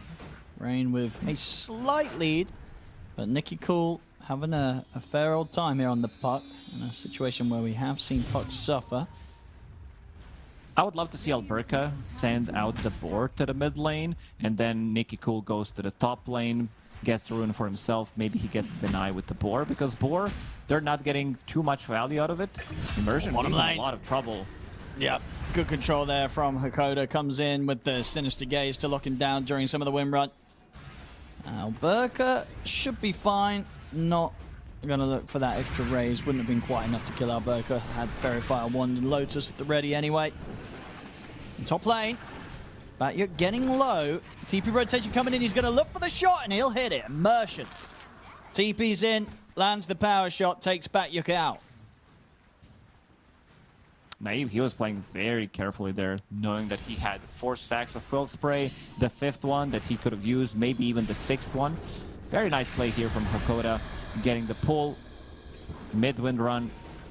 And right now, this lane is going to start to get more difficult unless they can potentially rotate till the end through the twin gates, because the lane is getting pushed in right now. Shigetsu still very farmed. Like, Shadowfin is just a menace to deal with, because he gets very tanky, builds into this Falcon Blade early on, gets some stick charges, gets some fairy fires, always securing the early last hits, which makes him snowball out of control pretty early.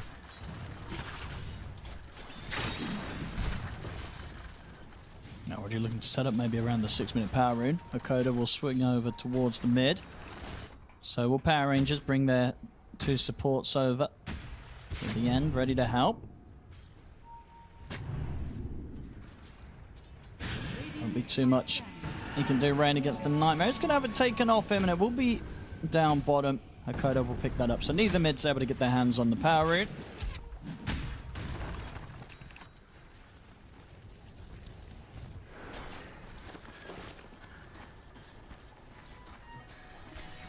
Top lane. Some stack for Batyuk in the triangle, but nothing too That's true, crazy. yeah. Yeah, they need to have some, because right now I don't think he's going to be able to get too much out of the lane. Laning stage is kind of over, where Naive, he wants to get some solo XP and then have that ulti available. Hakoda is still going to be fine. They're really pushing the limits. Raindrop keeping him alive. We'll see if Nicky Cool can find him. Looks like Hakoda should be alright getting back underneath the safety of the tower. But continue to do some good work down here as the Lich setting up a couple of times now for control to allow Shigetsu to get these kills. Top lane Batyuk, left on his own, will get chased out. As Naive able to finally take him out of this lane, whilst he has been left on his own like this. Actually, sorry, the second time now. So it's getting harder and harder to put the pressure onto this Slark. Now that he's killing this Bristle, he's pretty much going to hit level 6 off the next wave. Be interested to see where Rain sort of sets his sights as this mid-Earth Spirit, where he wants to look to go and make those early plays, because the Slark likely to get a lot of space up top. Yeah, it's also very difficult to gank this hero, so I want to see if he's going to even try, because Bristleback doesn't provide you with any kind of control. That's why I was suggesting some other offlaners that could maybe work slightly better. But right now, Batyuk, he needs to be in recovery mode. Doesn't have much to work with. He's in the outer ring farming the stacks. Now we're going to see Naive go for the action here, rushing the Diffusal Blade. He is going to be very bloodthirsty as the Slark. And very ready to battle back. See, Dream Call in the mid. Nicky Cool is going to get caught again. Hakoda on this Lich, doing it every single time, setting up for Shigetsu to get very nice kills. This Lich being quite a menace. Getting all the kills set up with his Sinister Gaze. Batyuk, oof, getting bound. Gotta be aware, the boys are strong. These are the creeps that I hate the most. Like, as an offlaner, if you see like the stack, was it the big purple ones? Yeah, the boys. Oh, they yeah, call I them know the ones, yeah. Them, and also the ones that reduce your armor. If you get the combination between these two, let's say you're farming a triple stack, yeah. you're kind of cooked. Yeah, you just die. There's so many of them, reducing your armor by 3. Not quite able to land the stun, but they still get the silence into the magnetize. Rain wants to stay on top of Alberca, but backup comes in. He'll turn, get the roar down onto Rain. Rain will get punished as Alberca not only takes out Hakoda, but gets the big kill. Kills off that Earth Spirit. Now, unfortunately for Rain, that first movement towards the bottom doesn't work out great. Alberca gets the backup. Dire's top tower is under attack. Oh, these ganks, they need to be successful, because he's the guy that is going to be setting things up. Right now, it has been Hakoda, but this is laning stage we're talking about. Other than that, they can't really start a fight. Shigetsu will get the kill onto Alberca. All right. Yeah, that's one of the downsides of the offlane Beastmaster. A lot of times you don't get the boots of speed early on, which means that you can just walk up to him, maybe grab him, get a spell that usually you wouldn't be able to do. He had boots of speed on the courier, but they were not delivered. Oh, nice try from Rain. But Nicky Cool's ready with the phase shift before the grip came in. And he'll be able to get that rune and get out. Hakoda and Shigetsu were thinking about moving over towards the mid, seeing if they could set up another move. They do now have the 6 on the Lich.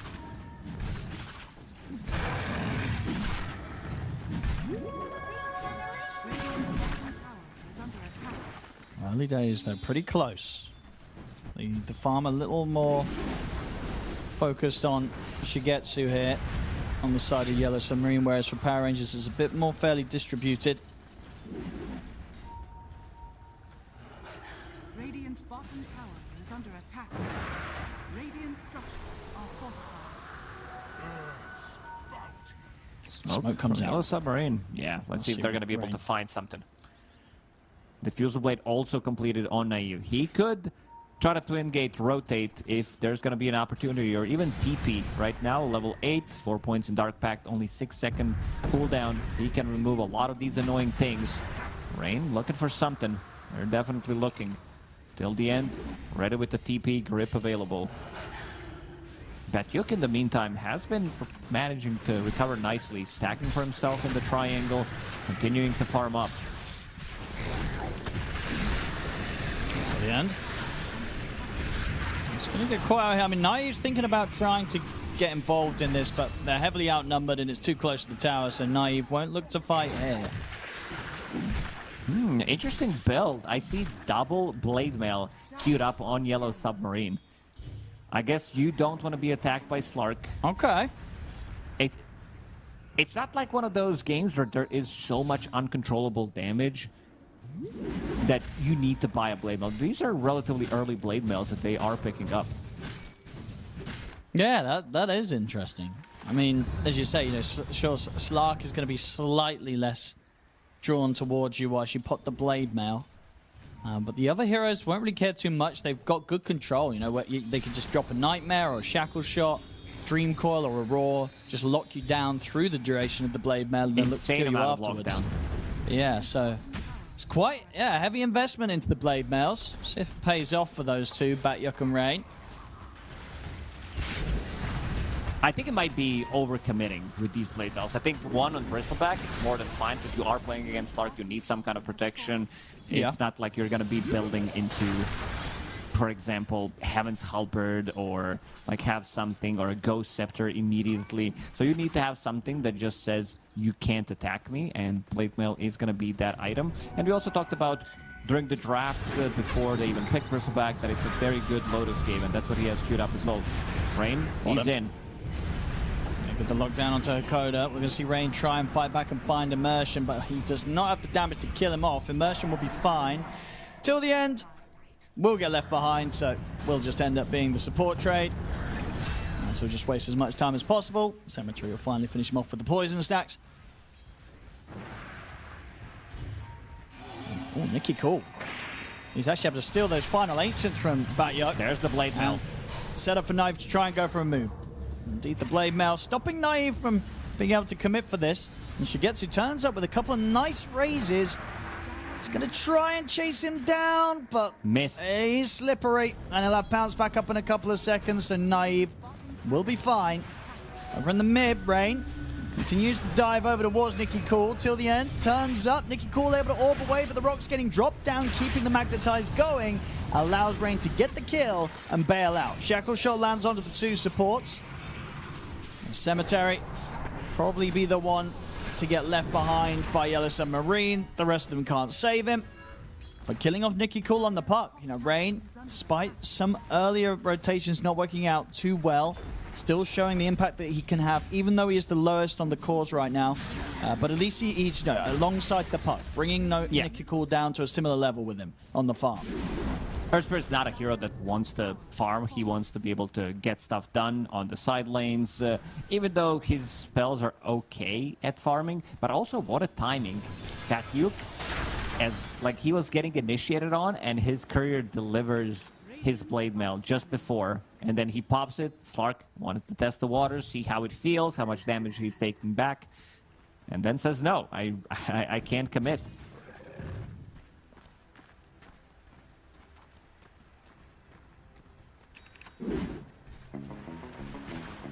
Let's see what they look to next now. 7-7. Very close here. 15 minutes in.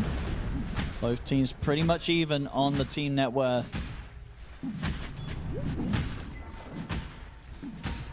Shigetsu at the top as it goes for the individuals.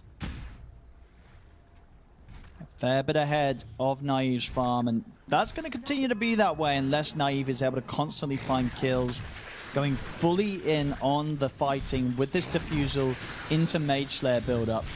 And not necessarily any farming items on this slot. We'll still have capability with the Dart Pack, but will not be able to match just the raw fighting, raw farming power of an SF. Yeah, So definitely. they will look to fight Power Rangers. It's a skirmishy hero. It's not a hero that wants to keep his place in the jungle constantly till the end. Anelberg trying to make a move, knowing the TPs are going to come out. Power Rangers getting the Power Rangers treatment. A lot of colors, a lot of TPs. They are assembling as soon as they try to make one move. Immediately through the Twin Gates. That big item that you were talking about, this Mage Slayer is about to be delivered on Slark. Yeah, I mean, this is super strong timing. Right? 16 minutes in, Diffusal Mage Slayer. Oh. Naive. Okay, we'll be able to walk that off. Gets the Shadow Dance. Shigetsu tried for the high ground setup with the Requiem, but Naive was able to respond. Immersion still dies. They used the Dream Coil from Nikki Core to stop Rain and Hakoda from chasing. So just going to be the support Wind Ranger lost. Tower still goes down. Tower has fallen.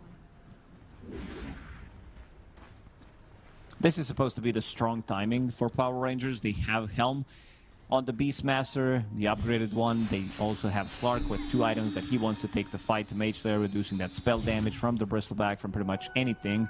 Diffusal Blade as well. And then going into Silver Edge. Pretty much every single item that he is buying is countering Bristleback. But so far, Batyuk doing a pretty good job. Did die twice, but also sitting in the middle of the pack, continues to farm up, wants to get the hands on Lotus. Such a good Lotus game, playing against Bane, playing against Beastmaster. Like, you see Shackle flying out, you can easily remove that, remove some of more annoying stuff. Diffusal Blade, the silence from Puck, use it on your Shadow Fiend, because he is going to be needing some extra bit of a protection. Haven't talked too much about Cemetery, though. He's been trying to farm up. Let's have Keen Eye. They're going to try and go for it. They get a good Fiend script, locking him down, indeed facing the Slark, so Naive cleans it up super quick. Not kind of the sort of the situation that you want to see from your frontline hero, just dying super easily there to what they had on Power Rangers. Yeah, I mean, the hero, for a good reason, is called Bristleback, not Bristlefront. He's not taking any damage. He's not reducing any of it from the front. And immediately into Roche, but this is the big timing. We talked about these items. They want to sync them up and get one kill. We are seeing teams getting that first Roshan between 15 and 20 minutes. Most often, I would say, till the end is going to pay the price. Roshan not even down to half HP. Yeah, they're going to get scared out of the pit. They don't want to let this one go. Oh, they're going to try and take it for themselves, Yellow Submarine. Bane has buyback TP available. This is a bit risky. I don't know if either team can really kind of commit for this whilst the other team's alive. I think they need to back off. They need to back off and try to reset, maybe get another pickoff, because it's going to take them slightly more time. Naive also not coming into this fight. He is farming on the other side, ready to TP to the outpost.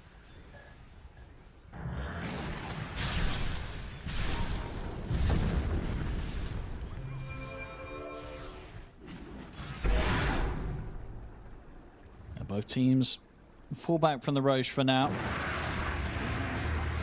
And I think you're right about how it looks like this Slark could have quite a good game. I mean, so far 1-0-2. He's getting the timings on these items, looking for that Silver Edge next after the Diffusal and the Mage Slayer.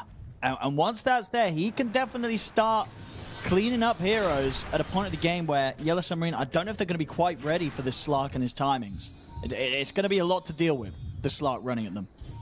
Yeah, Yellow Submarine, they need to commit to be able to get the kill with the Shadow Demon ulti, Magnetize, potentially Requiem, Chain Frost, and then Slark Puck. These type of heroes, they are ready to reset multiple times, low cooldown spells, they can go in and out of the fight. That's why I think they are also building into these Blade Mills, 2 Blade Mills, one from the off lane, one from the mid lane, where they can also say, I pop this item, I stop the aggression, and then we also soft reset, immediately going for another objective on the map.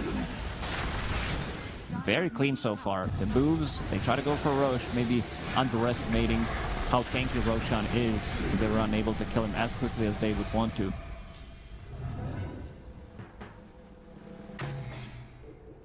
Sharp until the end.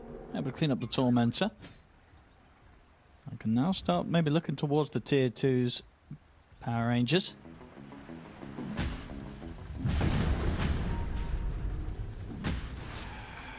Shallow Submarine.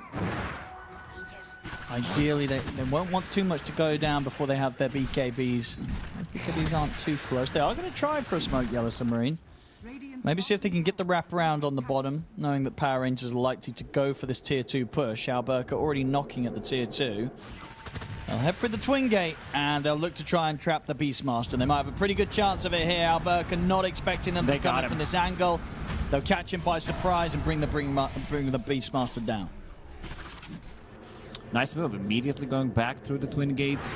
Naive, not that easy kill to get. Let's see, maybe Rain can try to set something up, but it's a very slippery hero. Shadowblade also completed, coming on the courier as we speak. Level 15 as well. He's been getting a lot of XP, same amount of XP as Shadowfiend, and almost the same amount of farm. Of course, Shadowfiend is going to have more of the hero farms faster. Naive. Oh, he's going to find him. Hakoda not going to stand a chance here against the Slark. As the poor old Lich.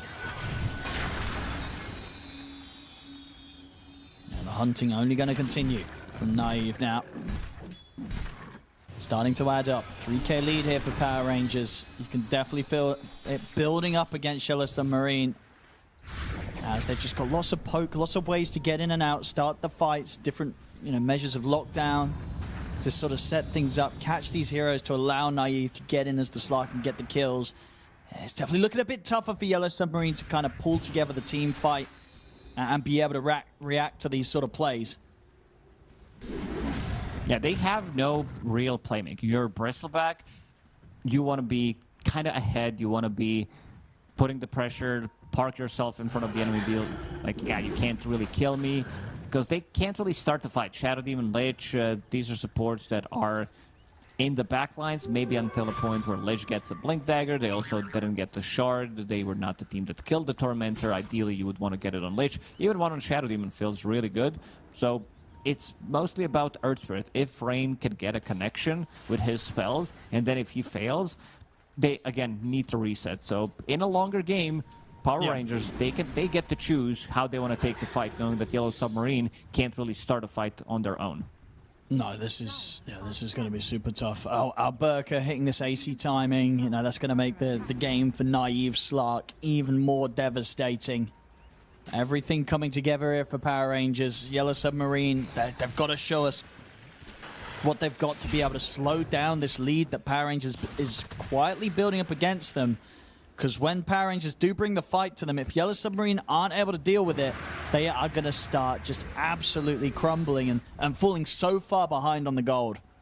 Yeah, it definitely feels like it's brewing. What's going to happen it is. in the next minute or two once they're going to be fight ready. But Power Rangers, again, they can dictate when they want to take the fight. If they don't have the item timing as maybe they would like to, they can go back to farming and get that gold. Make sure that your Slark, he has a BKB for the next fight as well, removing that almost instant silence coming out from the Earth Spirit that could maybe catch him off guard. Also doesn't need to care about Shadowfiend's Requiem. He can sit on top of him, try to get the right clicks going.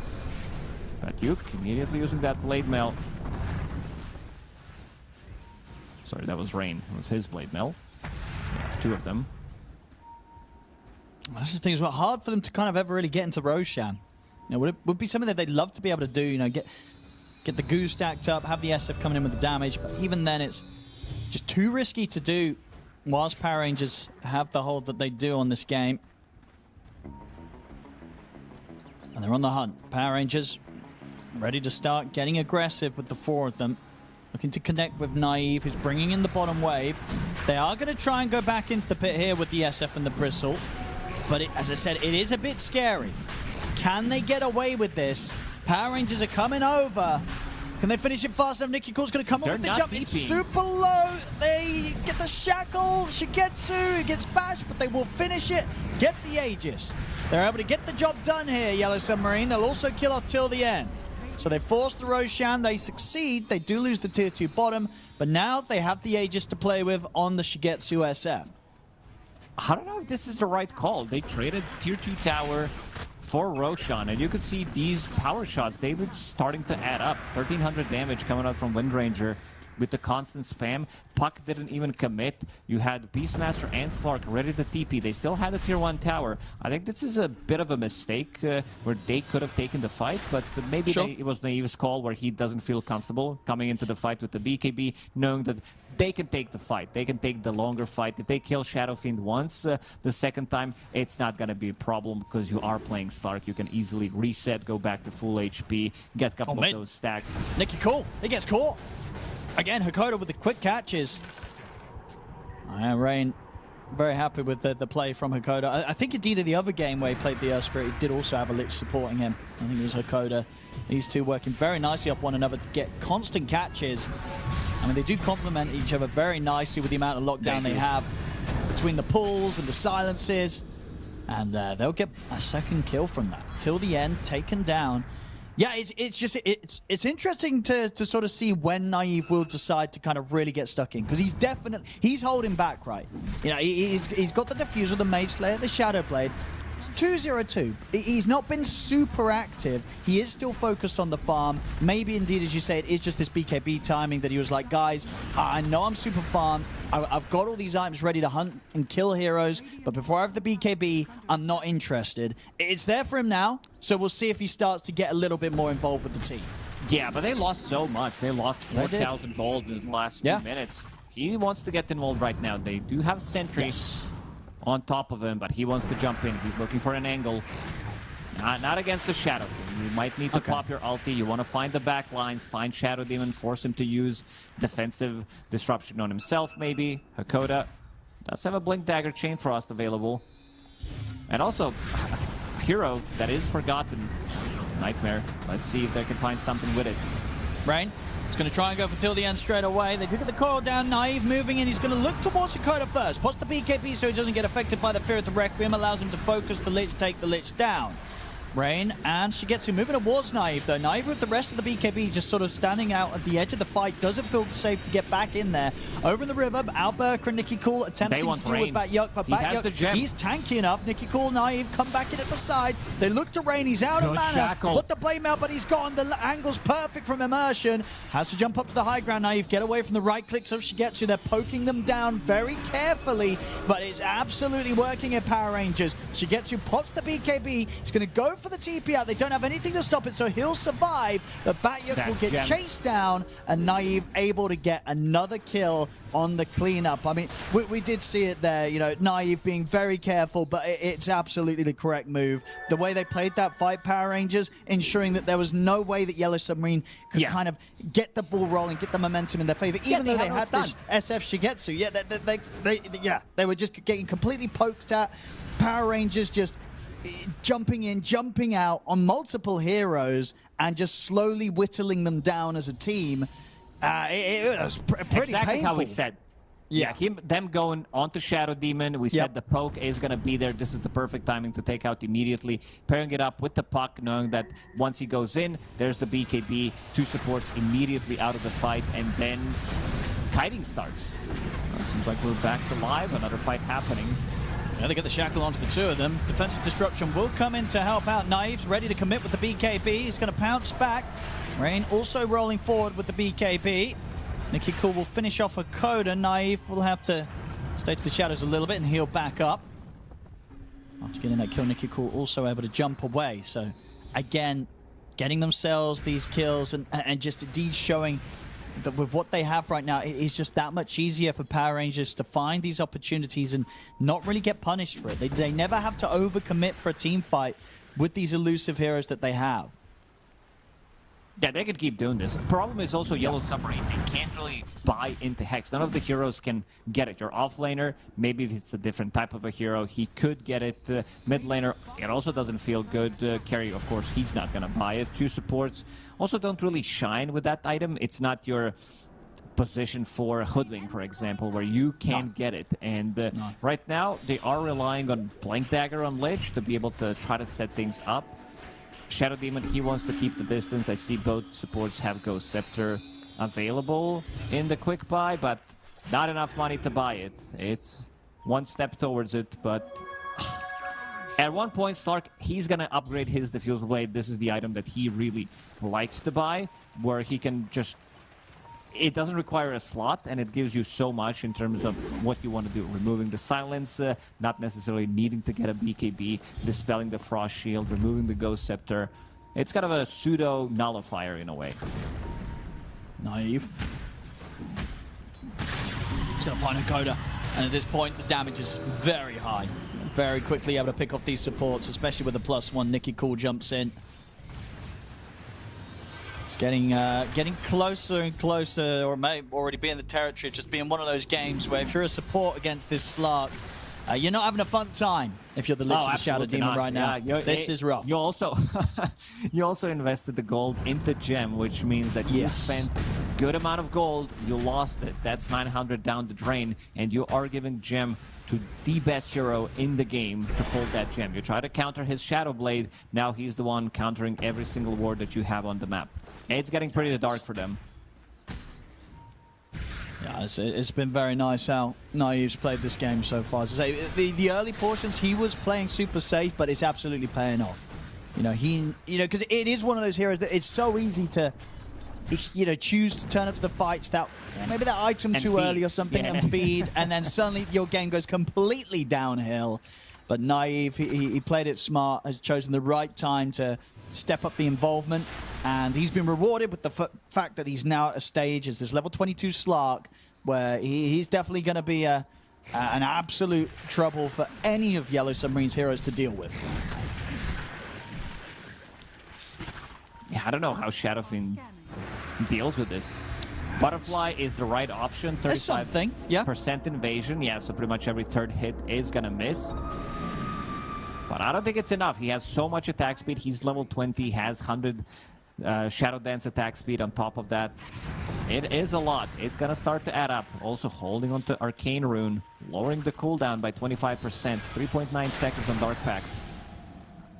Yeah, he doesn't care about that goo. Bristleback. No, also, how do you ever go on this era? Yeah, he's the front line. A lot of the time you see some Bristlebacks that are unkillable. And this game, he has so many things that he needs to be afraid of. Naive.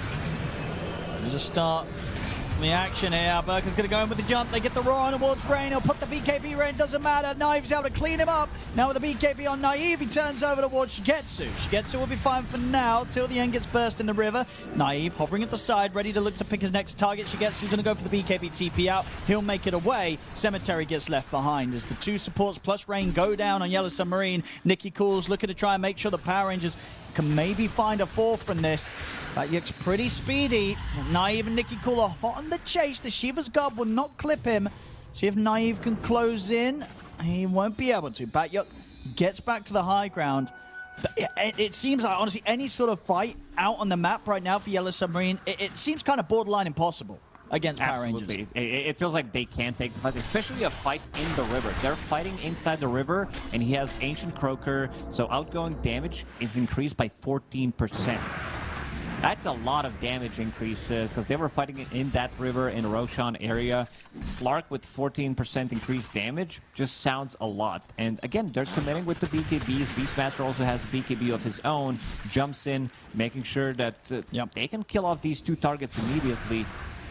Or, like, the way the fight started, Cemetery forced to use a disruption, and then he doesn't have anything defensive left. Maybe a Glimmer Cape, but Slark's holding a gem, so he doesn't care about it.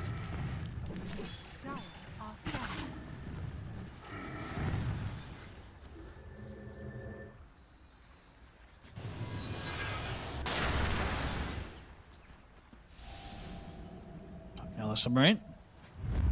Gonna go for the risky move. Look towards the Roshan. But no doubt about it, Power Rangers will not be letting this happen. No, not this time. They're ready to go. Sentry obs down. Naive, he sees it. The bash on a Shigetsu. It's going to set up for the roll from Alberca. They'll try and save him. Disruption comes in to try and bail him out. Fiend Script to control Bat-Yuck. Nicky Cool gets the jump onto the two back lines. Nicky Cool there with a Dream Coil into the silence. Sets up a Naive to clean up a double kill. Now go over towards Shigetsu. Shigetsu will put the BKB. He's able to take down Alberca. Looking towards Naive, but Naive's able to pounce away. They buyback on both the supports on Yellow Submarine. Will be a buyback from Immersion. Doesn't seem like it's enough. Roshan, he is moving. He's on the way down to the bottom.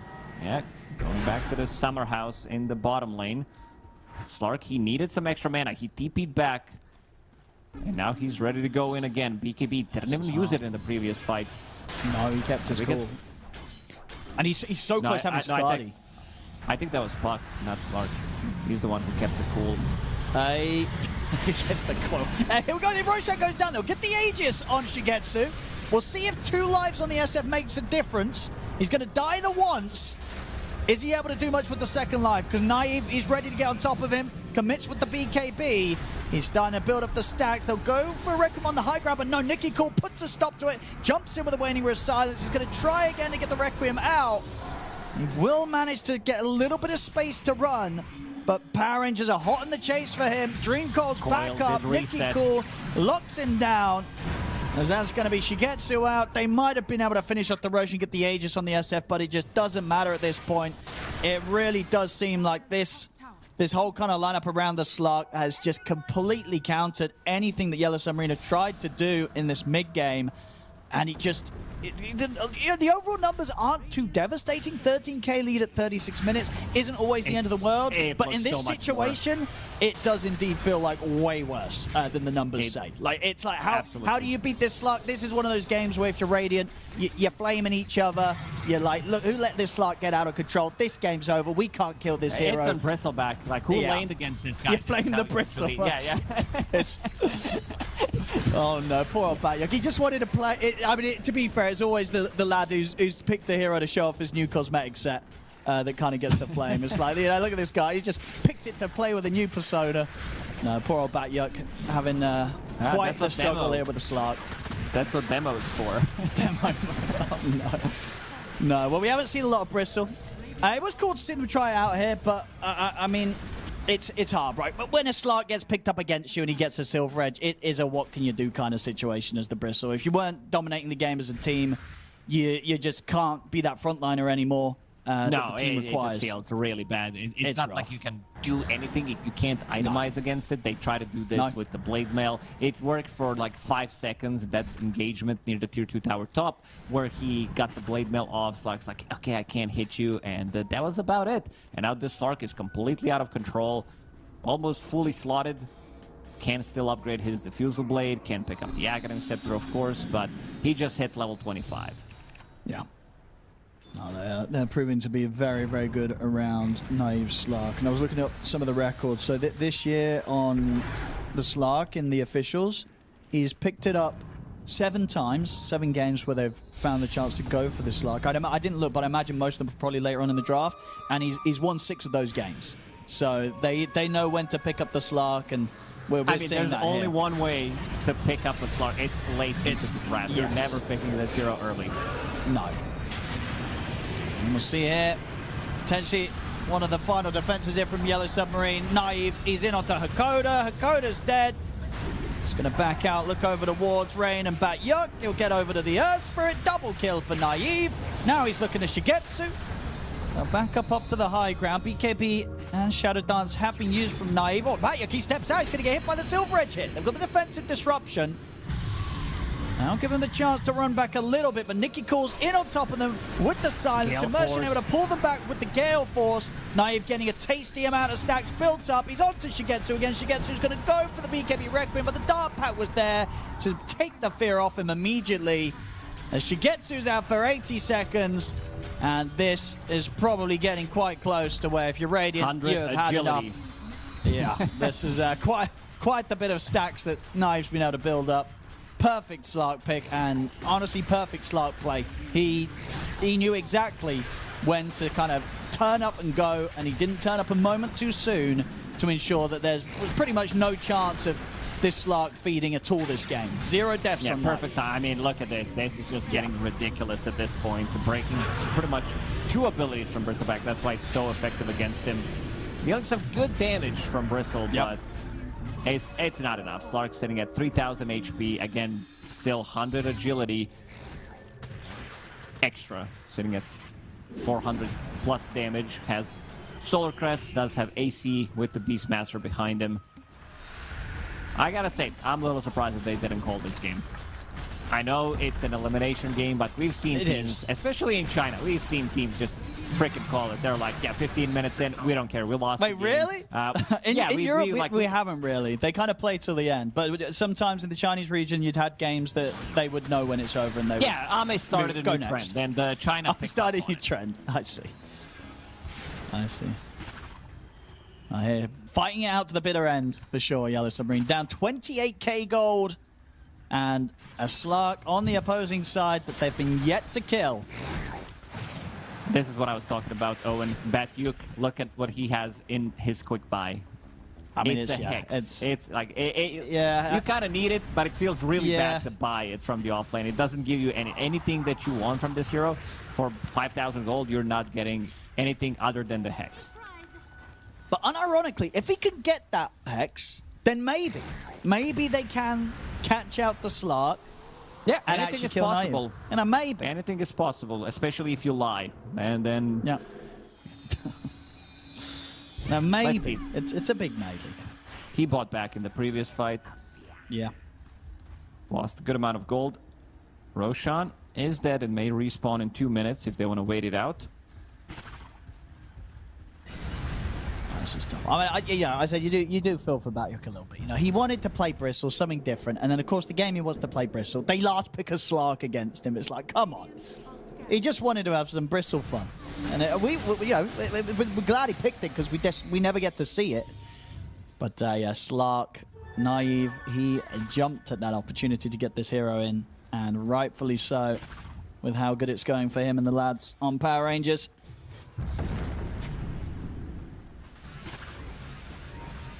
Nobody's safe against this Slark.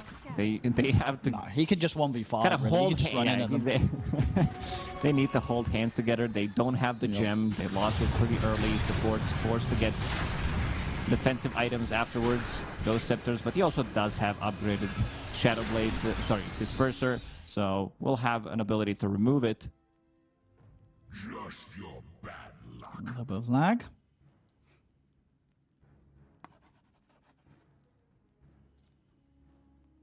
Oh, let's see. I mean, one thing's for sure, they will, game 2, definitely be drafting with the Slark in mind. You know, not necessarily banning it, but at least running a draft that they feel that Naive will not consider as a comfortable spot to pick this Slark. But he's starting some crazy trends. They banned his Magnus in the first phase. They did. That you got to ban some funky stuff against Naive. Yeah, he's got some good stuff, some different stuff to what any other carries are doing right now.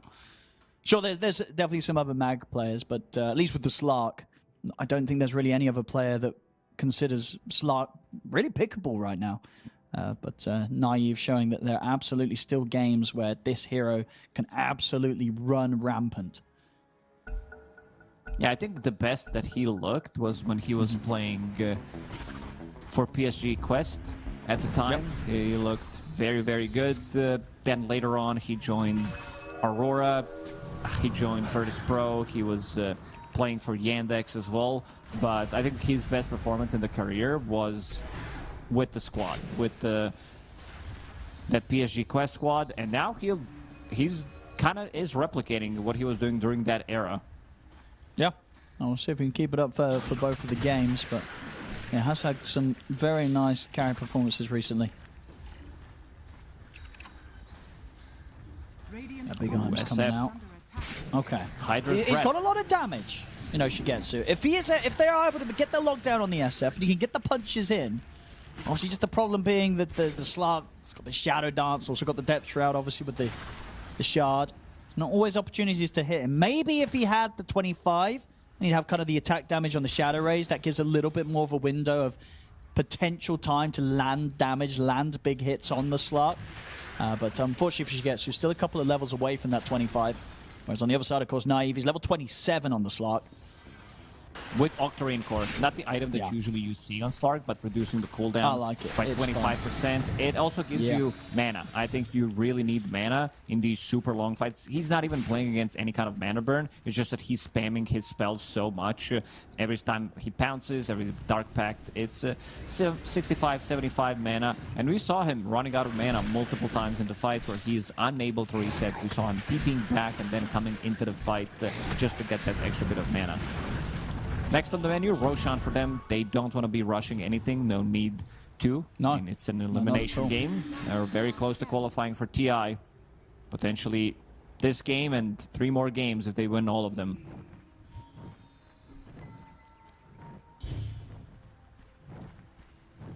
Yellow Submarine, how are they doing on the Hex for Batyuk? Still a fair bit away before he can get that item out. Naive on the hunt. See if he can catch anyone straying outside of the base. Roshan, as you say, almost certainly going to be looked towards. Yellow Submarine, they might try and pull together an effort to fight around there. It's not going to be easy getting outside of the base. Let's see what the call is from them on the defense.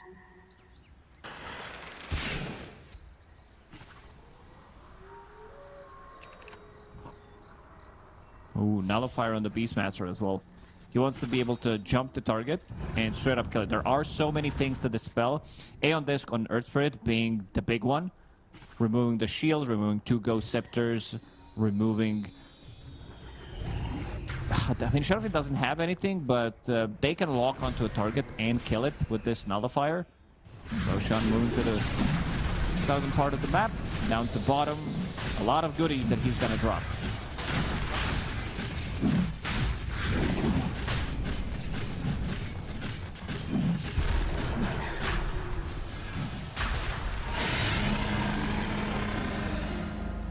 I'll tell you what, they're going to get the Refresher Shard on Alberca. Naive has the Aegis. Ready to go for that high ground here, Power Rangers.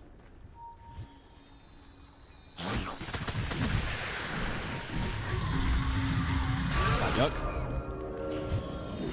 The roar onto him, Naive. It's going to come in with the break hit. They'll try and kick him back to safety. He's able to get the BKB off. Rain's going to be protected from the Fiend's grip with the Aeon Disc. He's able to roll back to base, but they're having to use the BKBs to run. Nicky Cool. Silence onto the 2. Ooh, I don't know Back about at the Naive. banner. Yeah, Banner's going to get killed straight away. Naive trying to get onto Shigetsu. We'll have to pounce away from the SF for now. Shadow Dance is on such a short cooldown with Octarine. 22 seconds. It lasts for 6 seconds. Then you have Depth Shroud, which is 2 second duration. So basically 14 seconds of downtime where you're not, let's call it, invulnerable. They caught him once. Oh, they do. They kill him. All right, can they do it a second time?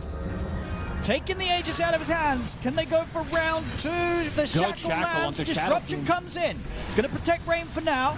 Naive's going to be ready to clean him up, though, as soon as the disruption comes to an end with the help of Alberca. And now look over towards Shigetsu. Shigetsu is going to get caught by the Fiend's Grip. Tillian with the Refresher. The double Fiend's Grip. He's locked down both Batyuk and Shigetsu. Great plays here on the Bane off the back of that Refresher Shard. Gets 2 massive catches and should be able to set Power Rangers up to clean up the final set of barracks and almost certainly the game. Batyuk's out without buyback. Nicky Cool keeping the supports held back to the fountain. As Power Rangers, they get the Mega Creeps, they get the jump on towards the SF. The final buybacks coming out here from Yellow Submarine in an attempt to hold, but this game, it's over and it has been for a while. GG is called. Power Rangers take game 1. Oh man, what a performance from Slark. And they end the game. There it is, 47k at 47 minutes. The game instantly ends. Man, Naive, his hero pool is super interesting. We're seeing his Magnus, we're seeing Necrophos, even though Necrophos being kind of the meta right now, but also banging out Slark in this one, not dying a single time. What a performance coming out from him. You did highlight it a couple of times, that Roshan fight, that he decided not to join, saying, I need a BKB, and once he got that BKB, the game kind of exploded. We also said that we could sense it brewing. Something is brewing, but it's not good for Yellow Submarine. It's not gonna look good because they don't have a way to start a fight, and then Power Rangers deciding when and how to strike. Yeah, no, absolutely. Yeah, naive.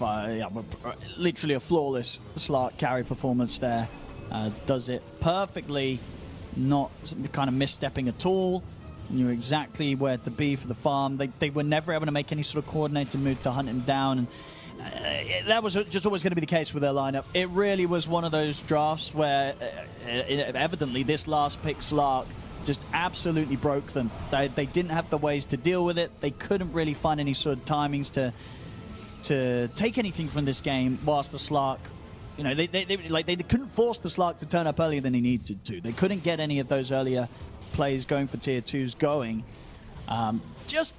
Look kind of impossible. And as I say, imagine game 2, they will set things up in the draft, Yellow Submarine. Maybe it will just be ban worthy after this one to make sure that Naive does not get this sort of platform to have this sort of Slark game again this series. This meta is kind of crazy where you can bang out some of these super strong heroes still. Like, not gonna say strong heroes, but they do look strong, and especially Magnus, which I've been calling for this pick for a long time. I think it's good. Slark, I wouldn't say it's good. I think this is a very game-specific hero, and this was the perfect game for it, the perfect pick. They got it, and he dominated for a good reason. And look at this, 74% kill participation, 35,000 damage, and 0 deaths on him, which is insane. 13, 0, and 13. We said that they're also going to be never get him resetting the fight multiple times here and there. Both your position 1 and position 2, they bought Octarine, so they can even reset easier with the 25% cooldown reduced. It was just flawless, pretty much, from start to finish. It really was. Very impressive stuff there from Power Rangers.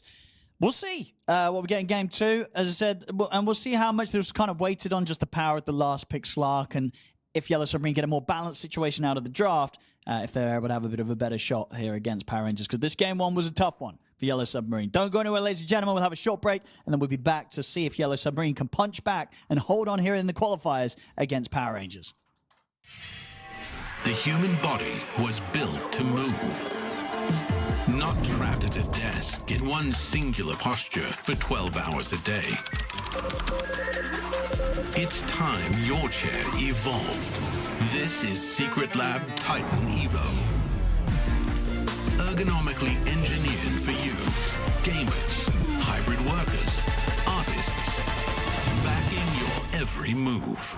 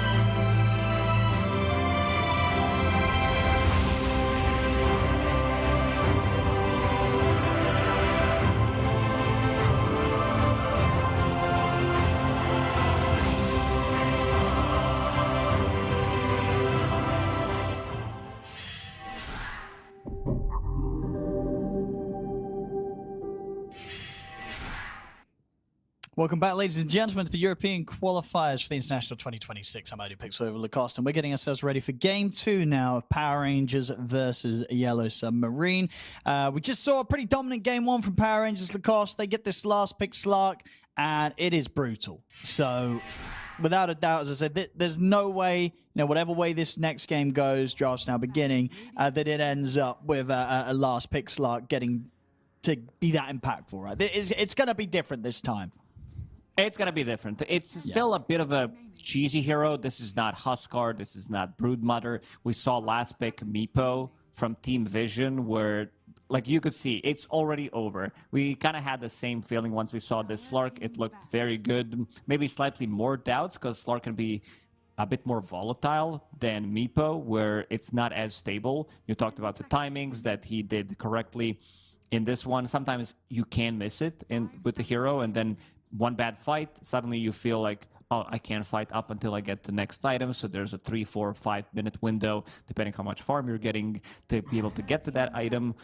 This time around, it was just super clean. And this also leaves a hero that they did ban in the previous game, Magnus. It looked extremely good when he played it.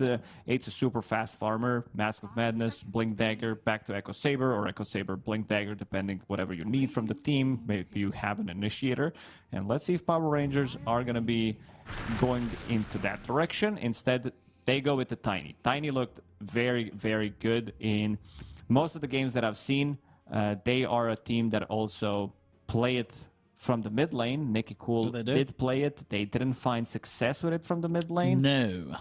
10 seconds. Yeah, But it's also a bit of a steal great. pick. Yes. Yeah, Yellow Submarine, they play it from 3 different roles. Cemetery, Batyuk, and Shigetsu. All 3 of them love to run Tiny. So I want to see what kind of a response they're going to be having against this Tiny. Whether they think it's going to be coming to the mid lane again, or there's a chance that Naive wants to play it. Radiant team back. Pango was going to be the instant response. So straight up getting what's likely to be the mid hero for that matchup. Not sure if Pango really counters what Tiny does in the game in terms of the trade-off.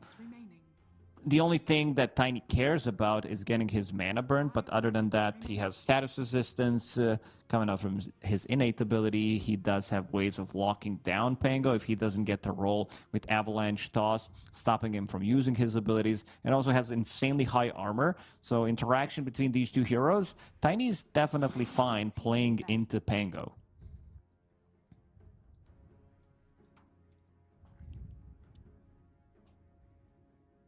See with the I think bans.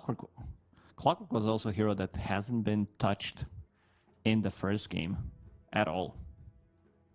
No, I don't think so. Seconds remaining. Yeah, I don't think ended up showing up in the he bans. was not banned or picked. 5 seconds remaining.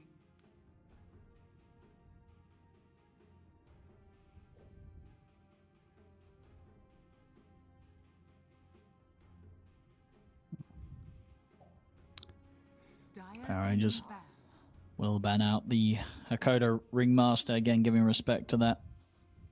So arguably the strongest hero that he's had this qualifiers. Yeah, I think Yellow Submarine, they might be... Usually they open up with a support out of the phase. I see good amount of Clockworks. I'm going to be techies for now. Yeah, Techies is nice. That's for sure. I think with this draft order, Power Rangers, right now, the Yellow Submarine, they are forced to pick blindly their heroes. They're not countering anything that Power Rangers so far did. The counters are going to need to come on 16 and 17. Maybe they have an idea what's good with this techies. It's an insane amount of damage. This hero just owns most of the games. Taser is his best ability. Super good scaling. Let's see how they approach this. I would maybe love to see a position 5 that's going to cause good amount of issues for both of these heroes. Silencer's still in the pool. I feel like it could come out. But then again, is this it? I could also see maybe some casual ancient apparition to stop quite a lot of heroes that are good in the meta right now. We saw like decent amount of alchemists in the regionals popping up here and there, completely shutting down Necro. But for now, they are keeping things simple. All right.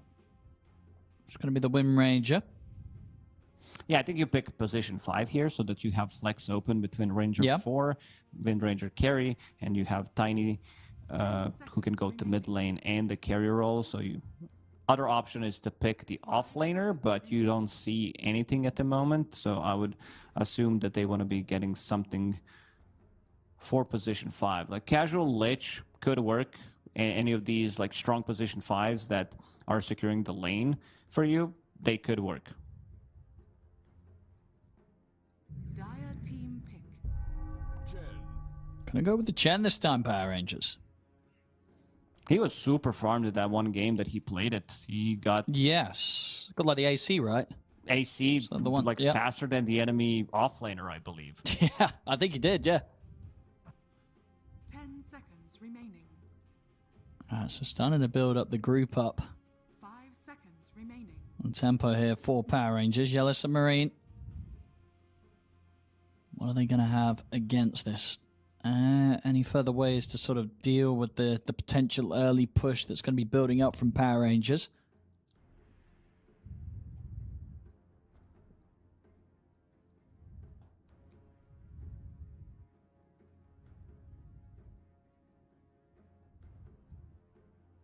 Both This teams time already around, started Lycan to- is not yeah. banned. Well, that So is true. Or, I mean, It you can't let it- Power Rangers have Lycan, right? That would be pretty nasty. gotta be aware. If you pick another Yeah. support that can be just acceptable to dying to Lycan once he uses ulti, it's a lot of momentum as well, where you can bite Tiny if we're going back to TI 2022, maybe 2023. This was the thing. Bite the rock. And now with the Okay. Clockwork Drow Ranger, It's solid. Lycan- It's solid. Yeah, it's okay. The lane can be a bit tricky. Wind Ranger plus Lycan Wolves. It's okay, but you're getting harassed quite a lot. We'll see if they decide to go for it. Heroes Yeah, that he Lycan- played so far, Seconds remaining. Has he done some Lycan? no, but we've seen No, like Doom, okay. we've seen Undying, Snapfire, and Beastmaster. That's his hero pool so Okay. far in the qualifiers.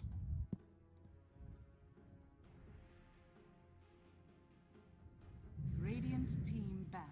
I'm going to go with the That's axe. All right. That's good good. axe pick here. Yeah, Blade Mail Buyer against Drow Ranger. You do have a kill threat in the lane against Axe with Clockwork and Drow Ranger. A lot of the times Axe is the guy who's causing a lot of issues for the safe laners, either by removing their position 5 from the lane, being super annoying so that your position 4 gets a better trade with the Battle Hunger, or sometimes we are seeing him putting a lot of pressure onto melee carries, but this time around, I don't think he's going to be able to do as much, even though he's playing with most likely, I would say, Wind Ranger. But it's also a good carry Wind Ranger game, but there is Taser. That's one thing that she cares about, and it might be enough to remove her from that priority. Because we've seen it in the previous game as well. They picked Shadow Demon, they still picked Wind Ranger into it. This time around, it's the same thing, where it gets Yeah, dispelled, it's dispelled, you don't get yeah. to play the game. So most likely, this Wind Ranger is shifting Yes. to a position 4, and now they need to decide where this Tiny is going to go, because they so far played it only from the mid lane, but looking at what he's going to be playing into, it's not a bad Tiny carry game. Yeah, it really isn't. It really isn't. So he might be tempted to keep the Tiny in his hands, not even let something different go towards Nicky Cool in the mid. For example, if Nicky Cool still wants to, the puck is in again. If he wants to run that back from last game. 5 seconds remaining. Yellow Submarine. Final ban. They'll probably just end up throwing it the way of the carry again. Banning out another one of the safe lane heroes. One of them that could play fast to the tempo could be the naive Nature's Prophet. If they want to go all in on playing fast and trying to punish the Drow early. Have that early push threat. Could be good. It also could be some Magnus. A lot of auras. And They power. banned If it. they want to run. They banned it. Oh, they banned it. Then never mind. Yeah. Then it could have been good. They did ban it when you later saw- this draft, but they They got it. did, yeah. Sorry, didn't notice. So now he's gonna need to find a bit of a different carry. I mean, 8 sec good. The taser ruined some of the suggestions that I wanted to make. Sure. Could have been a good Necro game other than taser, where you're playing against physical Drow, you're playing against Pango, who's all about that physical, and you have so much momentum behind you with the Chen, with the mid tiny. If it's gonna be a mid tiny, and so far they only played it from the mid lane. Yeah, I think that's most likely. Get something else here for Naive. What does he want to play against this? And obviously against the lineup where he's yet to see his lane matchup likely. The off lane for Batyuk going to be that last pick. Dire team pick. And it will be the Nature's Prophet. Fits nicely with the push style that they have and has very frequently been what teams have looked towards as an answer to the Drow Ranger. Not great results, though, across the qualifiers. 3 and 7 in the carry position. Yeah. So It could be not some, the like, craziest casual- win rate. Yeah, casual Tide Hunter for Yellow Submarine does work. That'd be nice. Like- Tide, yeah. think Tide or Centaur, right? Those two seem to be the hot Yeah. ones right now here for Pretty this sort much. of, to deal with this pressure. They lane well into Nature's Prophet. Yep. Probably discussing between two of them, unless they can find something for Batyuk. Oh, Primal Beast. Oh, it's a prime. I think this is prime. No. Oh. It's Bangle Oh, off lane. okay. Okay, yes, so indeed not necessarily going for one of the super tanky offlaners, and indeed keeping Batyuk on the offlane and getting Rain and Ember Spirit to finish. Do you like this? I wanted to see Primal against Chen and Nature's Prophet. Primal has a free entry. Like in the lane, you can legit feed. You also would be playing with techies in the lane, so he gives you move speed. He gives you. I think they missed the opportunity. I think this would be one of the better Primal Beast games. There is Avalanche and there is Shackle Shot, maybe Call from Axe. These are not abilities that you are really afraid of when playing Primal Beast, and this is one of the best, if not the best, matchup against Nature's Prophet in the whole game when it comes down getting out of Sprout for free, getting on top of him, having a BKB piercing ability. I think Ember Spirit's still pretty cool pick. They don't have that much lockdown for him. Builds into Spirit Vessel, reducing some of that healing, and also being very active, but I think they missed the opportunity. All right, let's see if they can hold on here, Yellow Submarine. Without a doubt, it's not a draft that's got the same vibe of kind of ending up with being slarked as the last pick, so more hope for them in that sense against Power Rangers. But Power Rangers draft does look like it's going to be able to play pretty aggressive, pretty fast here with their, there's Nature's Prophet last pick ready to join in, but also just as a Nature's Prophet does, be able to just have this insane amount of farm and keep ahead. They've got good ways to hunt down across the map between the Ember and the They do. Clockwork and eventually the Pango. So at least we'll have sort of the tools to try and lead the charge, get into the enemy's half of the map and try and find these kills. And we'll see if they can do it.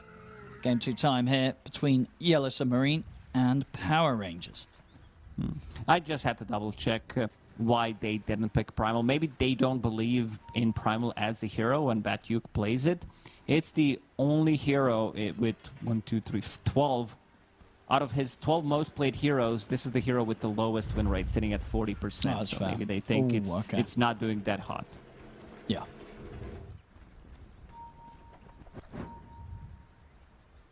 Well, for the smoke to start. 30 seconds to battle. Because, yeah, so all in all, what do you make of these two drafts? Do you see a side that has got the advantage with what they've come into this game with? I think it's a strong draft overall with what Yellow Submarine got for themselves. The Draft kind of plays it out by itself. Drow Ranger and Clockwork. This is the lane that I want to see how much Axe is going to be able to get out of that lane. I already see different itemization.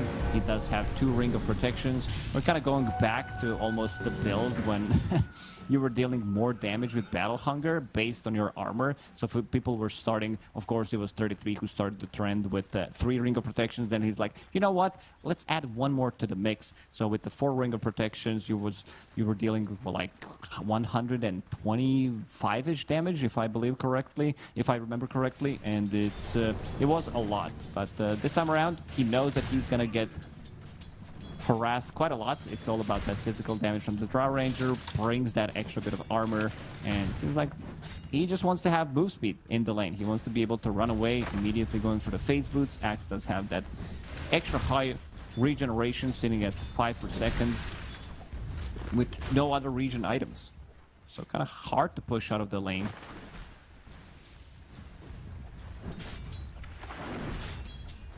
See, and because on this top lane, will these two, the Axe and the Wind Ranger, be able to continue to play the lane for quite a bit? Like, or does it get to a point where they have to start pulling waves, or they're that strong that they can kind of match up against the Drow Clock? I don't think they're that strong, because you can see already Shigetsu, Burka, he's getting close, getting constant right clicks. By right clicks, I mean he's orb walking him with the frost arrows. So it gets pretty annoying for the melee offlaner to lane against the Drow Ranger.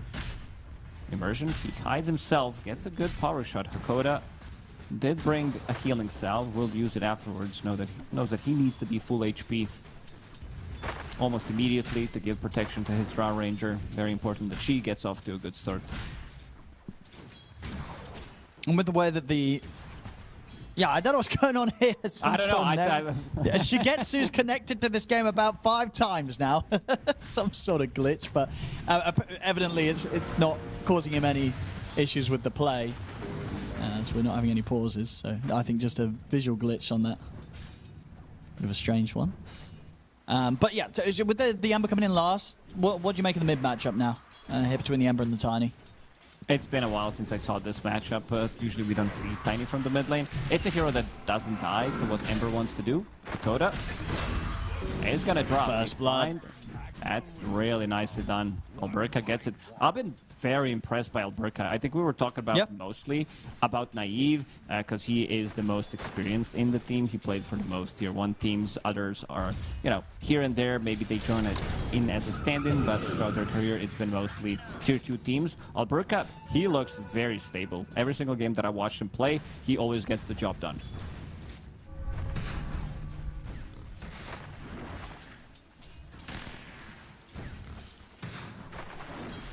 We're trying to strike back here. Around this 3-minute Lotus. Immersion getting pretty low, but he's still got the wind run to... Well, okay, never mind. Multi-shot's going to be there to clean him up. Knife does TP over, though. And should be able to find a trade. Just have the Battle Hunger onto Hakoda. It's not enough. Oh, actually able to get that final hit onto him. So, yeah, Naive comes across, but will not find a kill out this time that he spent trying to help out. Oh, and the Cogs even messing with him, trying to get back through the Twin Gate. Even a rocket to scout him out, so they know exactly where he is, which relieves some of the pressure from the bottom lane. But Yuke, he's going to be pretty happy about this one. Getting to CS freely in the lane as Pango, getting some solo XP. Cemetery. Yeah, I was just able to throw a bomb over towards the Chen. Yeah, till the end was hanging around super low. I mean, obviously got beaten down pretty hard when he'd been left on his own after Naive left the lane. And Yellow Submarine were able to finish off the job. Clockwork is one of the best heroes, other than maybe, your position 5 Bane, Shadow Demon, but he's very good at potentially going in and stopping you from getting the pull off. Alberca, he just sent a salve out to him. As soon as he popped it, rocket flared. Just bring another one. Yeah, he's going to have to, or you make the trip back to the base.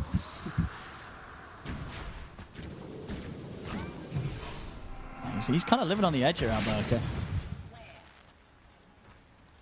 He's doing what he can to continue to lay down the damage onto Shigetsu with these Battle Hungers.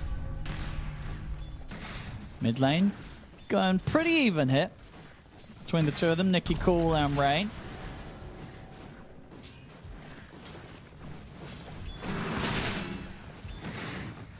It's early days, but overall, Yellow Submarine coming out slightly on top of these lanes.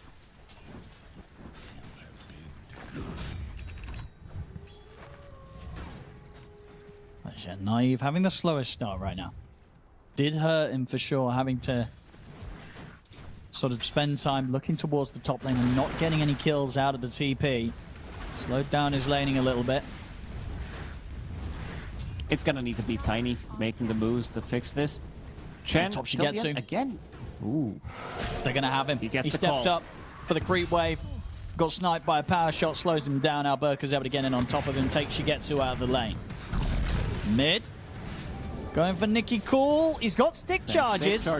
And he's got backup. Immersions in with a shackle shot, holds back Rain. Naive TP's over, looks towards Cemetery. This time Naive will find a chance to get a kill out of the TP.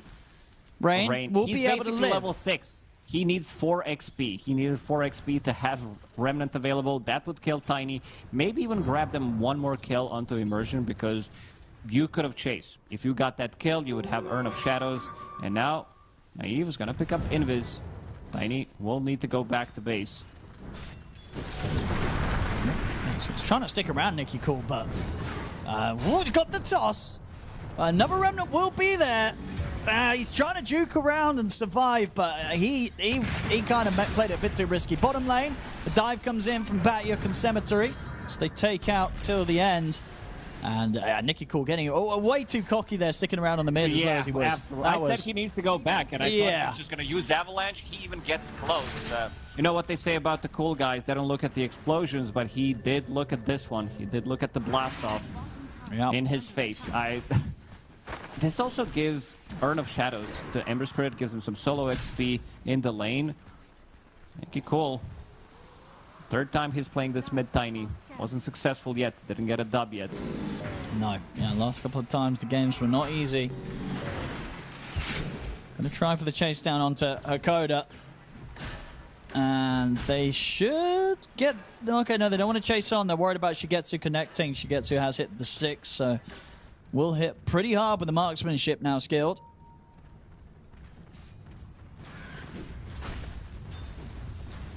And Rain able to maximize quite nicely here. Cutting the creeps, taking away some of the neutrals also from Nicky Cool. Knows that they don't have enough stunts. They can't really... Chen doesn't really do much. Nature's Prophet, he's also okay with him getting on top of him. Alberca is Axe, so he's not going to be coming into this area. Even Shackle Shot into combo from Tiny, it's not going to kill you anyway. So he has a pretty free game in terms of what he can do in the next few minutes. Damage is relatively limited on the side of Power Rangers. It's going to be him getting the Arcane Rune. On bottom. Coming in with the Rolling Thunder, ready to dive. Naive, he'll try and hold back. She gets it with the Sprout, but Naive's gone. TPs were going to be coming in, but they hold back on them, knowing that they can't really fight back into the Rolling Thunder. They have to just let the carry die. Completely different game for Naive. Where is he sitting at? Bottom of the course at the moment. Very slow start. Radiant's bottom tower is under attack. Hakoda. Probably going down it. They've got the 4 of them. Naive will come back into the game. TP over to get involved. Tries to deny himself to the Ancients there, Hakoda, but won't make it. So Naive gives himself a nice bit of a pickup there. Bit of extra gold to try and get his game back on track. Is under attack.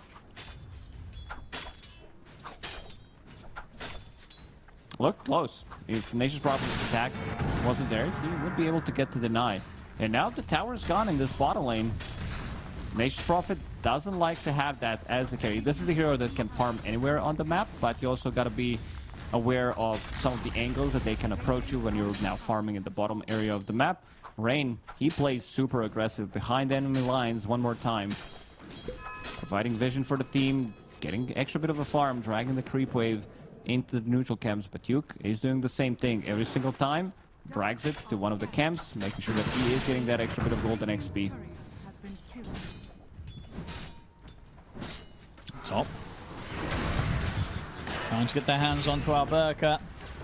Cogs are down. They won't be able to stay on top of Alberca. Nicky Cool's going to start running straight towards Shigetsu. Knives TPing in. The toss forward, Avalanche comes out but doesn't connect onto either of them, so Shigetsu's out into the trees. Cemetery tries for the TP out. The dunk there from Alberca comes through just in time, as he'll manage to kill off both of the supports and get the push going onto the tier 1 tower a little bit with the wave coming in and Naive having the Treant sound. Nicely done. This is also most likely going to be the tower. Shigetsu, he needs to go back. Both supports are still level 5 at the moment. But Tango decides to go in. Nature's Prophet, he's in a lot of trouble. Not a very elusive hero by any means. No. Yeah, sticks around a little too long. It seems like they almost forgot that there was a Pango in the game. Bayok turning up and very quickly putting a stop to that push.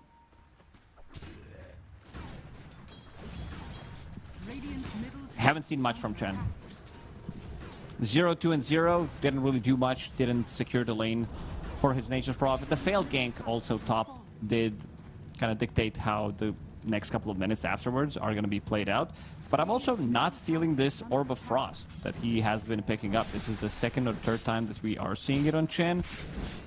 It's an extra bit of slow combined with Penitence. I get maybe you get a bit of a better chase, but I feel like there are better items to buy. It's delaying some of your timings as well. He's also picking up the boots compared to other Chen players that are going for the drums immediately. Buffing the whole squad up, giving them extra bit of attack speed, giving your creeps attack speed as well.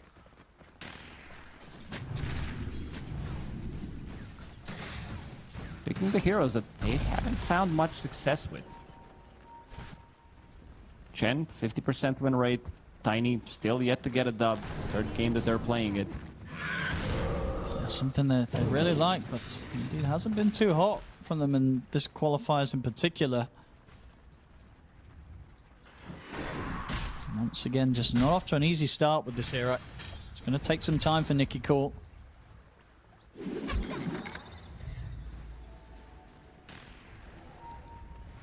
Dire's middle tower is under attack.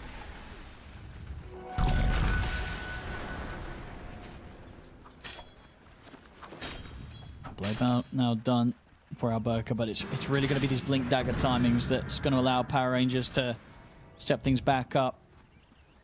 As I say, still waiting for Nicky Cool to have his finished before they can really start to lead the plays themselves. I was looking at the triangle. Clockwork almost stole 3 big creeps with the one rocket. It was so close.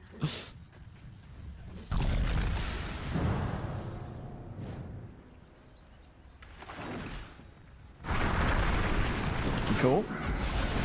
Very nice setup there. Able to walk up, get the toss back into the Cool. All right, that was pretty cool there from Nicky Cool. Shows that he doesn't need a Blink Dagger to catch someone as elusive as the Ember. Lose till the end. He's gonna die. Hookshot in onto Nicky Cool. Batyuk's on his way over, has the defusal and the Rolling Thunder at the ready. Will slow him down with the defusal. Can they save their Tiny at all here? The Rolling Thunder's heading over. He'll get up to the high ground. Nicky Cool tries to hide behind the corner, but the angle's still there from Batyuk. Nicky Cool blown up by Cemetery. The Blink Dagger once again delayed. Rain, we've talked about that he's pushing the limits on the hero, playing super aggressive, but also you gotta be aware of repeating some of the patterns. If you do it 2-3 times, enemy team is gonna be like, you know what? If he does it this time, we are gonna be ready. And this time around, Power Rangers, they were ready. Still losing the Tiny, still losing Chen in response. Radiant's middle tower is under attack. TP time. Yeah, this Chen. It kind of feels it's going to be 4 versus 5. Yeah, at least until he's sort of able to AFK farm like one of those big items, big auras. That's going to be a long way away for till the end. Let's hope that the rest of his team can kind of keep this game alive. Like until the end of the game, or... I don't think he's going to be able to get much farm.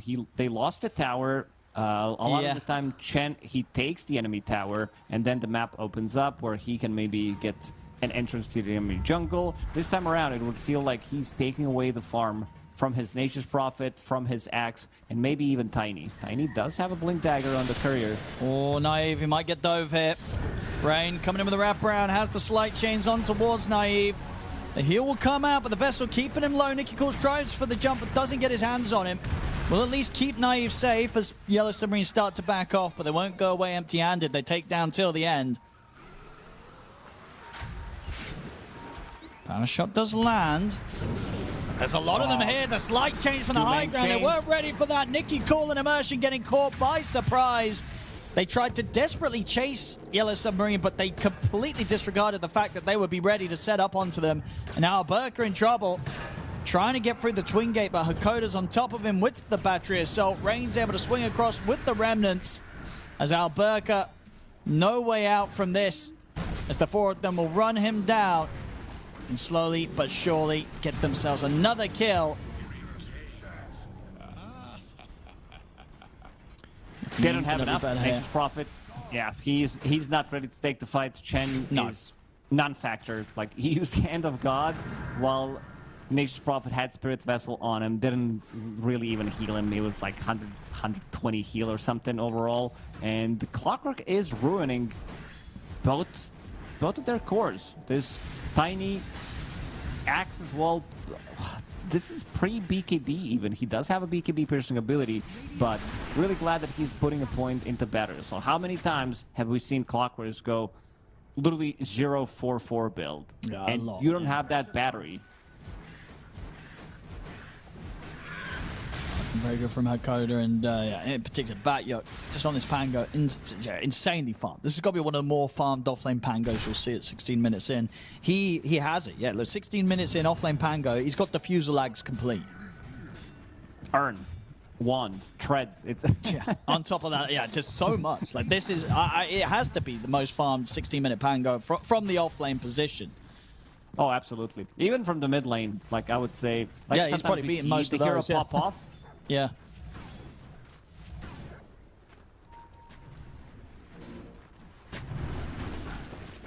And again, they don't have anything that deals well with him during the Rolling Thunder.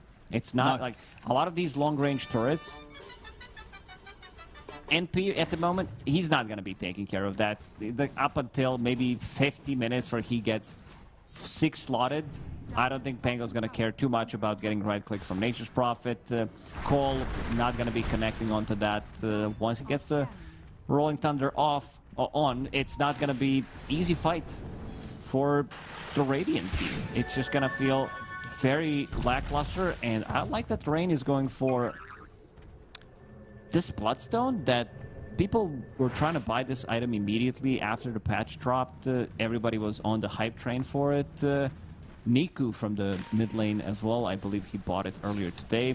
And it does look good. It gives you insane amount of tankiness. He's in. They try to go on the mid, but Rain, he's ready to turn, catch the both of them. They tried to go for the lockdown, but they kind of mess it up. Because the toss came in at the same time that Alberca jumped forward to find the call to follow up on the avalanche. So he wasn't actually able to get the immediate call to follow up because he was, he was up in the air. Yes. So unfortunate toss there from Nicky Cool. Means that there's no chance of getting away with that play. What is the play for them? That's the question. Tiny, again, going for the same build. Blink Dagger, Shard. Extra bit of a damage, extra bit of a slow. Chen, not really a factor in this game. Quite hard to make moves with the heroes that they have.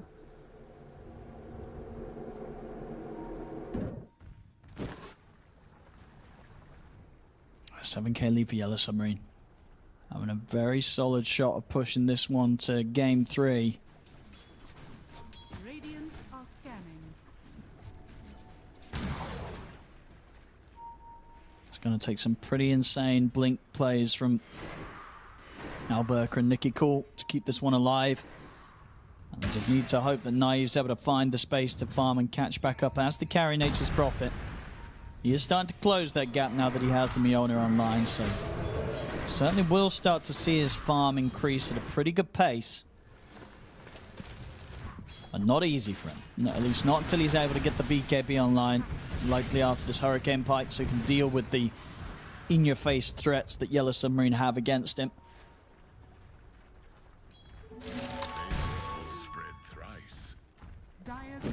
It feels like Naive needs so many items. It does feel that he needs to have this Hurricane Pike, BKB, a lot of survivability, and also never gonna feel that comfortable till the end. Again, on the opposite side of the map, doesn't really have a purpose in this game. Dire's tower is under attack.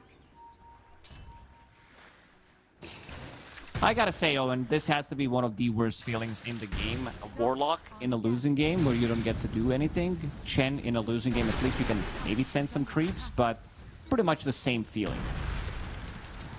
We've all been there. Oh. Top lane Alberca. Find himself a dunk kill. Has to jump onto Cemetery. Rain's going to try and respond here with a chase down. Alberca's pretty speedy. Rain will still manage to close the gap onto him. As Alberca, he can't get out of this. Slight change catches him. He's dead. That's Rain. Oh, the super tanky. I mean, do you like this build as well? This is something I don't think we've seen this from any other Embers, right? This Bloodstone, at least earlier, not this early though. You know. Yeah, not this early, but they do rush it. I think. Okay. It could have been Thompson who started it, but I've seen Niku. I've seen him on other people's stream that he was doing it. Like, look what he has right now. He has 2.3k HP, and it has this constant spell lifesteal that he is getting from his immolation, from his spells, from his flame guard.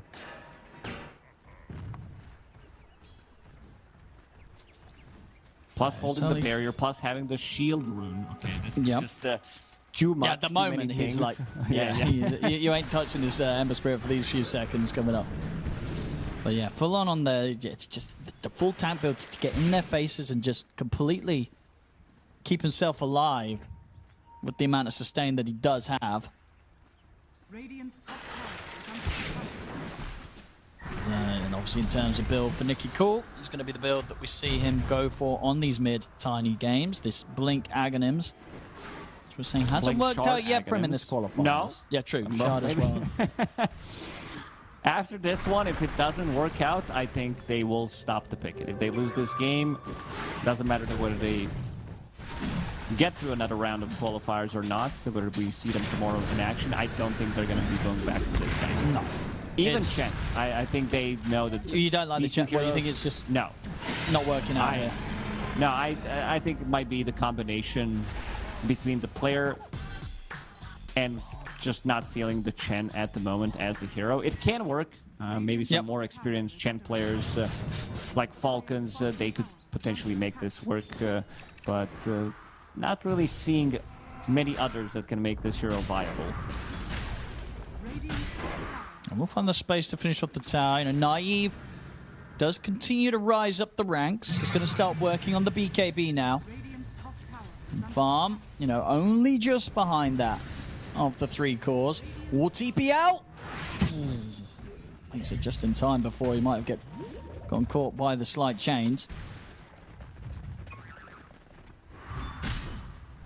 Yellow Submarine ready to push on now with the Aegis on Shigetsu. Super strong timing, Yellow Submarine.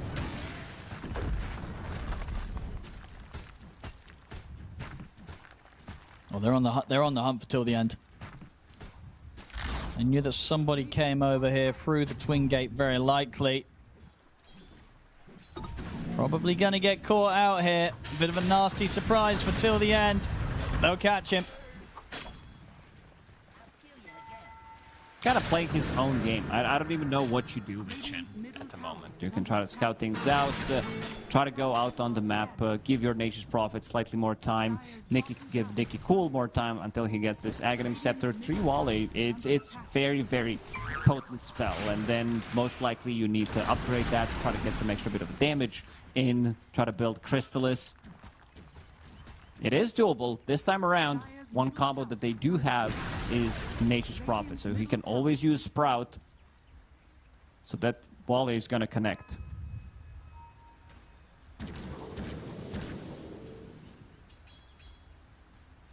Yellow Submarine. How much pressure are they in to kind of keep the pressure on? Or can they sort of sit back now that they've got this comfortable lead? Like, is there any sort of timer that their lineup needs to work towards, or are they pretty comfortable? They're pretty good to go. Draw Ranger will probably want to have BKB before the next fight. Needs another 300 gold to finish it off. Even though she is holding onto the Aegis, it's I think it's go time. Problem is the toss back. They gotta respect the high ground. There's still tier 2 tower in the bottom lane. They can take that. That's the last tier 2 tower.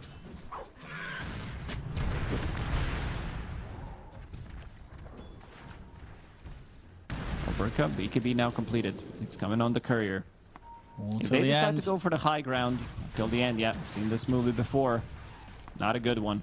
Oh, he's got to stay hidden. Has managed to finish off his Vlads. So still getting the progress on the items. Radiant's top tower is under attack. And needing BKBs on all 3 cores, really, for Power Rangers before they'll feel strong enough to fight.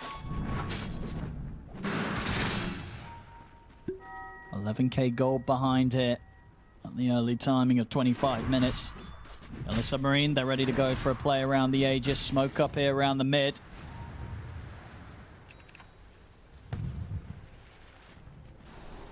Radiant's middle tower is under attack. It's heading the way of the 2 of them down bottom. Nikki Cool until the end. Will they sense that something's up? Nikki Cool might be in a whole lot of trouble here. They're going to see till the end first, and that will actually be quite the saving grace. Yeah, Nikki Cool, he'll get out. So till the end's dead, but at the least Nikki Cool able to clear the wave and save himself.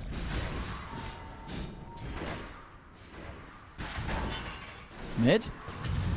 Dakota will get the hook shot. Now Burka's going to put the BKB. Can't afford to stand his ground and fight, though. Shigetsu turns up. No chance. Standing anywhere in range of the Drow. He is so farmed. Blink Dagger, Aghanim Scepter, Octarine, and the casual Diffusal Blade as well.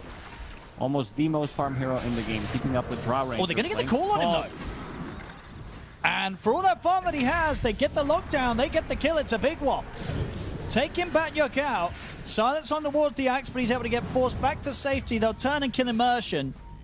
But not bad of a trade considering the situation they're in. They kill off that incredibly farm Pango that we were just talking about and only lose the support Wind Ranger for it. Not bad. I guess they did not expect Axe to jump in, considering that he also used the BKB to run away from that clockwork. I think the second highest hero, farm hero in the game, does definitely feel nice. NP getting some of that gold as well. Going into AC Cemetery next, against Rara. Oof. Okay, so at the moment able to survive that. The tree volley not looking too crazy at the moment from Nikki Cool. It's, I don't know if they can go for the high ground. There is no Aegis. You need to be aware of Axe jumping in. You don't have a safe. That's one of the issues where you can't really siege the high ground. Maybe with Aegis they could have tried to poke, but you also got to be aware of Tiny jumping in, getting the avalanche, getting the toss, having the call, and also the Sprout combination with the Shackle Shot, Sprout combination with 3 Warrior. It's going to feel very nice. He's been found. The hook shot. I mean, he's not getting out. Hook shots there. He will still have time to Sprout, though, during the remainder of the BKB. So gets out, but does have to put the BKB charge for it. Nobody else is around. They were wrapping around on him, but this is the first BKB usage, 9-second BKB. Just enough time. In the last couple of minutes, Power Rangers managed to relatively stabilize the game. Yeah, they really did. They've slowed down that lead that Yellow Submarine have been getting against them, and able to make sure that their tier 3s haven't really been touched too much by any sort of pressure. So, slowing down the game. We'll see that if that's going to be enough to allow Power Rangers to find a chance to get back in this. So the BKB timing is the crucial ones that they have now reached on all 3 cores.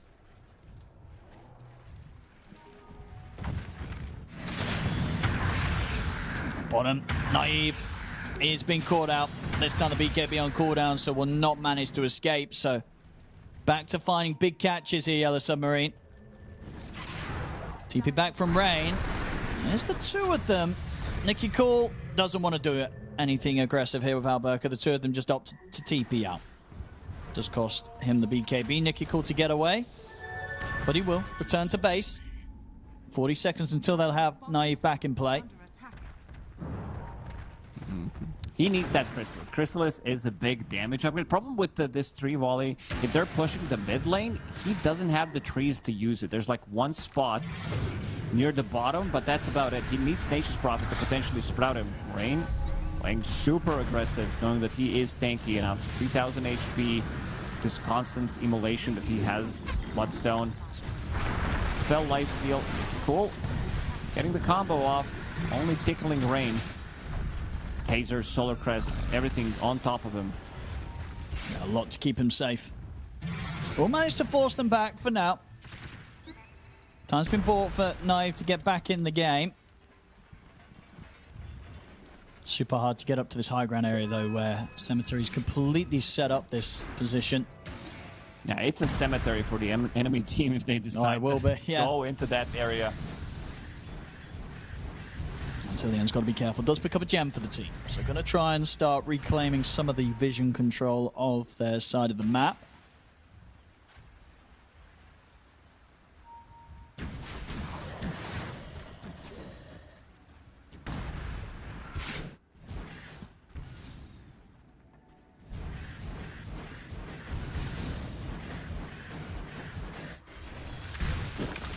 Submarine. Probably going to fall back and go for the Rosh. 10 seconds until Roshan's back up. The safe next step for them to look towards the Aegis. As it is up, ready to go. See, jump forward here with a tree volley onto Hakoda. Not quite enough, but it was close. Nearly gets him in the volley. Hakoda. Gotta respect this damage. It's an insane amount of damage that you're gonna be getting. He also got level 20, extra 60 damage for the tree grab. Plus has Gunpowder Gauntlet on top of that. And now with the shard, it does slow. It does feel really nice. Once he gets to Daedalus, it is gonna hurt a lot. I just want to see the combo between him and Nature's Prophet, using that multiple times. It's on 17-second cooldown only, so he can use that 2, maybe even 3 times in the longer fight. Does he go for a steal? Is it that point at this game where you got to do the desperate plays? He's going to throw him with the tree volley, and Naive goes in for the TP. Naive's able to get the kill on the Aegis. They've done it. They've managed to get the steal. They'll look over to watch Shigetsu. Naive, has he got the damage to bring this Drow down? The toss gets him. They do. They kill him off. Alberca pops the BKB, gets the call on towards Rain. The Aegis steal a success here for Power Rangers. They will still lose the fight by the looks of it, as Naive jumped on by Rain, but not without a fight there. The Power Rangers, they're still likely going to lose Nicky Call. He'll turn with the tree volley, but the jump's there with the blast off, so end up losing 4 heroes. But they get the Roche, they get the Aegis, do subsequently lose it, but it does at least mean the Yellow Submarine will not be knocking at Power Rangers' door with an Aegis in their hands. They forgot who is kind of the real carry in this team. 7,000, almost 8,000 damage coming out from Ember Spirit alone. And this is before he even, like, in a lot of these engagements earlier, he did have either Arcane Rune, he did have either double damage rune, but nice play from Nicky Cole, actually getting the 3 volley on top of them, dealing good amount of damage, and then Naive, he TPs in, steals it. Shigetsu, he gets to watch what his team is doing, and then he's tipping Naive. He's like, yeah, you picked it up, but at what cost? It is something, though, as a shaker. You know, Yellow Submarine, if they manage to get that Roshan and Aegis cleanly, maybe they're straight up with the push onto the high ground. But because that does get denied from them with that play, despite the lives that they lost going for that Power Rangers, might just mean that they can keep this game going a little longer with potential of a turnaround. Immersion blinks into the mines. I guess forgets that this area is sort of as dangerous as it is, but instant death for him there. Hook shot to the side. Alberca has got BKB. He's probably going to need to press it here to get out from this. Cemetery ready to jump. Actually trying to keep his cool and not have to BKB, but yeah, he's got enough AoE. No. Even with Chasm Stone, that was not enough. I mean, they're thinking of chasing. Nicky Cool, he's in with the jump, the tree volley, but the Yules will counter that. He's still got the toss. TP in for Naive does get them the kill. Cemetery is still able to blow up Alberca. There was his final mind. Mad. And Naive. The mad bombs. He's going to be able to BKB run out. Nicky Cool. Toss them back. jump forward again with the Remnant. Nicky Cool puts the BKB. It's kind of trapped in by the cogs. Is this BKB going long enough to let him get out of there? The hook shot still comes in. Another tree volley. A lot of damage. Shackle onto Hakoda. He will die. But the Rolling Thunder's coming in. Nicky Cool trying to scramble back towards the base, but Batyuk jumps in. Batyuk stuck. He's stuck. That's He's a new stuck. place. I didn't even know you could get up there. But they still get the kill. They kill him off. Nicky Cool's dead. Bengal players always finding a new spot to be stuck in. Nature's Prophet desperately wants to have that AC. He can pick it not up. Enough. Push Doesn't coming feel in. like it's enough. Should get to slow sieging the high ground. Rain comes back in.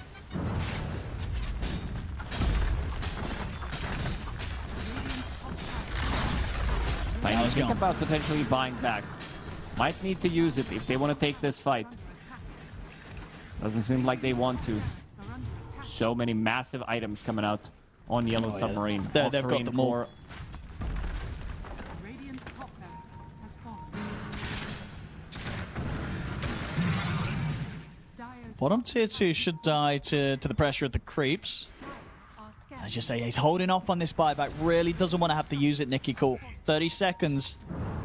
It's his Daedalus. If he buys back and they don't get the fight they want, this game might just end. You feel that he has just needs a tiny bit of damage on these 3 volleys where he needs to cap that 1 big, maybe 2 big crits.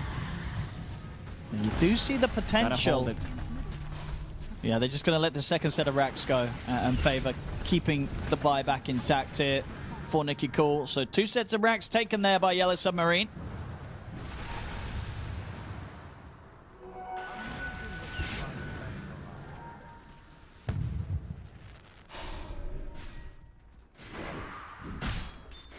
See what the next step's going to be. Play it safe. Look to wait for the next Roshan. It's going to be a bit of time. But again, you know, I'd imagine Yellow Submarine are going to want to try and take the safe route out of this game. If they somehow end up losing control of this game too, it will be the end of their run at the qualifiers. So they'll be taking every measure as safe as possible to close this one up and push it to a game 3 against Power Rangers.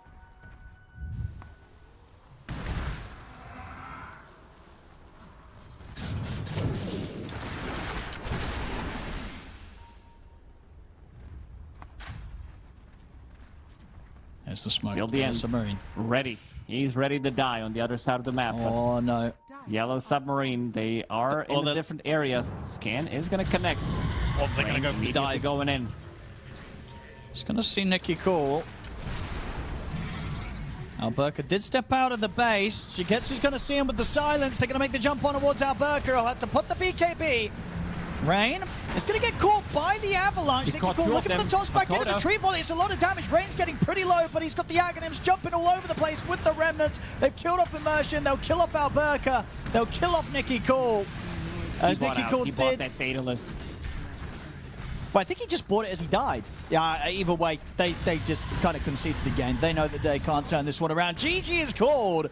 Yellow Submarine, very nicely done here in game 2 to push this one to a game 3. And I like to imagine the potential from this mid-tiny, but you got to be honest, Lacoste. It's just it's not not working. look great. They keep bringing it back. It's lost every game that they've tried it. And honestly, there's been just so much else that we've had Nicky Cool on that's looked brilliant. So, as you say, I think that might be the last time we see them try the mid-tiny. I like that they go for something that nobody else is doing, but maybe there's a reason why nobody else is doing this. Yeah, pretty much these are the only games that they lost so far, so I want to see something. Wait, is it actually? different. That might be true. Is it literally they've lost 3 games and they're all the mid-tiny games? You actually might be, it might actually be that case. Which, it doesn't look good. That don't look good on the records. Yeah, I think this Tiny has to go. Just get something else. Make sure that you have Nicky Cool on a different hero. It is too slow. It's way too slow. You could feel that in some of the engagements. He needs that extra bit of oomph. He needs that extra bit of damage. This was a nice play that he did. He found a very good angle to approach the fight.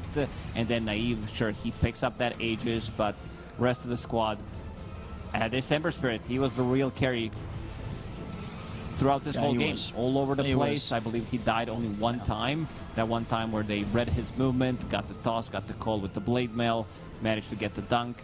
But other than that, the experiment with Tiny, I think it's over. I also think they need to stop picking this Chen. They're didn't like the playing Chen. 4 versus 5.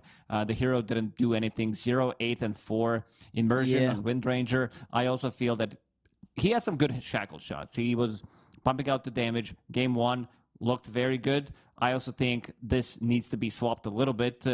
Hopefully for them, I think they need to swap things out, but I also am hoping that they have enough hero pool, that they have enough heroes that they can swap these things in, and that the drafts are going to be looking strong. But standout player, Rain, on another Spirit. In the first game, he got slightly shut down, didn't really feel that big of an impact on the Earth Spirit.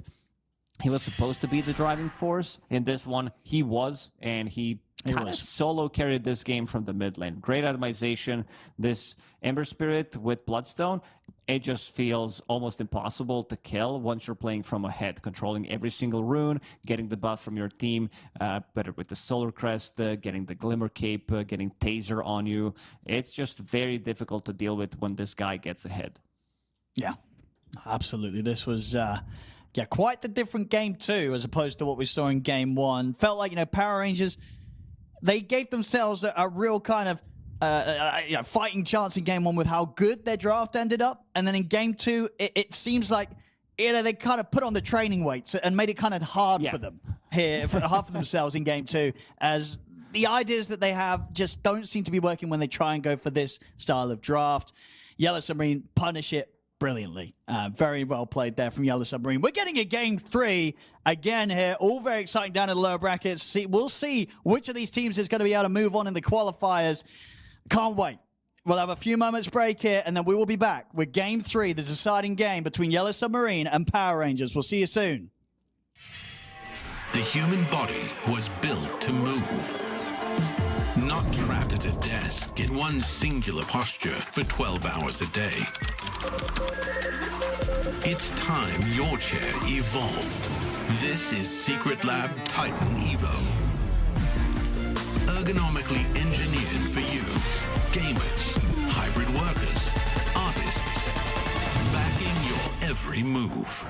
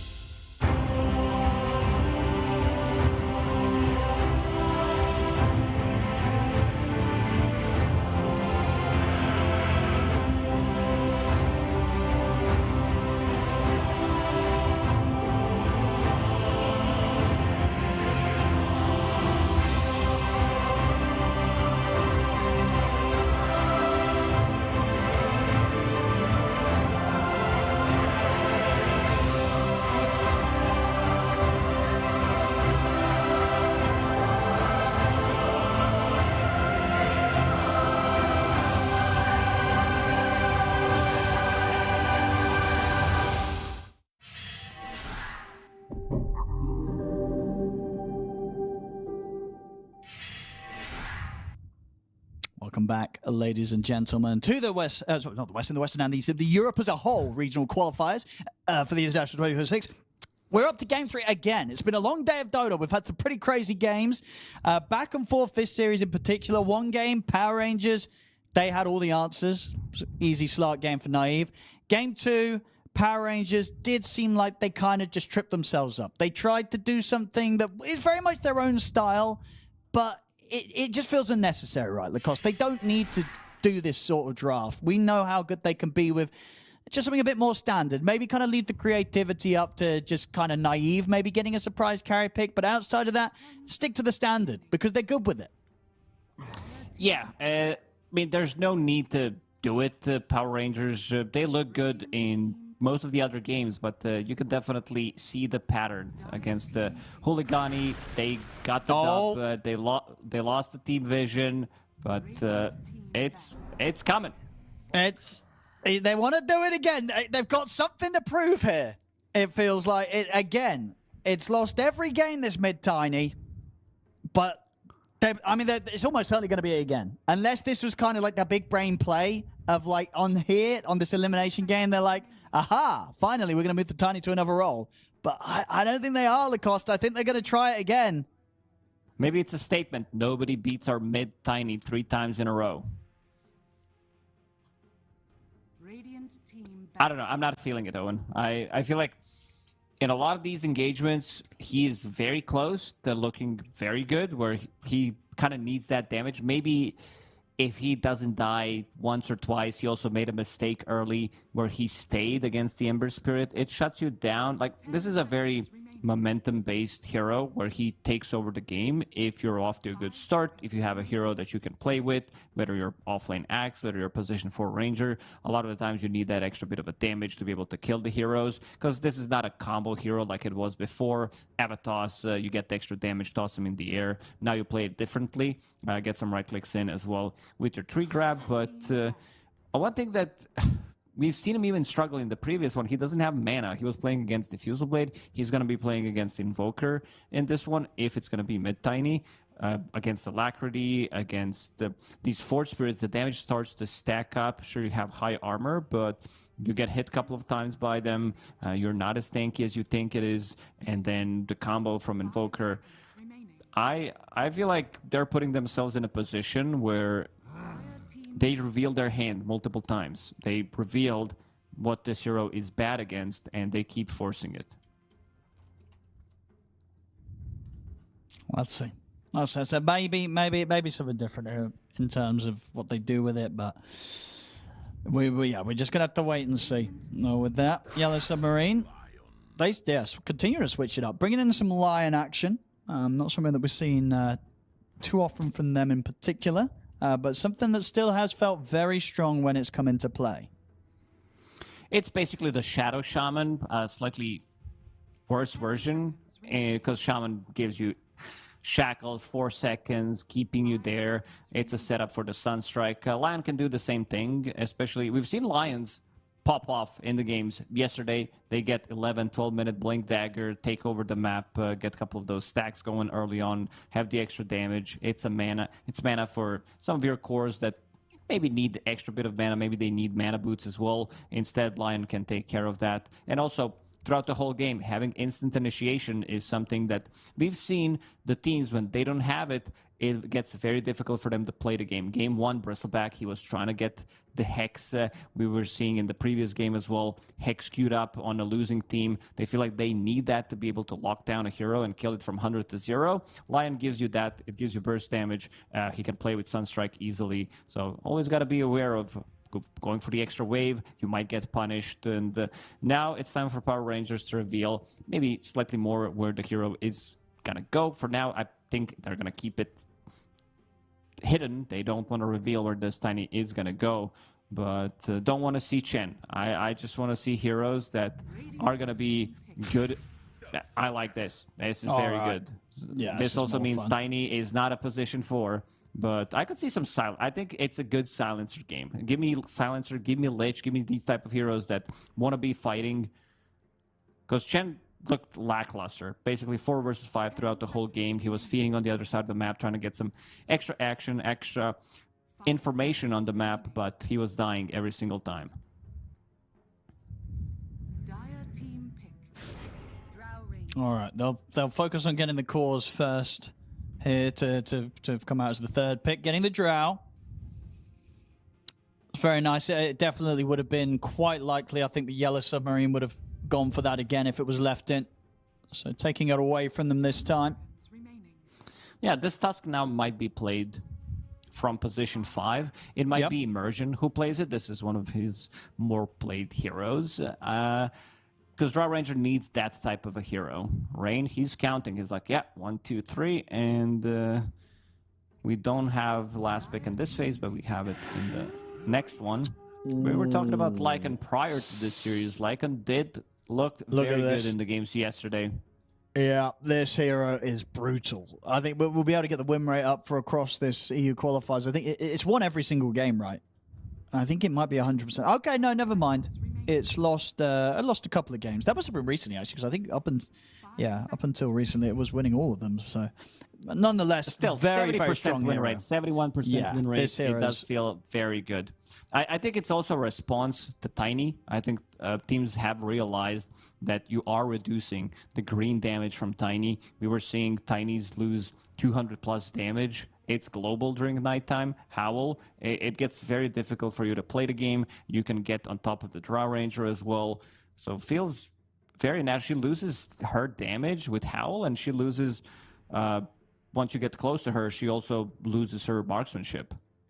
So quite a lot of damage taken out.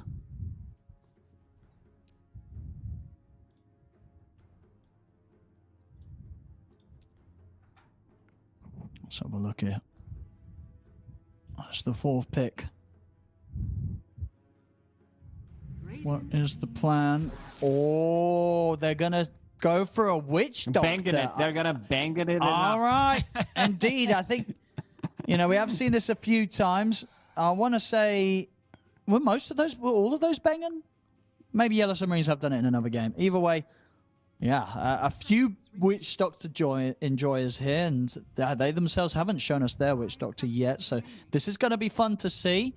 What do you make of the Witch Doctor here? Looking good? Looks good. If you snowball save someone, two heroes are getting very close to each other. It's very good for Lion setup. It's very good for Invoker spells, potentially for Cask, for Malediction. It's good against these super tanky heroes like Tiny. Also, you get Maledict on top of him, and it is going to be Underlord. It gives you protection. It's something that gives the whole squad a support against Lycan. You can be playing around him, reducing the damage again, or you have Pit of Malice, which does stop Lycan from doing what he wants to do. It's also a vision hero. Lycan does so many things, especially with the newer build that people have been doing. Of course, you are going for the Helm. You're getting that early Helm into Helm of the Overlord, but also picking up the Shard, so a random wolf spawn in one lane, which makes it like you're getting the gold, you're getting the information, you're pushing out the lane. It just feels very natural, and with this Underlord, they have a little bit of a global presence of their own, but this lineup can be maybe slightly more sluggish. Drow Ranger, not a hero that gets involved early on. We've seen mid-Tinies, especially from them, who are just kind of sitting there. One death sets him back so much. Underlord also wants to take the farm. He wants to be the one who is on the other side of the map, maybe joins in with his Fiend's Gate, but we also seen a game yesterday or the day before where Fiend's Gate wasn't very effective. They already done the damage, so Underlord wasn't even coming into the fight. I think he got involved at 17, 18 minutes at one point. That was his first thing that he did, but didn't feel as effective, I gotta say. Final bounds for Power Rangers. Looking at the last support pick. Sorry, for Yellow Submarine. Looking at the last support that Power Rangers would look towards. Unless they do throw a curveball and they're like, well, actually, you know what? It is a support Tiny. And they get something else. But unlikely. So Yellow Submarine have a pretty good idea of what Power Rangers have got going. It's Rubik a good Man. lifesteal. Okay. Oof. I think for Yellow Submarine, It's a really good lifestealer game. There is... Maybe Drow Ranger can work against the hero if she has good frontline, but I think against Underlord, against Tiny, you have free BKB, and you are also going to be munching on these super tanky heroes. You don't have the Infest Bomb. That's a bit of a downside to it, but we'll have to see if they decide to go for it. Two very tanky cores. It is going to be Tiny mid, after all. It is. It is again. Let's see. As you say, they're trying to make a statement here. They lost 3 games with the Tiny mid. Every time they've done this Tiny mid, it's not been good. Everything they've done, anything else, it has been good. And here on their elimination game, they are determined to prove that the Nikki Cool Tiny mid can get the win. Last pick for Yellow Submarine is going to be the Shigetsu Kez. Well, this is going to be either we're going to... Like, it's very easy for us. After the game, we say, Nikki Cool, they believed in this hero. They got the dub. Sometimes you got to believe in your ideas, or we're going to be like, well, at one point, you got to stop. If it's shitty, yeah, just throw it in the bin. It's either way, the entertainment value is there. It's going to be fun to see whether this is the game where it all comes together, or indeed if it's just a case of having an idea that just doesn't seem to work out in practice. Everything resting on this game for both teams here in their efforts to move forward in the qualifiers, get to that next stage, get to the chance to get to challenge Enigma Galaxy for that one of those final 2 spots. I mean, what do you make of it? Do you see a better lineup for Power Rangers around the mid-Tiny? Or are you concerned again for them against Yellow Submarine's draft? I don't even know what to say, and I think I've seen this way too many times that it hasn't been working out. Yeah. Now they have, like, a support duo is very good against Lycan. Lycan doesn't get solo kill the supports.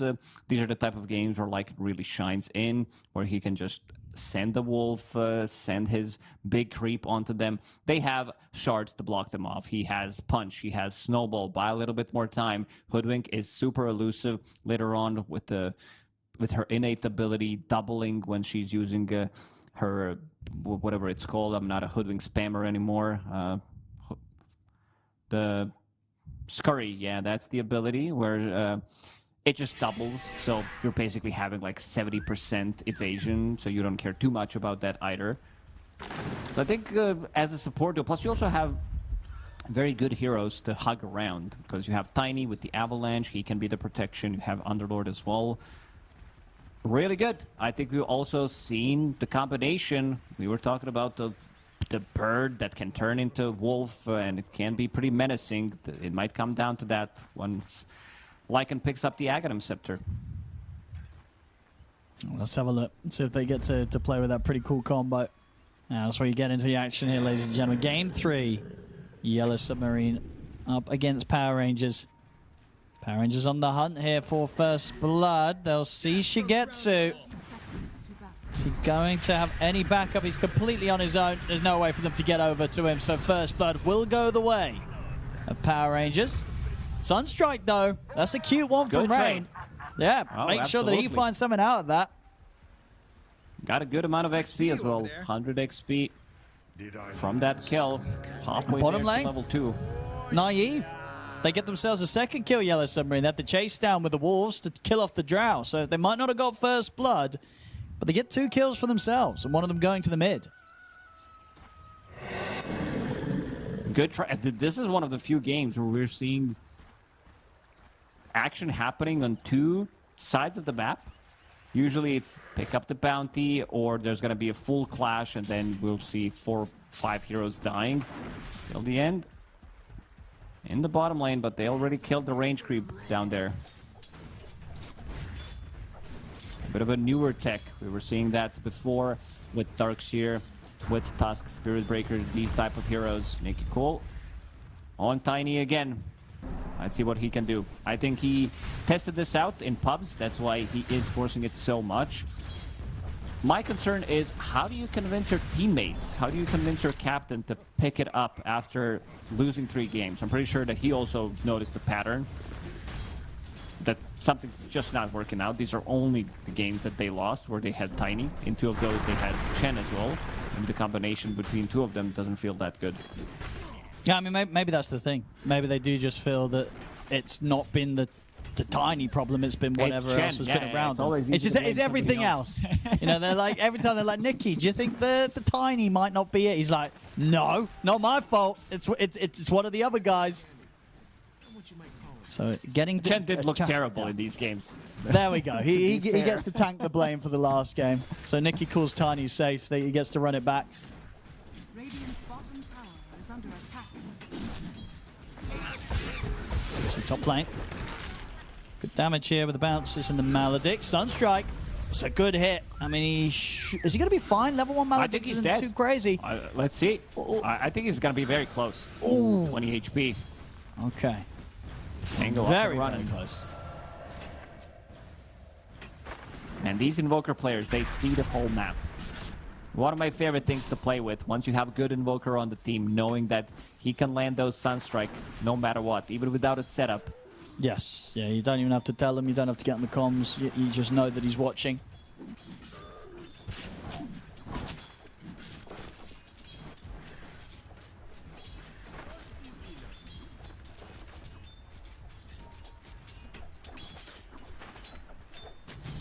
So mid-CS so far, very even between Rain and Nicky Core.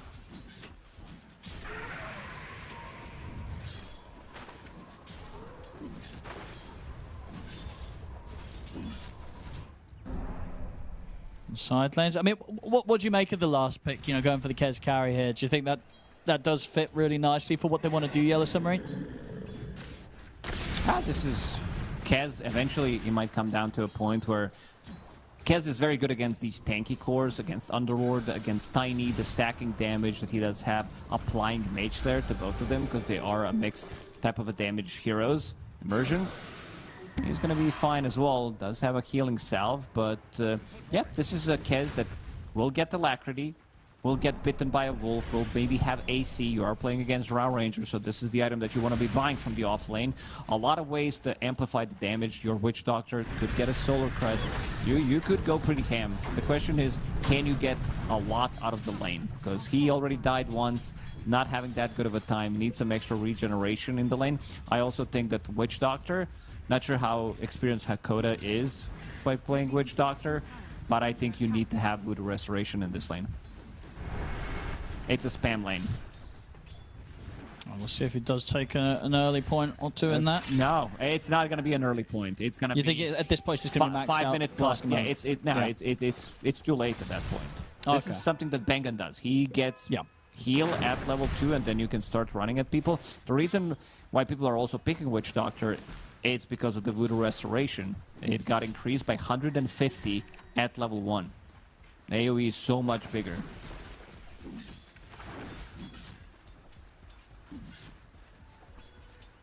We are seeing at the moment definitely a bit of a rough start for Batrick down bottom. He's already actually backed up to clear up some camps. Was not having an easy time in the lane against the Drought.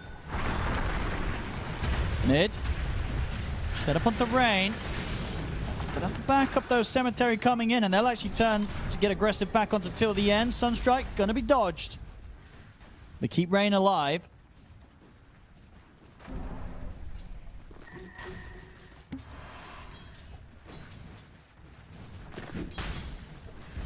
So yeah, still very even in this mid. The big discrepancy at the moment, as I say, being that bottom lane. It's going to be Naive getting free farm as the Drow in the safe lane. Not able to put any pressure onto him whatsoever at the moment, Yellow Submarine. Yeah, like in jungles nicely. His innate ability, they deal extra damage to neutral creeps. So 24% extra damage. It does feel very nice. Sometimes we've seen, like, I think there was one game in the Chinese qualifiers where Lycan was just straight up jungling. I think there was a game where Darkseer also started in the jungle, and there was Mirana. I think Jin Q was playing like a bit of an off-lane Mirana for a good 3 minutes until Darkseer got his levels, and then he came back to a lane. definitely something to it. This is something that also 33 did in some of the games. Cemetery.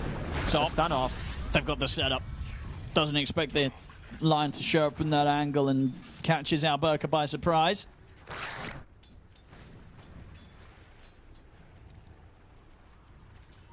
Any sort of stun setup will guarantee them a kill. With the full combo of Malediction, Sunstrikes. Lots of burst early on for Yellow Submarine. Radiant are scanning.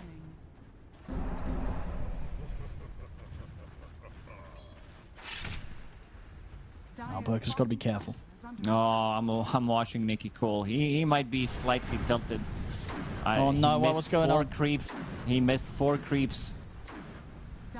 Farming underneath the tower as Tiny. Sometimes it can be tricky because of the attack speed if you cancel, and he missed another one. He missed the golden creep. Oh, that's not a good sign. 250, even 300 gold down the drain total. CS that you're supposed to be getting.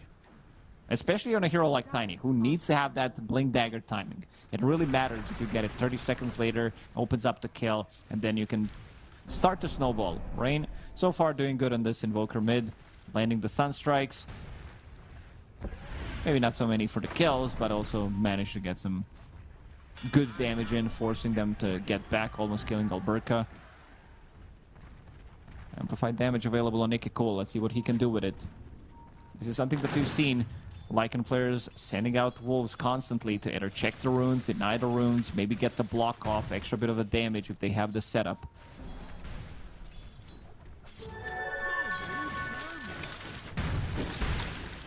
See around the mid. I mean, Tildian's trying to get an angle onto Cemetery. They're going to look for the dive. Trying to dive on forward. Cemetery able to turn. The pushback comes in onto Cemetery. Won't kill him. Cemetery's fine. They turn with the Malediction on till the end. Sunstrike hits. Rain gets the kill. Even with amplified damage on Tiny, they're still unable to grab the kill. I think this says a lot about the hero from the mid lane. I hope I'm wrong. I hope, like, coming into TI, that people are going to be like, yep, Tiny, most broken hero in the mid lane, and I'm happy to be proven wrong. Maybe it might be the player-hero combination. Maybe a more experienced Tiny, maybe some Dark Mago would be able to make this hero work. Good snowball. Very nice cast onto the two of them, but they will have the counterplay. Closing onto Hakoda. Again, bringing these extra resources in around the mid to try and find scenarios for Nicky Cole to get kills. Dire's top tower is under attack. I have to try and focus the opening of this game for the Tiny. Ensure that Nicky Cole has a solid chance of getting a good blink dagger timing.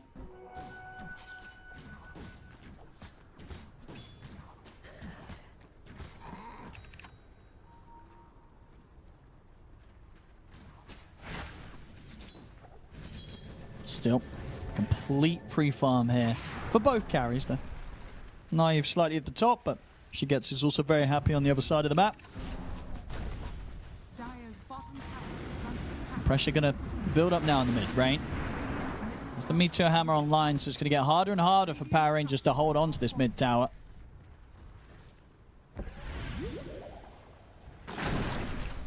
I believe Tiny can do it. Be-all, end-all mid laner. Much better game for him. Didn't die, sitting at 1-0-0. Having decent amount of farm, but nothing too crazy. Sunstrike again. Radiant's top tower.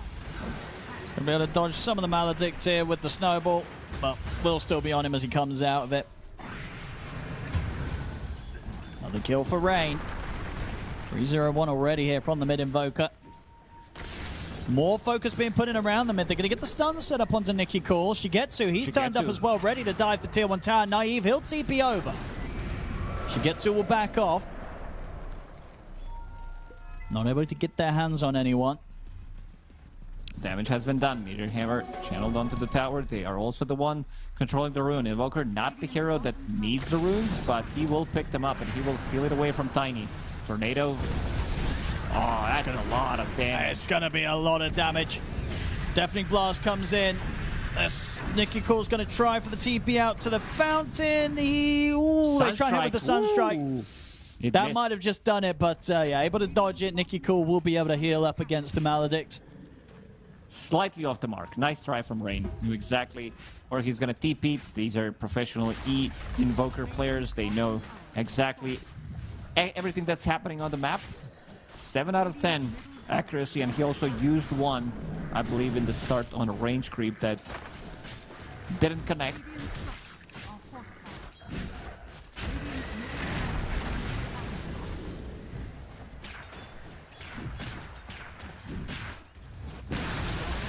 Radiant's middle tower. Tower's gone.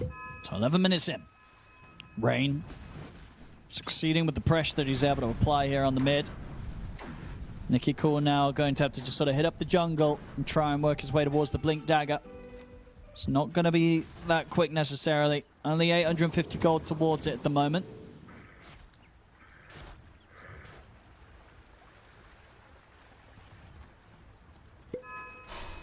So having that lead already building up, Yellow Submarine. 2k gold advantage as a team. Middle tower is under attack. Things are going to continue to ramp up from them. Batyuk's getting some great space in the jungle. Didn't have an easy time in lane, but starting to find the farm. 12-minute power rune. It's going to be the invis top. Let's go for a quick deny on it.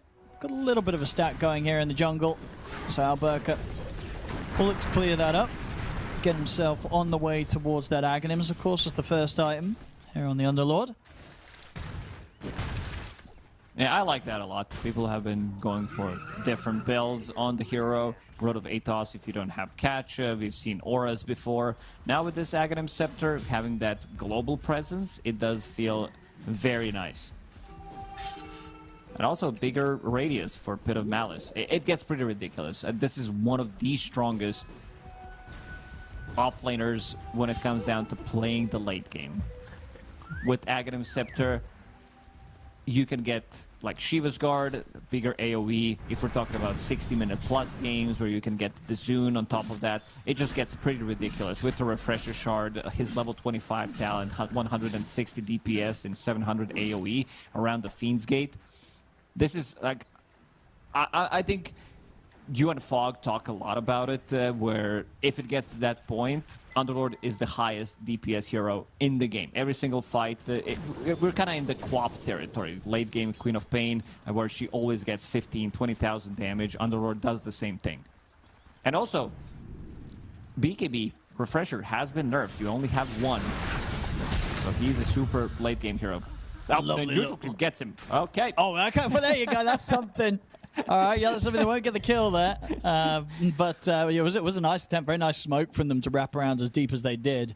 Yeah, won't be getting a huge benefit from that with the deny coming in from the neutrals. Even with everything was on him. You know, he's maledicted, sunstriked, death warded, finger of death. Didn't matter. The creep's got the last hit. It's on the river. Nicky Cool.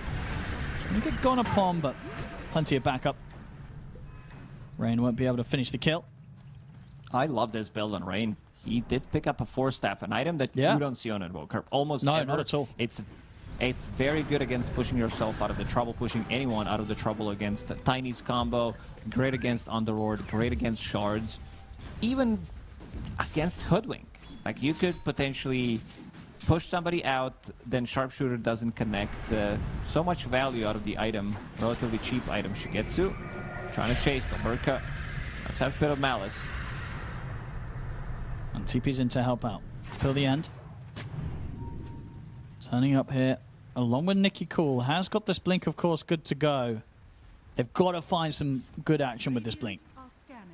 Start to get this Tiny's game online. Dire are scanning.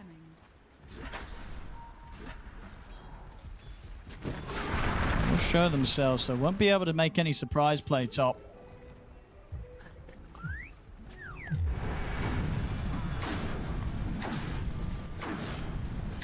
And they know exactly where Power Rangers are, so Yellow Submarine not. I mean, maybe Rain, no, even in this position, they're unlikely. Can they jump him? They can. Nicky Cool gets in. There we go. They get the Avalanche toss back. He's still able to force away, though. And in fact, they didn't have enough burst to take him out. Firestorm's laid down onto him. Rain trying to survive. He's going to live. He gets away from this. I mean, that's gonna hurt. They couldn't kill him. They had the full vision set up on the cliff. They get the jump on him, but he just slides away. They couldn't kill this Invoker.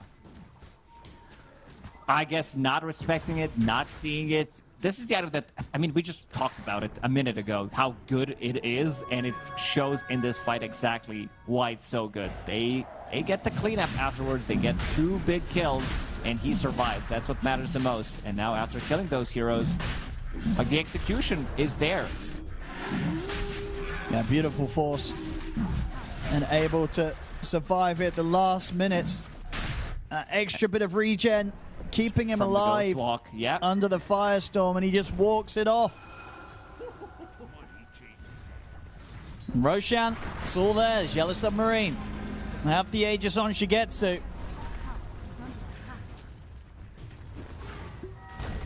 Dire structures. I think we should turn this into BO5 just so that we can watch Radiant team Power Rangers go for Tiny 2 more times. Oh potentially. no. Oh no. They believe in an idea. So Yeah, far, it's not just been hard working to out. see. Hard to see the idea. Again, just not necessarily because it's looked rough, but just because of how good it's looked when they haven't done this. You know, when they've done something else. They have absolutely popped off on games, Power Rangers, but this strat that they seem very focused on has really struggled to kind of show us, you know, what they see exactly behind it. Yellow Submarine in a very good I see spot the now. potential. Yeah.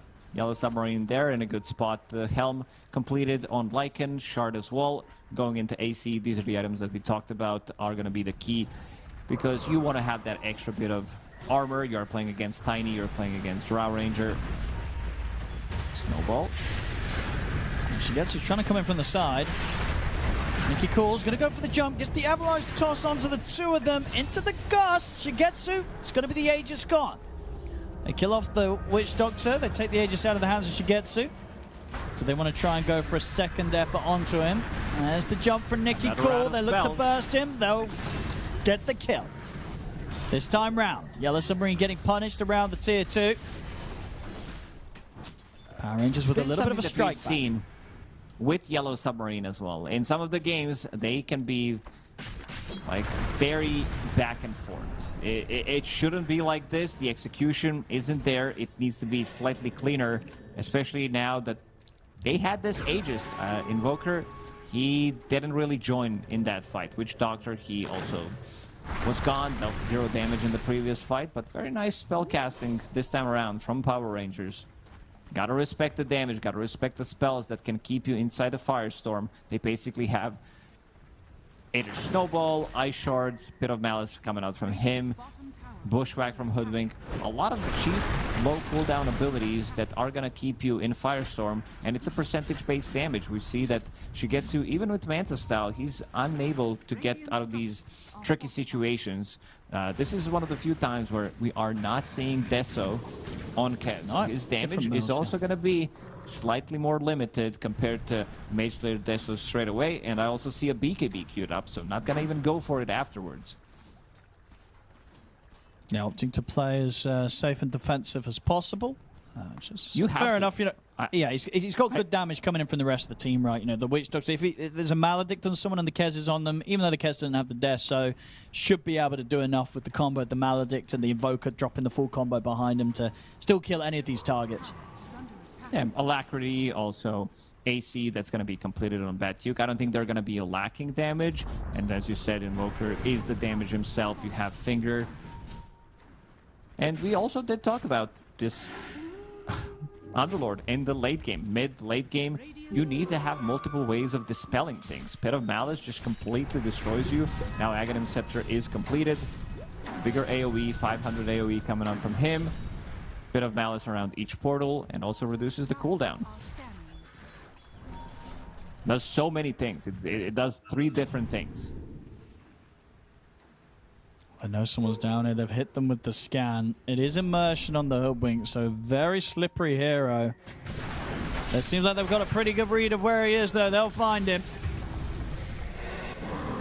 With the Blink Dagger Gold for Cemetery. And a chance for Yellow Submarine to take the Tormentor. I respect the play. He knew that they are going to go for Tormentor. He was hiding. Maybe try to go for the last hit. If he gets that off, we've seen people do it before. If they steal Tormentor, that's a lot of gold taken out from the enemy team. Maybe you are even rewarded with the shard. That's how it should be. I think if you're the one close by, if you make this play, even if the game says like somebody else got it, should be randomized. You just get it. Yeah, exactly. You just get it.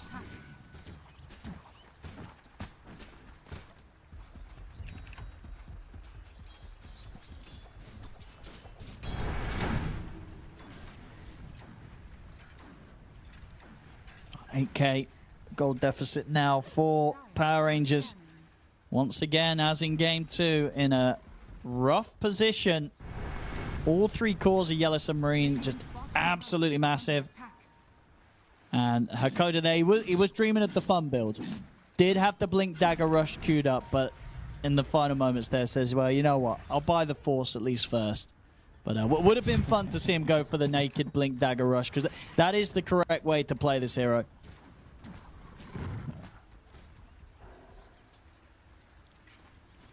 But you would max out Cask. It would not be I Brutal would, yes, Restoration. correct. Yeah, the build is a That's bit the too fun. sensible. Yeah.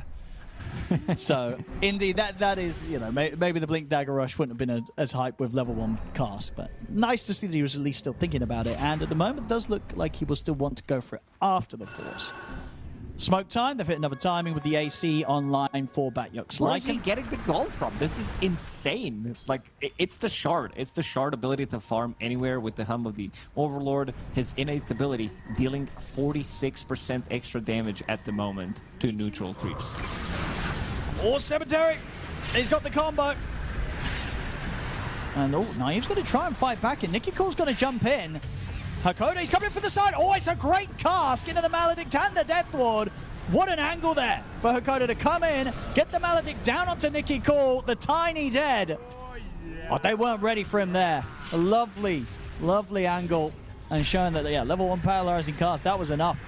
Gets the combo down, does the damage. Naive getting taken out here by Shigetsu as he dives in. See if he can get back out of this. He might even get a chance for another kill. No, he's going to play it safe. Doesn't want to go for immersion.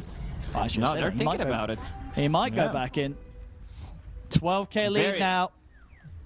Very, very nice fight coming out from them this time around. The Lycan popping the ulti. The amount of damage that they have is insane. That's why we said Shigetsu, he doesn't need to be the real damage dealer. All they have to do is survive. The damage is going to come from them being survivable enough. And that's why we're seeing BKB as his next item. Roshan. Also, they killed it relatively early on. May respawn in 45 seconds.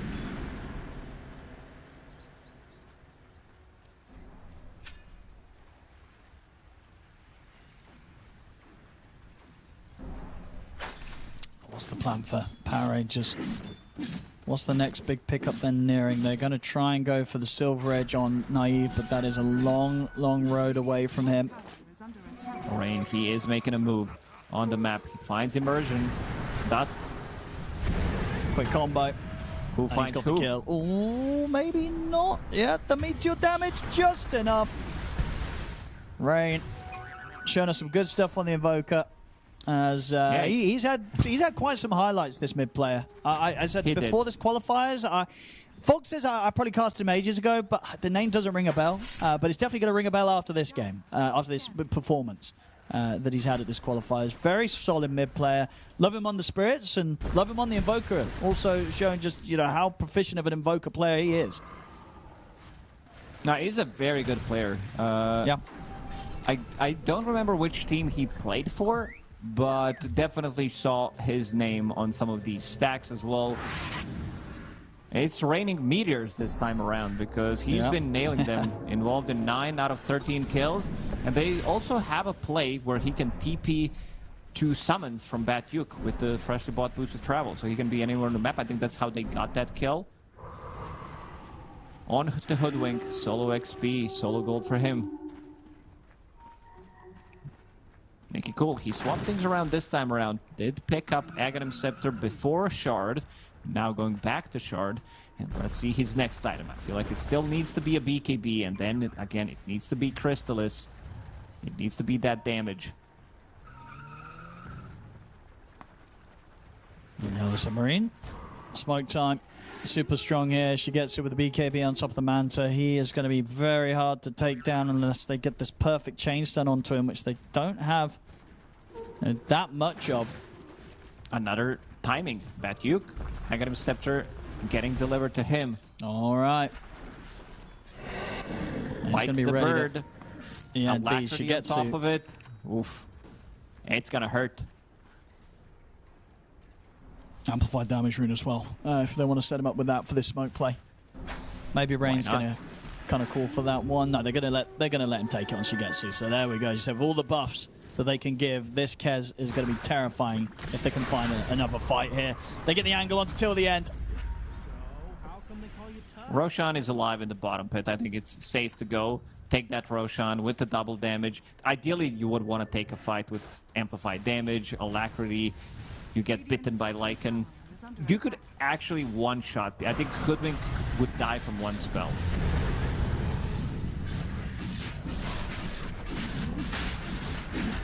And already at the same time as they do Roche, Cemetery is going around top. In case he can get some sort of quick setup whilst the team comes outside of the Roche pit.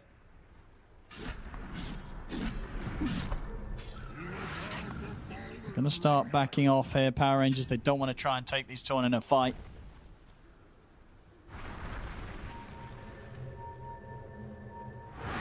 And they'll be fine. All of them will manage to TP out before Yellow Submarine come looking for them.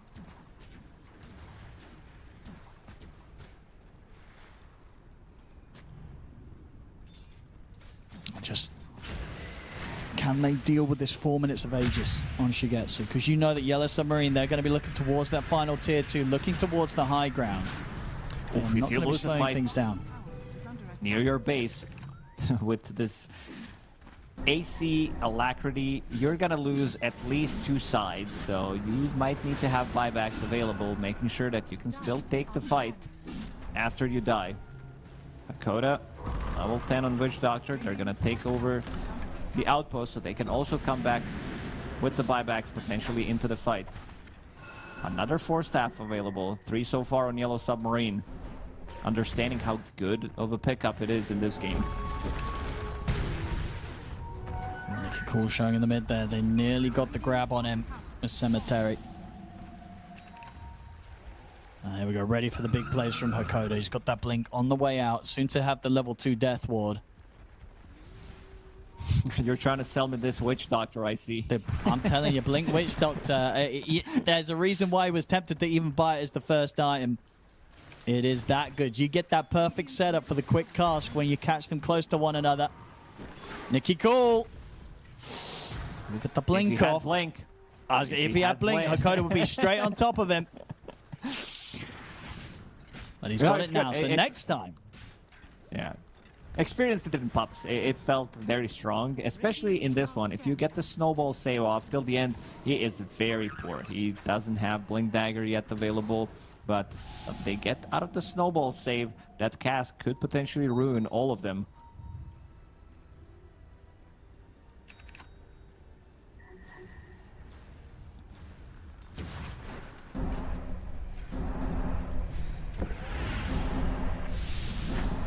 There we go. Looking towards the base. 2 minutes on the Aegis for Yellow Submarine to try and start taking away the barracks from Power Rangers.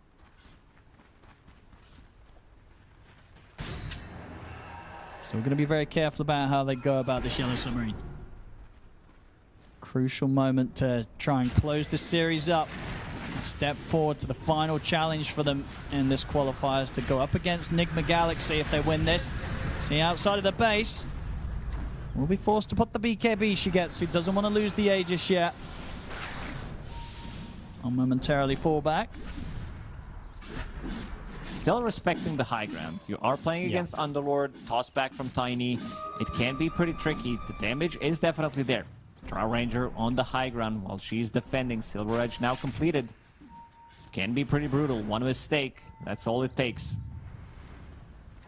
They can sit in their base for a really long time. They're definitely okay with it, considering the game state right now.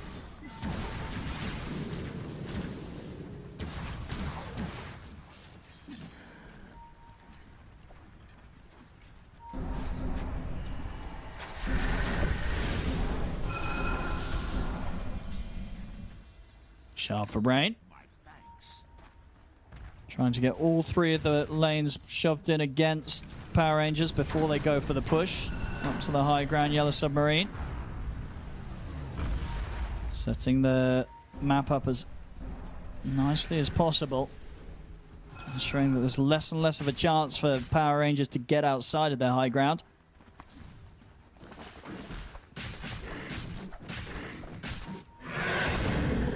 Aegis is about to time out though. So Yellow Submarine could fall back on the defensive. Might not see the necessity to try and risk things on a high ground push when the Aegis is not there. Power Rangers are going to try and time things around that Aegis exploration, see if they can find the fight. They'll look to Hakoda. As he will get taken out. Shigetsu's going to try and jump in and fight back, but they catch him in the combo. They burst through him. That's him gone, but he still had the remainder of the Aegis.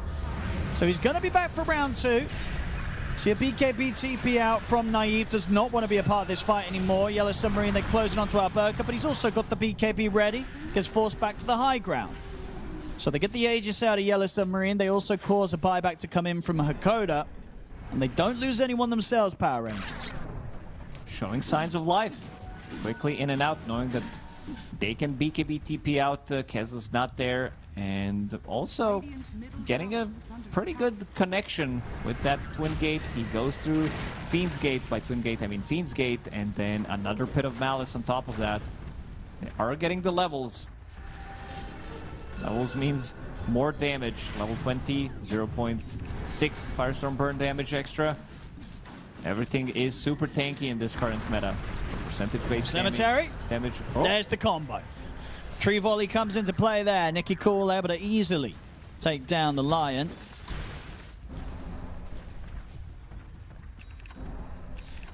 What is Dota Plus saying right now? I feel like it's I'd give it a 15%.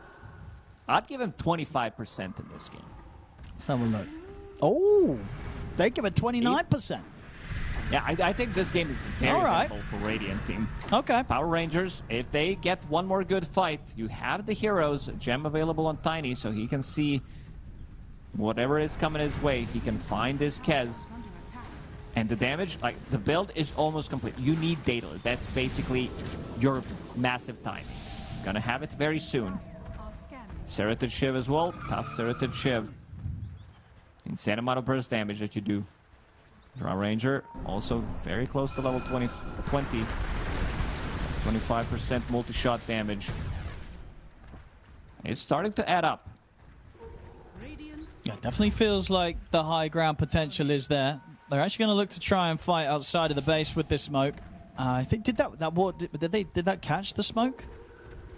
I think it I'm not sure it did. have, right? Or was it they smoked before they came in range of it? Let's see. Let's see if they get caught out. With Rain farming where he is, maybe indeed they're not fully aware of this because he's been hit by the scan.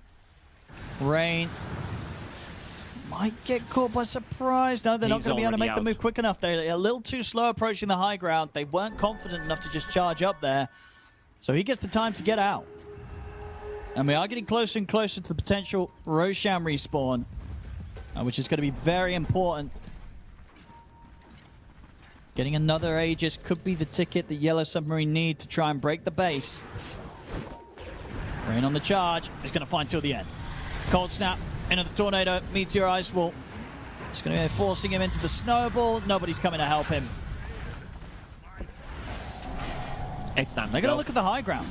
Shigetsu, he's in. This is it. Amplified damage, still up and running. He just got bitten. 500 plus damage on him. Alacrity, make it 600. It's tier 3 gone almost immediately to the push off the Kez. Finally, we see the combo. Not in full action. I want to see him hit a hero. Even a tanky hero like Tiny, the damage is going to stack. Okay, cool. Needs that Daedalus. Does have enough gold to buy it for now. Saving a buyback, but I think in this case, you need to go all in. I think so, yeah. Yeah, absolutely. Yeah, he'll start getting the courier, bring the recipe over. He can make his way over to the secret shop himself, but indeed, I would imagine he's going to spend up. Knows that they need every little bit that they can to try and hold the high ground.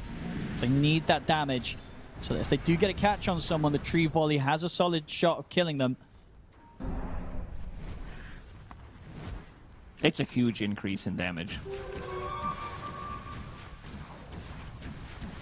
It goes from 160 to 225.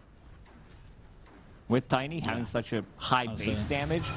And there's Howl reducing his damage by, let's see how much. Yeah, almost 200 damage. Coda. Nicky Cole, he's in. Gone. Gonna get the kill. 1500. Now Naive, good silence into the multi-shot onto the two of them. Nearly kills Cemetery. Oh, Naive has to put the BKB. He was very scared of getting jumped on in return. So an early BKB there from the Drow. They'll have to back off for a bit, Power Rangers. Rain, they're gonna see him. There is a sentry ward. Immersion. This is Gets going to lead to a clipped by combo. Rain, he just charges into them, puts the BKB, he's ready to go. Trust to meet you, and the Deafening Blast onto the two. Oh, look at Tiny on the other side. He is kind He of got killing doubled. the squishies. Can he get out of this? It looks like he can. Meanwhile, back in the mid, the rest of Tiny's team, they are kind of suffering. Naive will be able to get out with the invis of the Silver Edge. Goes up to the high ground, will manage to TP away. But indeed, Nicky Cool able to make something happen on the backlines. Gets around, gets the second support kill. Yeah, he got Cemetery twice. He bought back, and now he's gone for almost a full minute. Oh. He's going to have to BKB TP there. You know, might have been able to kill Cemetery, but Cemetery's courier was coming for him. Was able to hunt him down and find him. Gotta send whatever you can. Back to the Roche pit now for Yellow Submarine. So Power Rangers, What is this? slow it down a little bit. What tell is you, this damage- abomination of the hero? It's getting kind of crazy. Like they're just going to absolutely destroy any of these cores that they get on, even the tankier ones. You know, 4,000 HP on the Tiny, it doesn't matter. If they full commit onto him during these BKBs, it's going to be very difficult to keep the Tiny alive.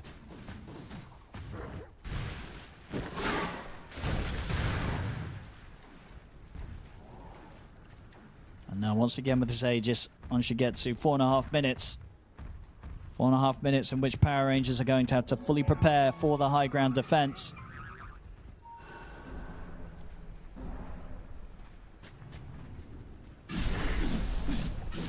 Did manage to finds get another through crit. it last time. Yeah, Giant Small available on Tiny now. 150 That's nice. crit. That's very nice with his Daedalus, with his base damage.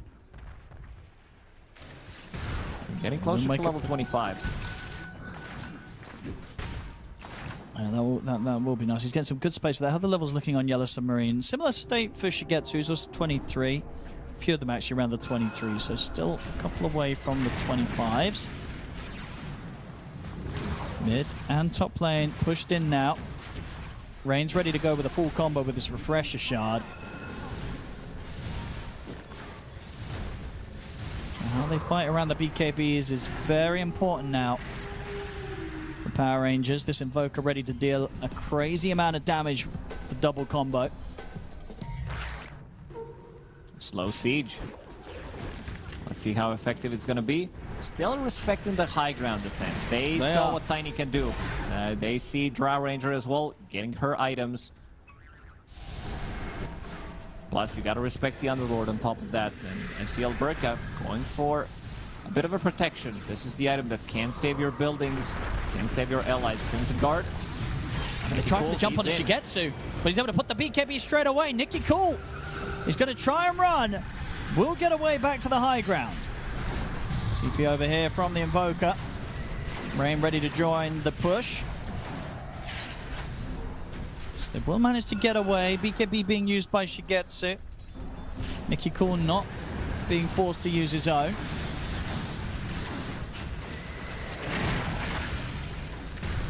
Timeless Conjurer on Invoker. This is it. This is the dream. Has a Refresher Shard from Roshan. Can use that. I see a Refresher Orb.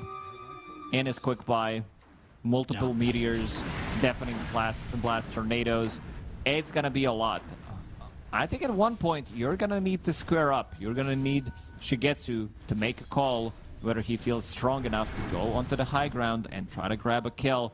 Maybe get out of it, try to force a buyback, and then play off of that. Because right now, I also want to see what Dota Plus is saying. Rain, he's in. He's going to go in. He tries to frontline it. They're going to catch Cemetery. And now they're going to look to try and see if they can get on top of Rain. He's caught in the shards. Will turn in with the Cataclysm. Drop it down. Kills off till the end. Tornado, EMP, and the combo dropped onto our Burka. But Nicky Cool's back in with the Blink Stun. And with the big hit coming in from the Tiny, they'll take Rain out. So, Yellow Submarine getting a little bit of ahead of themselves there. I mean, Rain, he went fully aggressive on the Invoker. He ran in as the Invoker to try and get a play going. Cost him his life. That's a massive kill. 900 gold for Nicky Cool. I see that he's trying to go for Wind Waker. We'll see if he commits. I would also be okay if he picks up AC, just to amplify that damage slightly more. Amplify the damage coming out from his Drow Ranger. Can still eat the Axe, can upgrade his Blink Dagger. Has another slot for now, holding on to gems. So still a lot of room to grow for Tiny.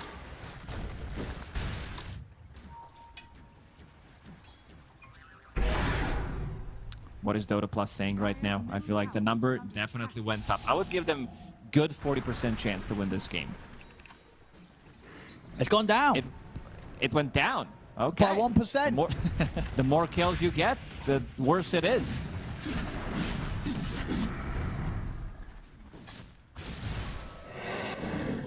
Shigetsu. Aegis is about to expire. Last time we did see Power Rangers try and make a move into the Aegis expiration. And they did manage to strike, but unfortunately for themselves, of course, doing it just before the Aegis actually did come to an end. So Shigetsu did still get to play with a second life. Dire's middle tower is under attack. Yellow Submarine, they just fully grouped up. Just in case that sort of play was coming around the Aegis expiration, and may just set up for a smoke move themselves. Yeah, here we go. Smoke from Cemetery. Yeah, usually the team that does not have Aegis smokes at this point, or slightly before. Now they lost the Aegis, and it's go time for Yellow Submarine. The last two Aegis, they didn't get too much out of them. They really didn't try to push for the high ground. Rain leading the charge. Let's see if he's going to be able to find something, but doesn't seem to be the case. Till the end, and blink out. Tried to scout things there with the Cataclysm. Cemetery! That's a risky move. Okay. My goodness, this line, he just went in. He will get the finger off, but he is dead. We'll see them go full aggressive now over towards Nicky Cool. Shigetsu gets the ultimate off. Till the end, he'll die. So they'll end up in the support trade. Batyuk trying to find the barracks. Well, to back off. He's getting caught in the route. Yeah, like so to put the BKB, gets a little too afraid. And now another jumps back in. I mean, these wolves are jumping all over the place. I think this is what they need to do. They need to use the BKBs, and then Invoker can control the back lines, and they should just go for the buildings. There's no tier 3 tower available in the bottom lane. The buildings are gonna melt. Is Crimson Guard available? No, he opted to go for Nullifier first. We'll see if that's gonna be enough to hold them away, because I feel like they can keep doing this every single time they have a BKB up. Both Lycan and Kez can blink in. Nicky Cool. He's going to be caught. Okay, no, they won't go for that. They did obviously see where he's throwing the trees in, but they can't quite get over to that side of the lane.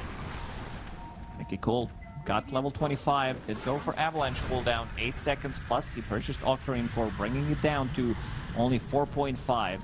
Duration is 1.5, so 3 seconds without Avalanche. It gives you enough mana regen, enough mana in general, so you can keep spamming it. And also lowers the cooldown on your 3 volley down to 12 seconds. Lion was crazy. Cemetery, he's like, he just I'm went going in. Yeah, bitch. he did. He lived for a little longer than I thought he was going to. He did kind of get away with it. Managed to get all his spells off, got the ult off.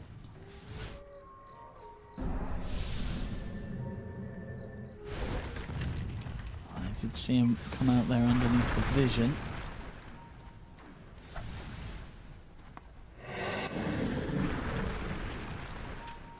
Not getting the jump. Hakoda ready to dream big and go for the Aghanims. Be a lot of fun to see if he can get that. They're stepping out of the base now, Power Rangers. Tiny teeping from tier 1 tower top to tier 1 tower bottom. By tier 1, I mean tier 3. And now he's sitting inside the base. Till the end, on the other side of the map. Let's see if he plants some vision so they can potentially get a pick off. There's one obs. Sunstrike should know something is up.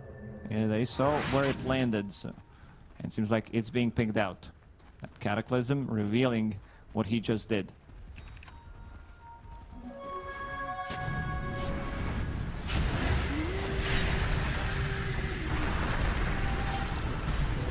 A couple minutes until Roshan's back up. Double Swift Blink. One on Lycan. I think it's good. They're probably going to wait until Roshan respawns. Yeah, I think They're so. into the respawn in a minute and 30 seconds. They don't know about it, so they're going to keep checking. It's going to be a bit of a longer spawn. But I think it's go time. They can kill these barracks relatively easy. Yeah, it's been impressive, really. The Power Rangers have dealt with, what, 2 of these Aegis going to Yellow Submarine. They've only lost kind of half at the top and half at the bottom racks. Hakoda. Oh, he's actually able to blink away from them before That's they make why a it's the strike best on item. them. I Yeah, do they're see still them, going to get though. the setup, though. Nicky Cooley looked for the combo, but he gets caught by the stun. They'll burst through Hakoda. Was kind of close there. Did get a quick interrupt onto the Tiny. If he was able to get a full tree volley off, Yellow Submarine might have lost one of their cores. Bottom lane needs to be addressed. They lost the range barracks. They know. They desperately need this Crimson Guard on Underlord.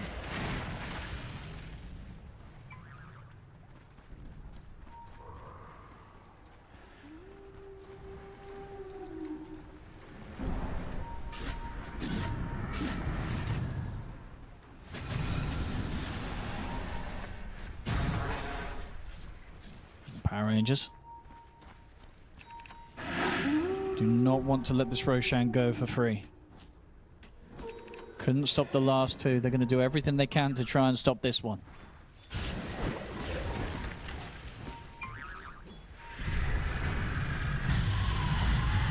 And there's always a chance that Yellow Submarine, they go for some kind of a play. There is Fiend's Gate. It's a bit of a counterplay, but they have boost travel on Invoker. Double Swift Blink, insane amount of damage, so they could potentially go in, try to force a glyph, kill this tower. They have more than enough damage to like kill the tower through even glyph. They know something is up. Doesn't seem like they want to be taking that side. Nice. Okay, they put down the Fiend's Gate, but they don't go through it. Why don't? Yeah, go in it. Shigetsu, go in it. Check Go in what's the on gate. the other side. Yeah, just have a look. Go and have a look. See where it takes you. I mean, it is tempting sometimes. You're like, well, let's see where this goes. But no messing around here from Shigetsu. He is not going through that Fiend's Gate. There was a game in Chinese qualifiers where Terrorblade went through Fiend's Gate twice, Yeah. which did all from the enemy Fiend's Gate, and managed to win the fight off of that. He saw that's it, pretty where cool. it is, Yeah. immediately went in and reconnected with the team. It's like, thank you very much, I was close by. Listen, the last couple of times that they've had these Aegises, they haven't managed to take too much from the base of Power Rangers. See if with this round of Aegis they can.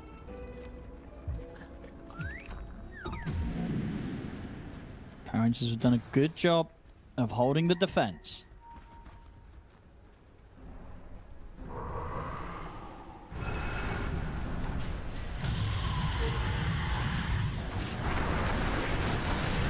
Set up onto Alberca.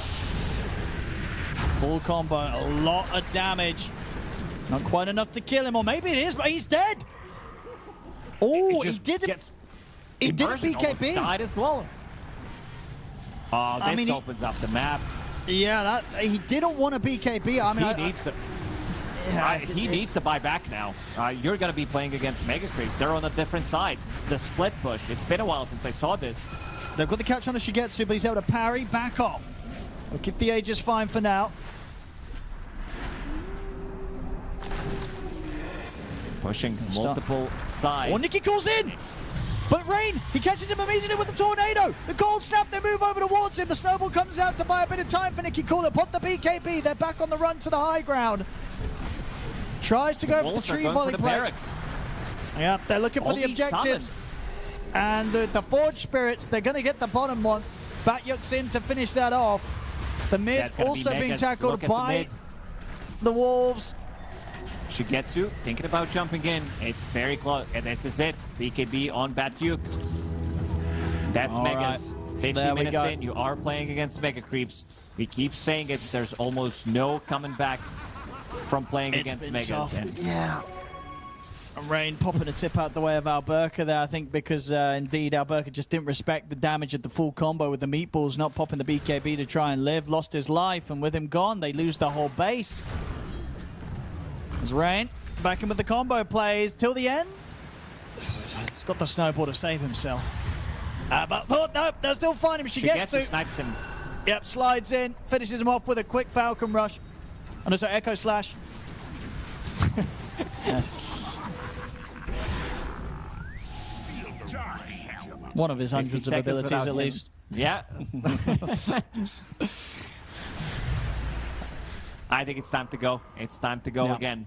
Oh, they're ready. Yellow Submarine. They can taste the victory.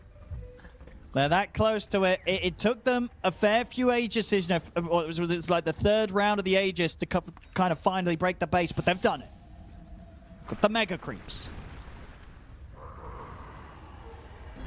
Rain ready with the combo. Refresher ready. Wolf White Tarek. available. Shigetsu, he's in. Getsu's in. He's going to jump, makes the jump over towards Naive. Naive pops the BKB. They'll turn to get the stun on Shigetsu, but now he looks to move over towards Alberca. Alberca tries to BKB and run back towards the fountain. He'll turn, get the route off on towards them, allows them to kill off Batyuk. He'll save himself. Alberca lives. Shigetsu pulling himself away, attempts to go back in. Still has this Aegis, another jump forwards. But they are without their Lycan, so they might have to chill a little bit. Rain? He doesn't want to chill. Oh, Drops he the just full combo. deletes him. I think he got hit by 3 of those. Still, Mega Creeps, they are coming. Problem is they have melee heroes that need to be killing the towers. You're playing against Drow Ranger, you're playing against Tiny. You can be tossed in, Pit of Malice on top of the towers. It's gonna be very hard for them to siege. It's gonna need to be some chip damage or BKB, and then they try to go for reset. Rain control the backline so they can't use the spells. That's what the Wind Waker now Looking for done. Nicky Refresher. Court. He's got multiple ways to protect himself, so much harder to get the full combo down onto the Tiny, even if the BKB is on cooldown. Towers still pretty healthy. Lost 100, 150 damage maybe ever since Mega Creeps have spawned. Probably wait. Oh, maybe if they get the jump on the mid. Nicky Cool showing. Let's Be see what there. Tiny buys. Has a lot of gold, Owen. I think this might be one of those times where you pick up Divine Rapier. I Getting think also so. Relatively close to tier 5 neutral items. She gets Oh! jumps in. He could be ready. Has to be BKB. They get the Hex on and Nicky Cool. The snowball saves there, though. Saves him from the finger damage coming in from Cemetery. Still though, as soon as the snowball comes to an end, the full combo comes into play. The walk out of the first round of the Cataclysms till the end still falls though to the damage of Shigetsu. He's out now for 90 on the Tusk. They're going to have to hold 4 versus 5 here. Power Rangers. Yellow Submarine pushing in with the summons. Nicky Cool trying to clear them. Rain in with another tornado. Wind Waker to get back to safety. Shigetsu looks over towards Immersion. Finger onto Nicky Cool. Nicky Cool. He'll go back to the fountain. They have a buyback available on an Immersion at least. Still no Towers are buyback dying available now. for the Tusk. They'll deal with the banner, but indeed the tier 4s taking a huge amount of damage there from that attack from Yellow Submarine. I think Nicky Cole needs to buy it. Get to the shop. Boots. Is that whose curry's out there at the moment? Okay, it's the Drows. It's only Naive that's got the curry out there at the moment, and he's looking at a Divine Rapier. Naive can get the Divine Rapier. So they have the potential to get 2 of them online, but you're absolutely right. Nicky Cool, he's got to go and spend his money. They need the big pickup to try and turn this game around. Yeah, they need the explosive damage. The chip damage that Yep. they are dealing at this point, it's not enough. Witch Doctor, Dakota, he's trying to get potentially a block of cheese. And Okay. he also has a lot of gold on Lycan. Batyuk, I mean- 9,000 gold on him. Nicky Cool could go for the big brain plays. Naive's got his Divine Rapier, so Nicky Cool could just tiny airline his carry and then take his Oh, Rapier. absolutely. Love that. Love that's that. the- I've seen you theorycrafted that. It's probably happened multiple times in your pubs. That's why he's not buying it. He's looking at Naives and he's like, oh, that's a lovely I Rapier can you've get got one there. for free. Yeah. Just throw him in. Could get the a big moon rain shard play. instead. Here we go, Yellow Submarine. Smoked up and ready to go for the killing blow, potentially. They'll find Alberca at the front. The quick tornado combo onto him. Nicky Cool's going to jump the back line. The combo not enough to kill the supports, though. The supports of Yellow Submarine will live. It's going to be till the end. Taken down. Immersion jumps in from the side, but the BKBs are up from Batyak and Shigetsu. They go straight for him. Both supports gone. Hex onto Nicky Cool. Jumping from Shigetsu. He'll buy back straight away on the tiny Nicky Cool. But it's 3 of them against the full 5 still of Yellow Submarine. As Yellow Submarine, They have Glyph. Forced to they'll use force the Glyph out. They're trying to get the damage out here with the Drow Naive, but the cask is upon him. The Ancient's exposed. Nicky Cool jumps forward once more, but the Cataclysm's in. The Ancient falling. Yellow Submarine have done it. They take the series 2-1, and we'll be moving on here in the qualifiers. And unfortunately, the end of the road for Power Rangers. Yeah, Power Rangers. I wanted to see Naive, aka TI15, against his old teammates playing against Nigma Galaxy, but didn't happen. Yellow Submarine, a better team in this one. Better drafts. Nothing felt forced like this mid-tiny. 4 times in a row in these qualifiers. They lost with the hero. It looked good in some of these later engagements. We can't really blame it all on Tiny, but it's relatively easy to recognize a pattern.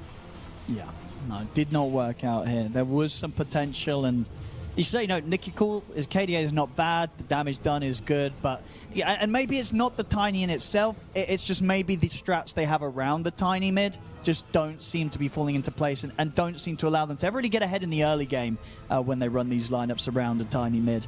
Always end up playing from behind, ending up in these very long games where they're desperately trying to hold on to the game, and evidently it's been very difficult to impossible for them to turn around in these later stages.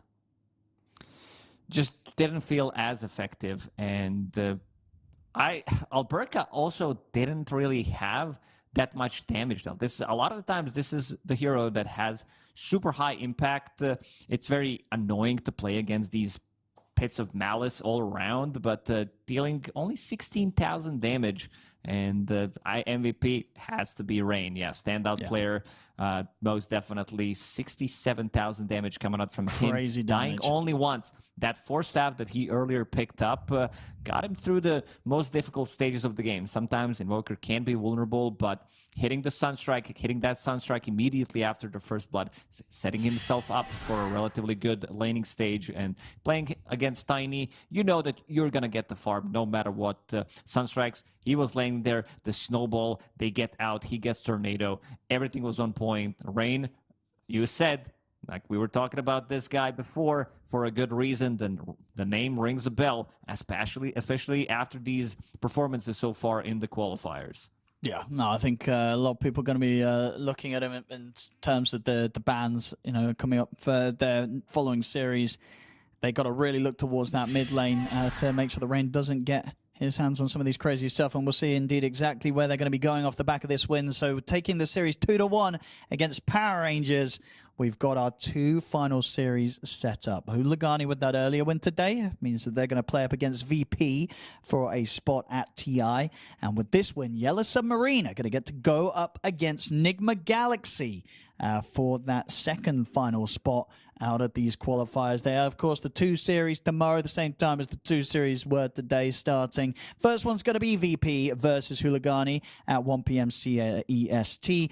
And straight after that, we will be jumping into Nigma Galaxy and Yellow Submarine. So we'll be finding out tomorrow which 2 teams are going to make it. These teams that have now made it through this lower bracket run, do you see both Hooligani and Yellow Submarine giving each team quite a run in their respective final best of 3s? We should have some close series tomorrow.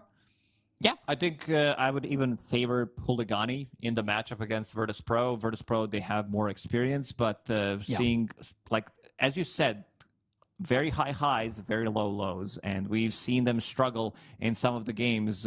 Nigma Galaxy, I think Yellow Submarine is going to give them quite a hard time. This might go to game 3, but Nigma Galaxy, they looked very good. I said this iteration of Nigma Galaxy is one of the best ones that we've seen recently.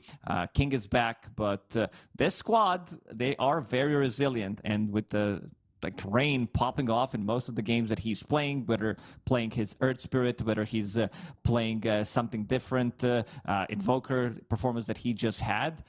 They look kind of unstoppable.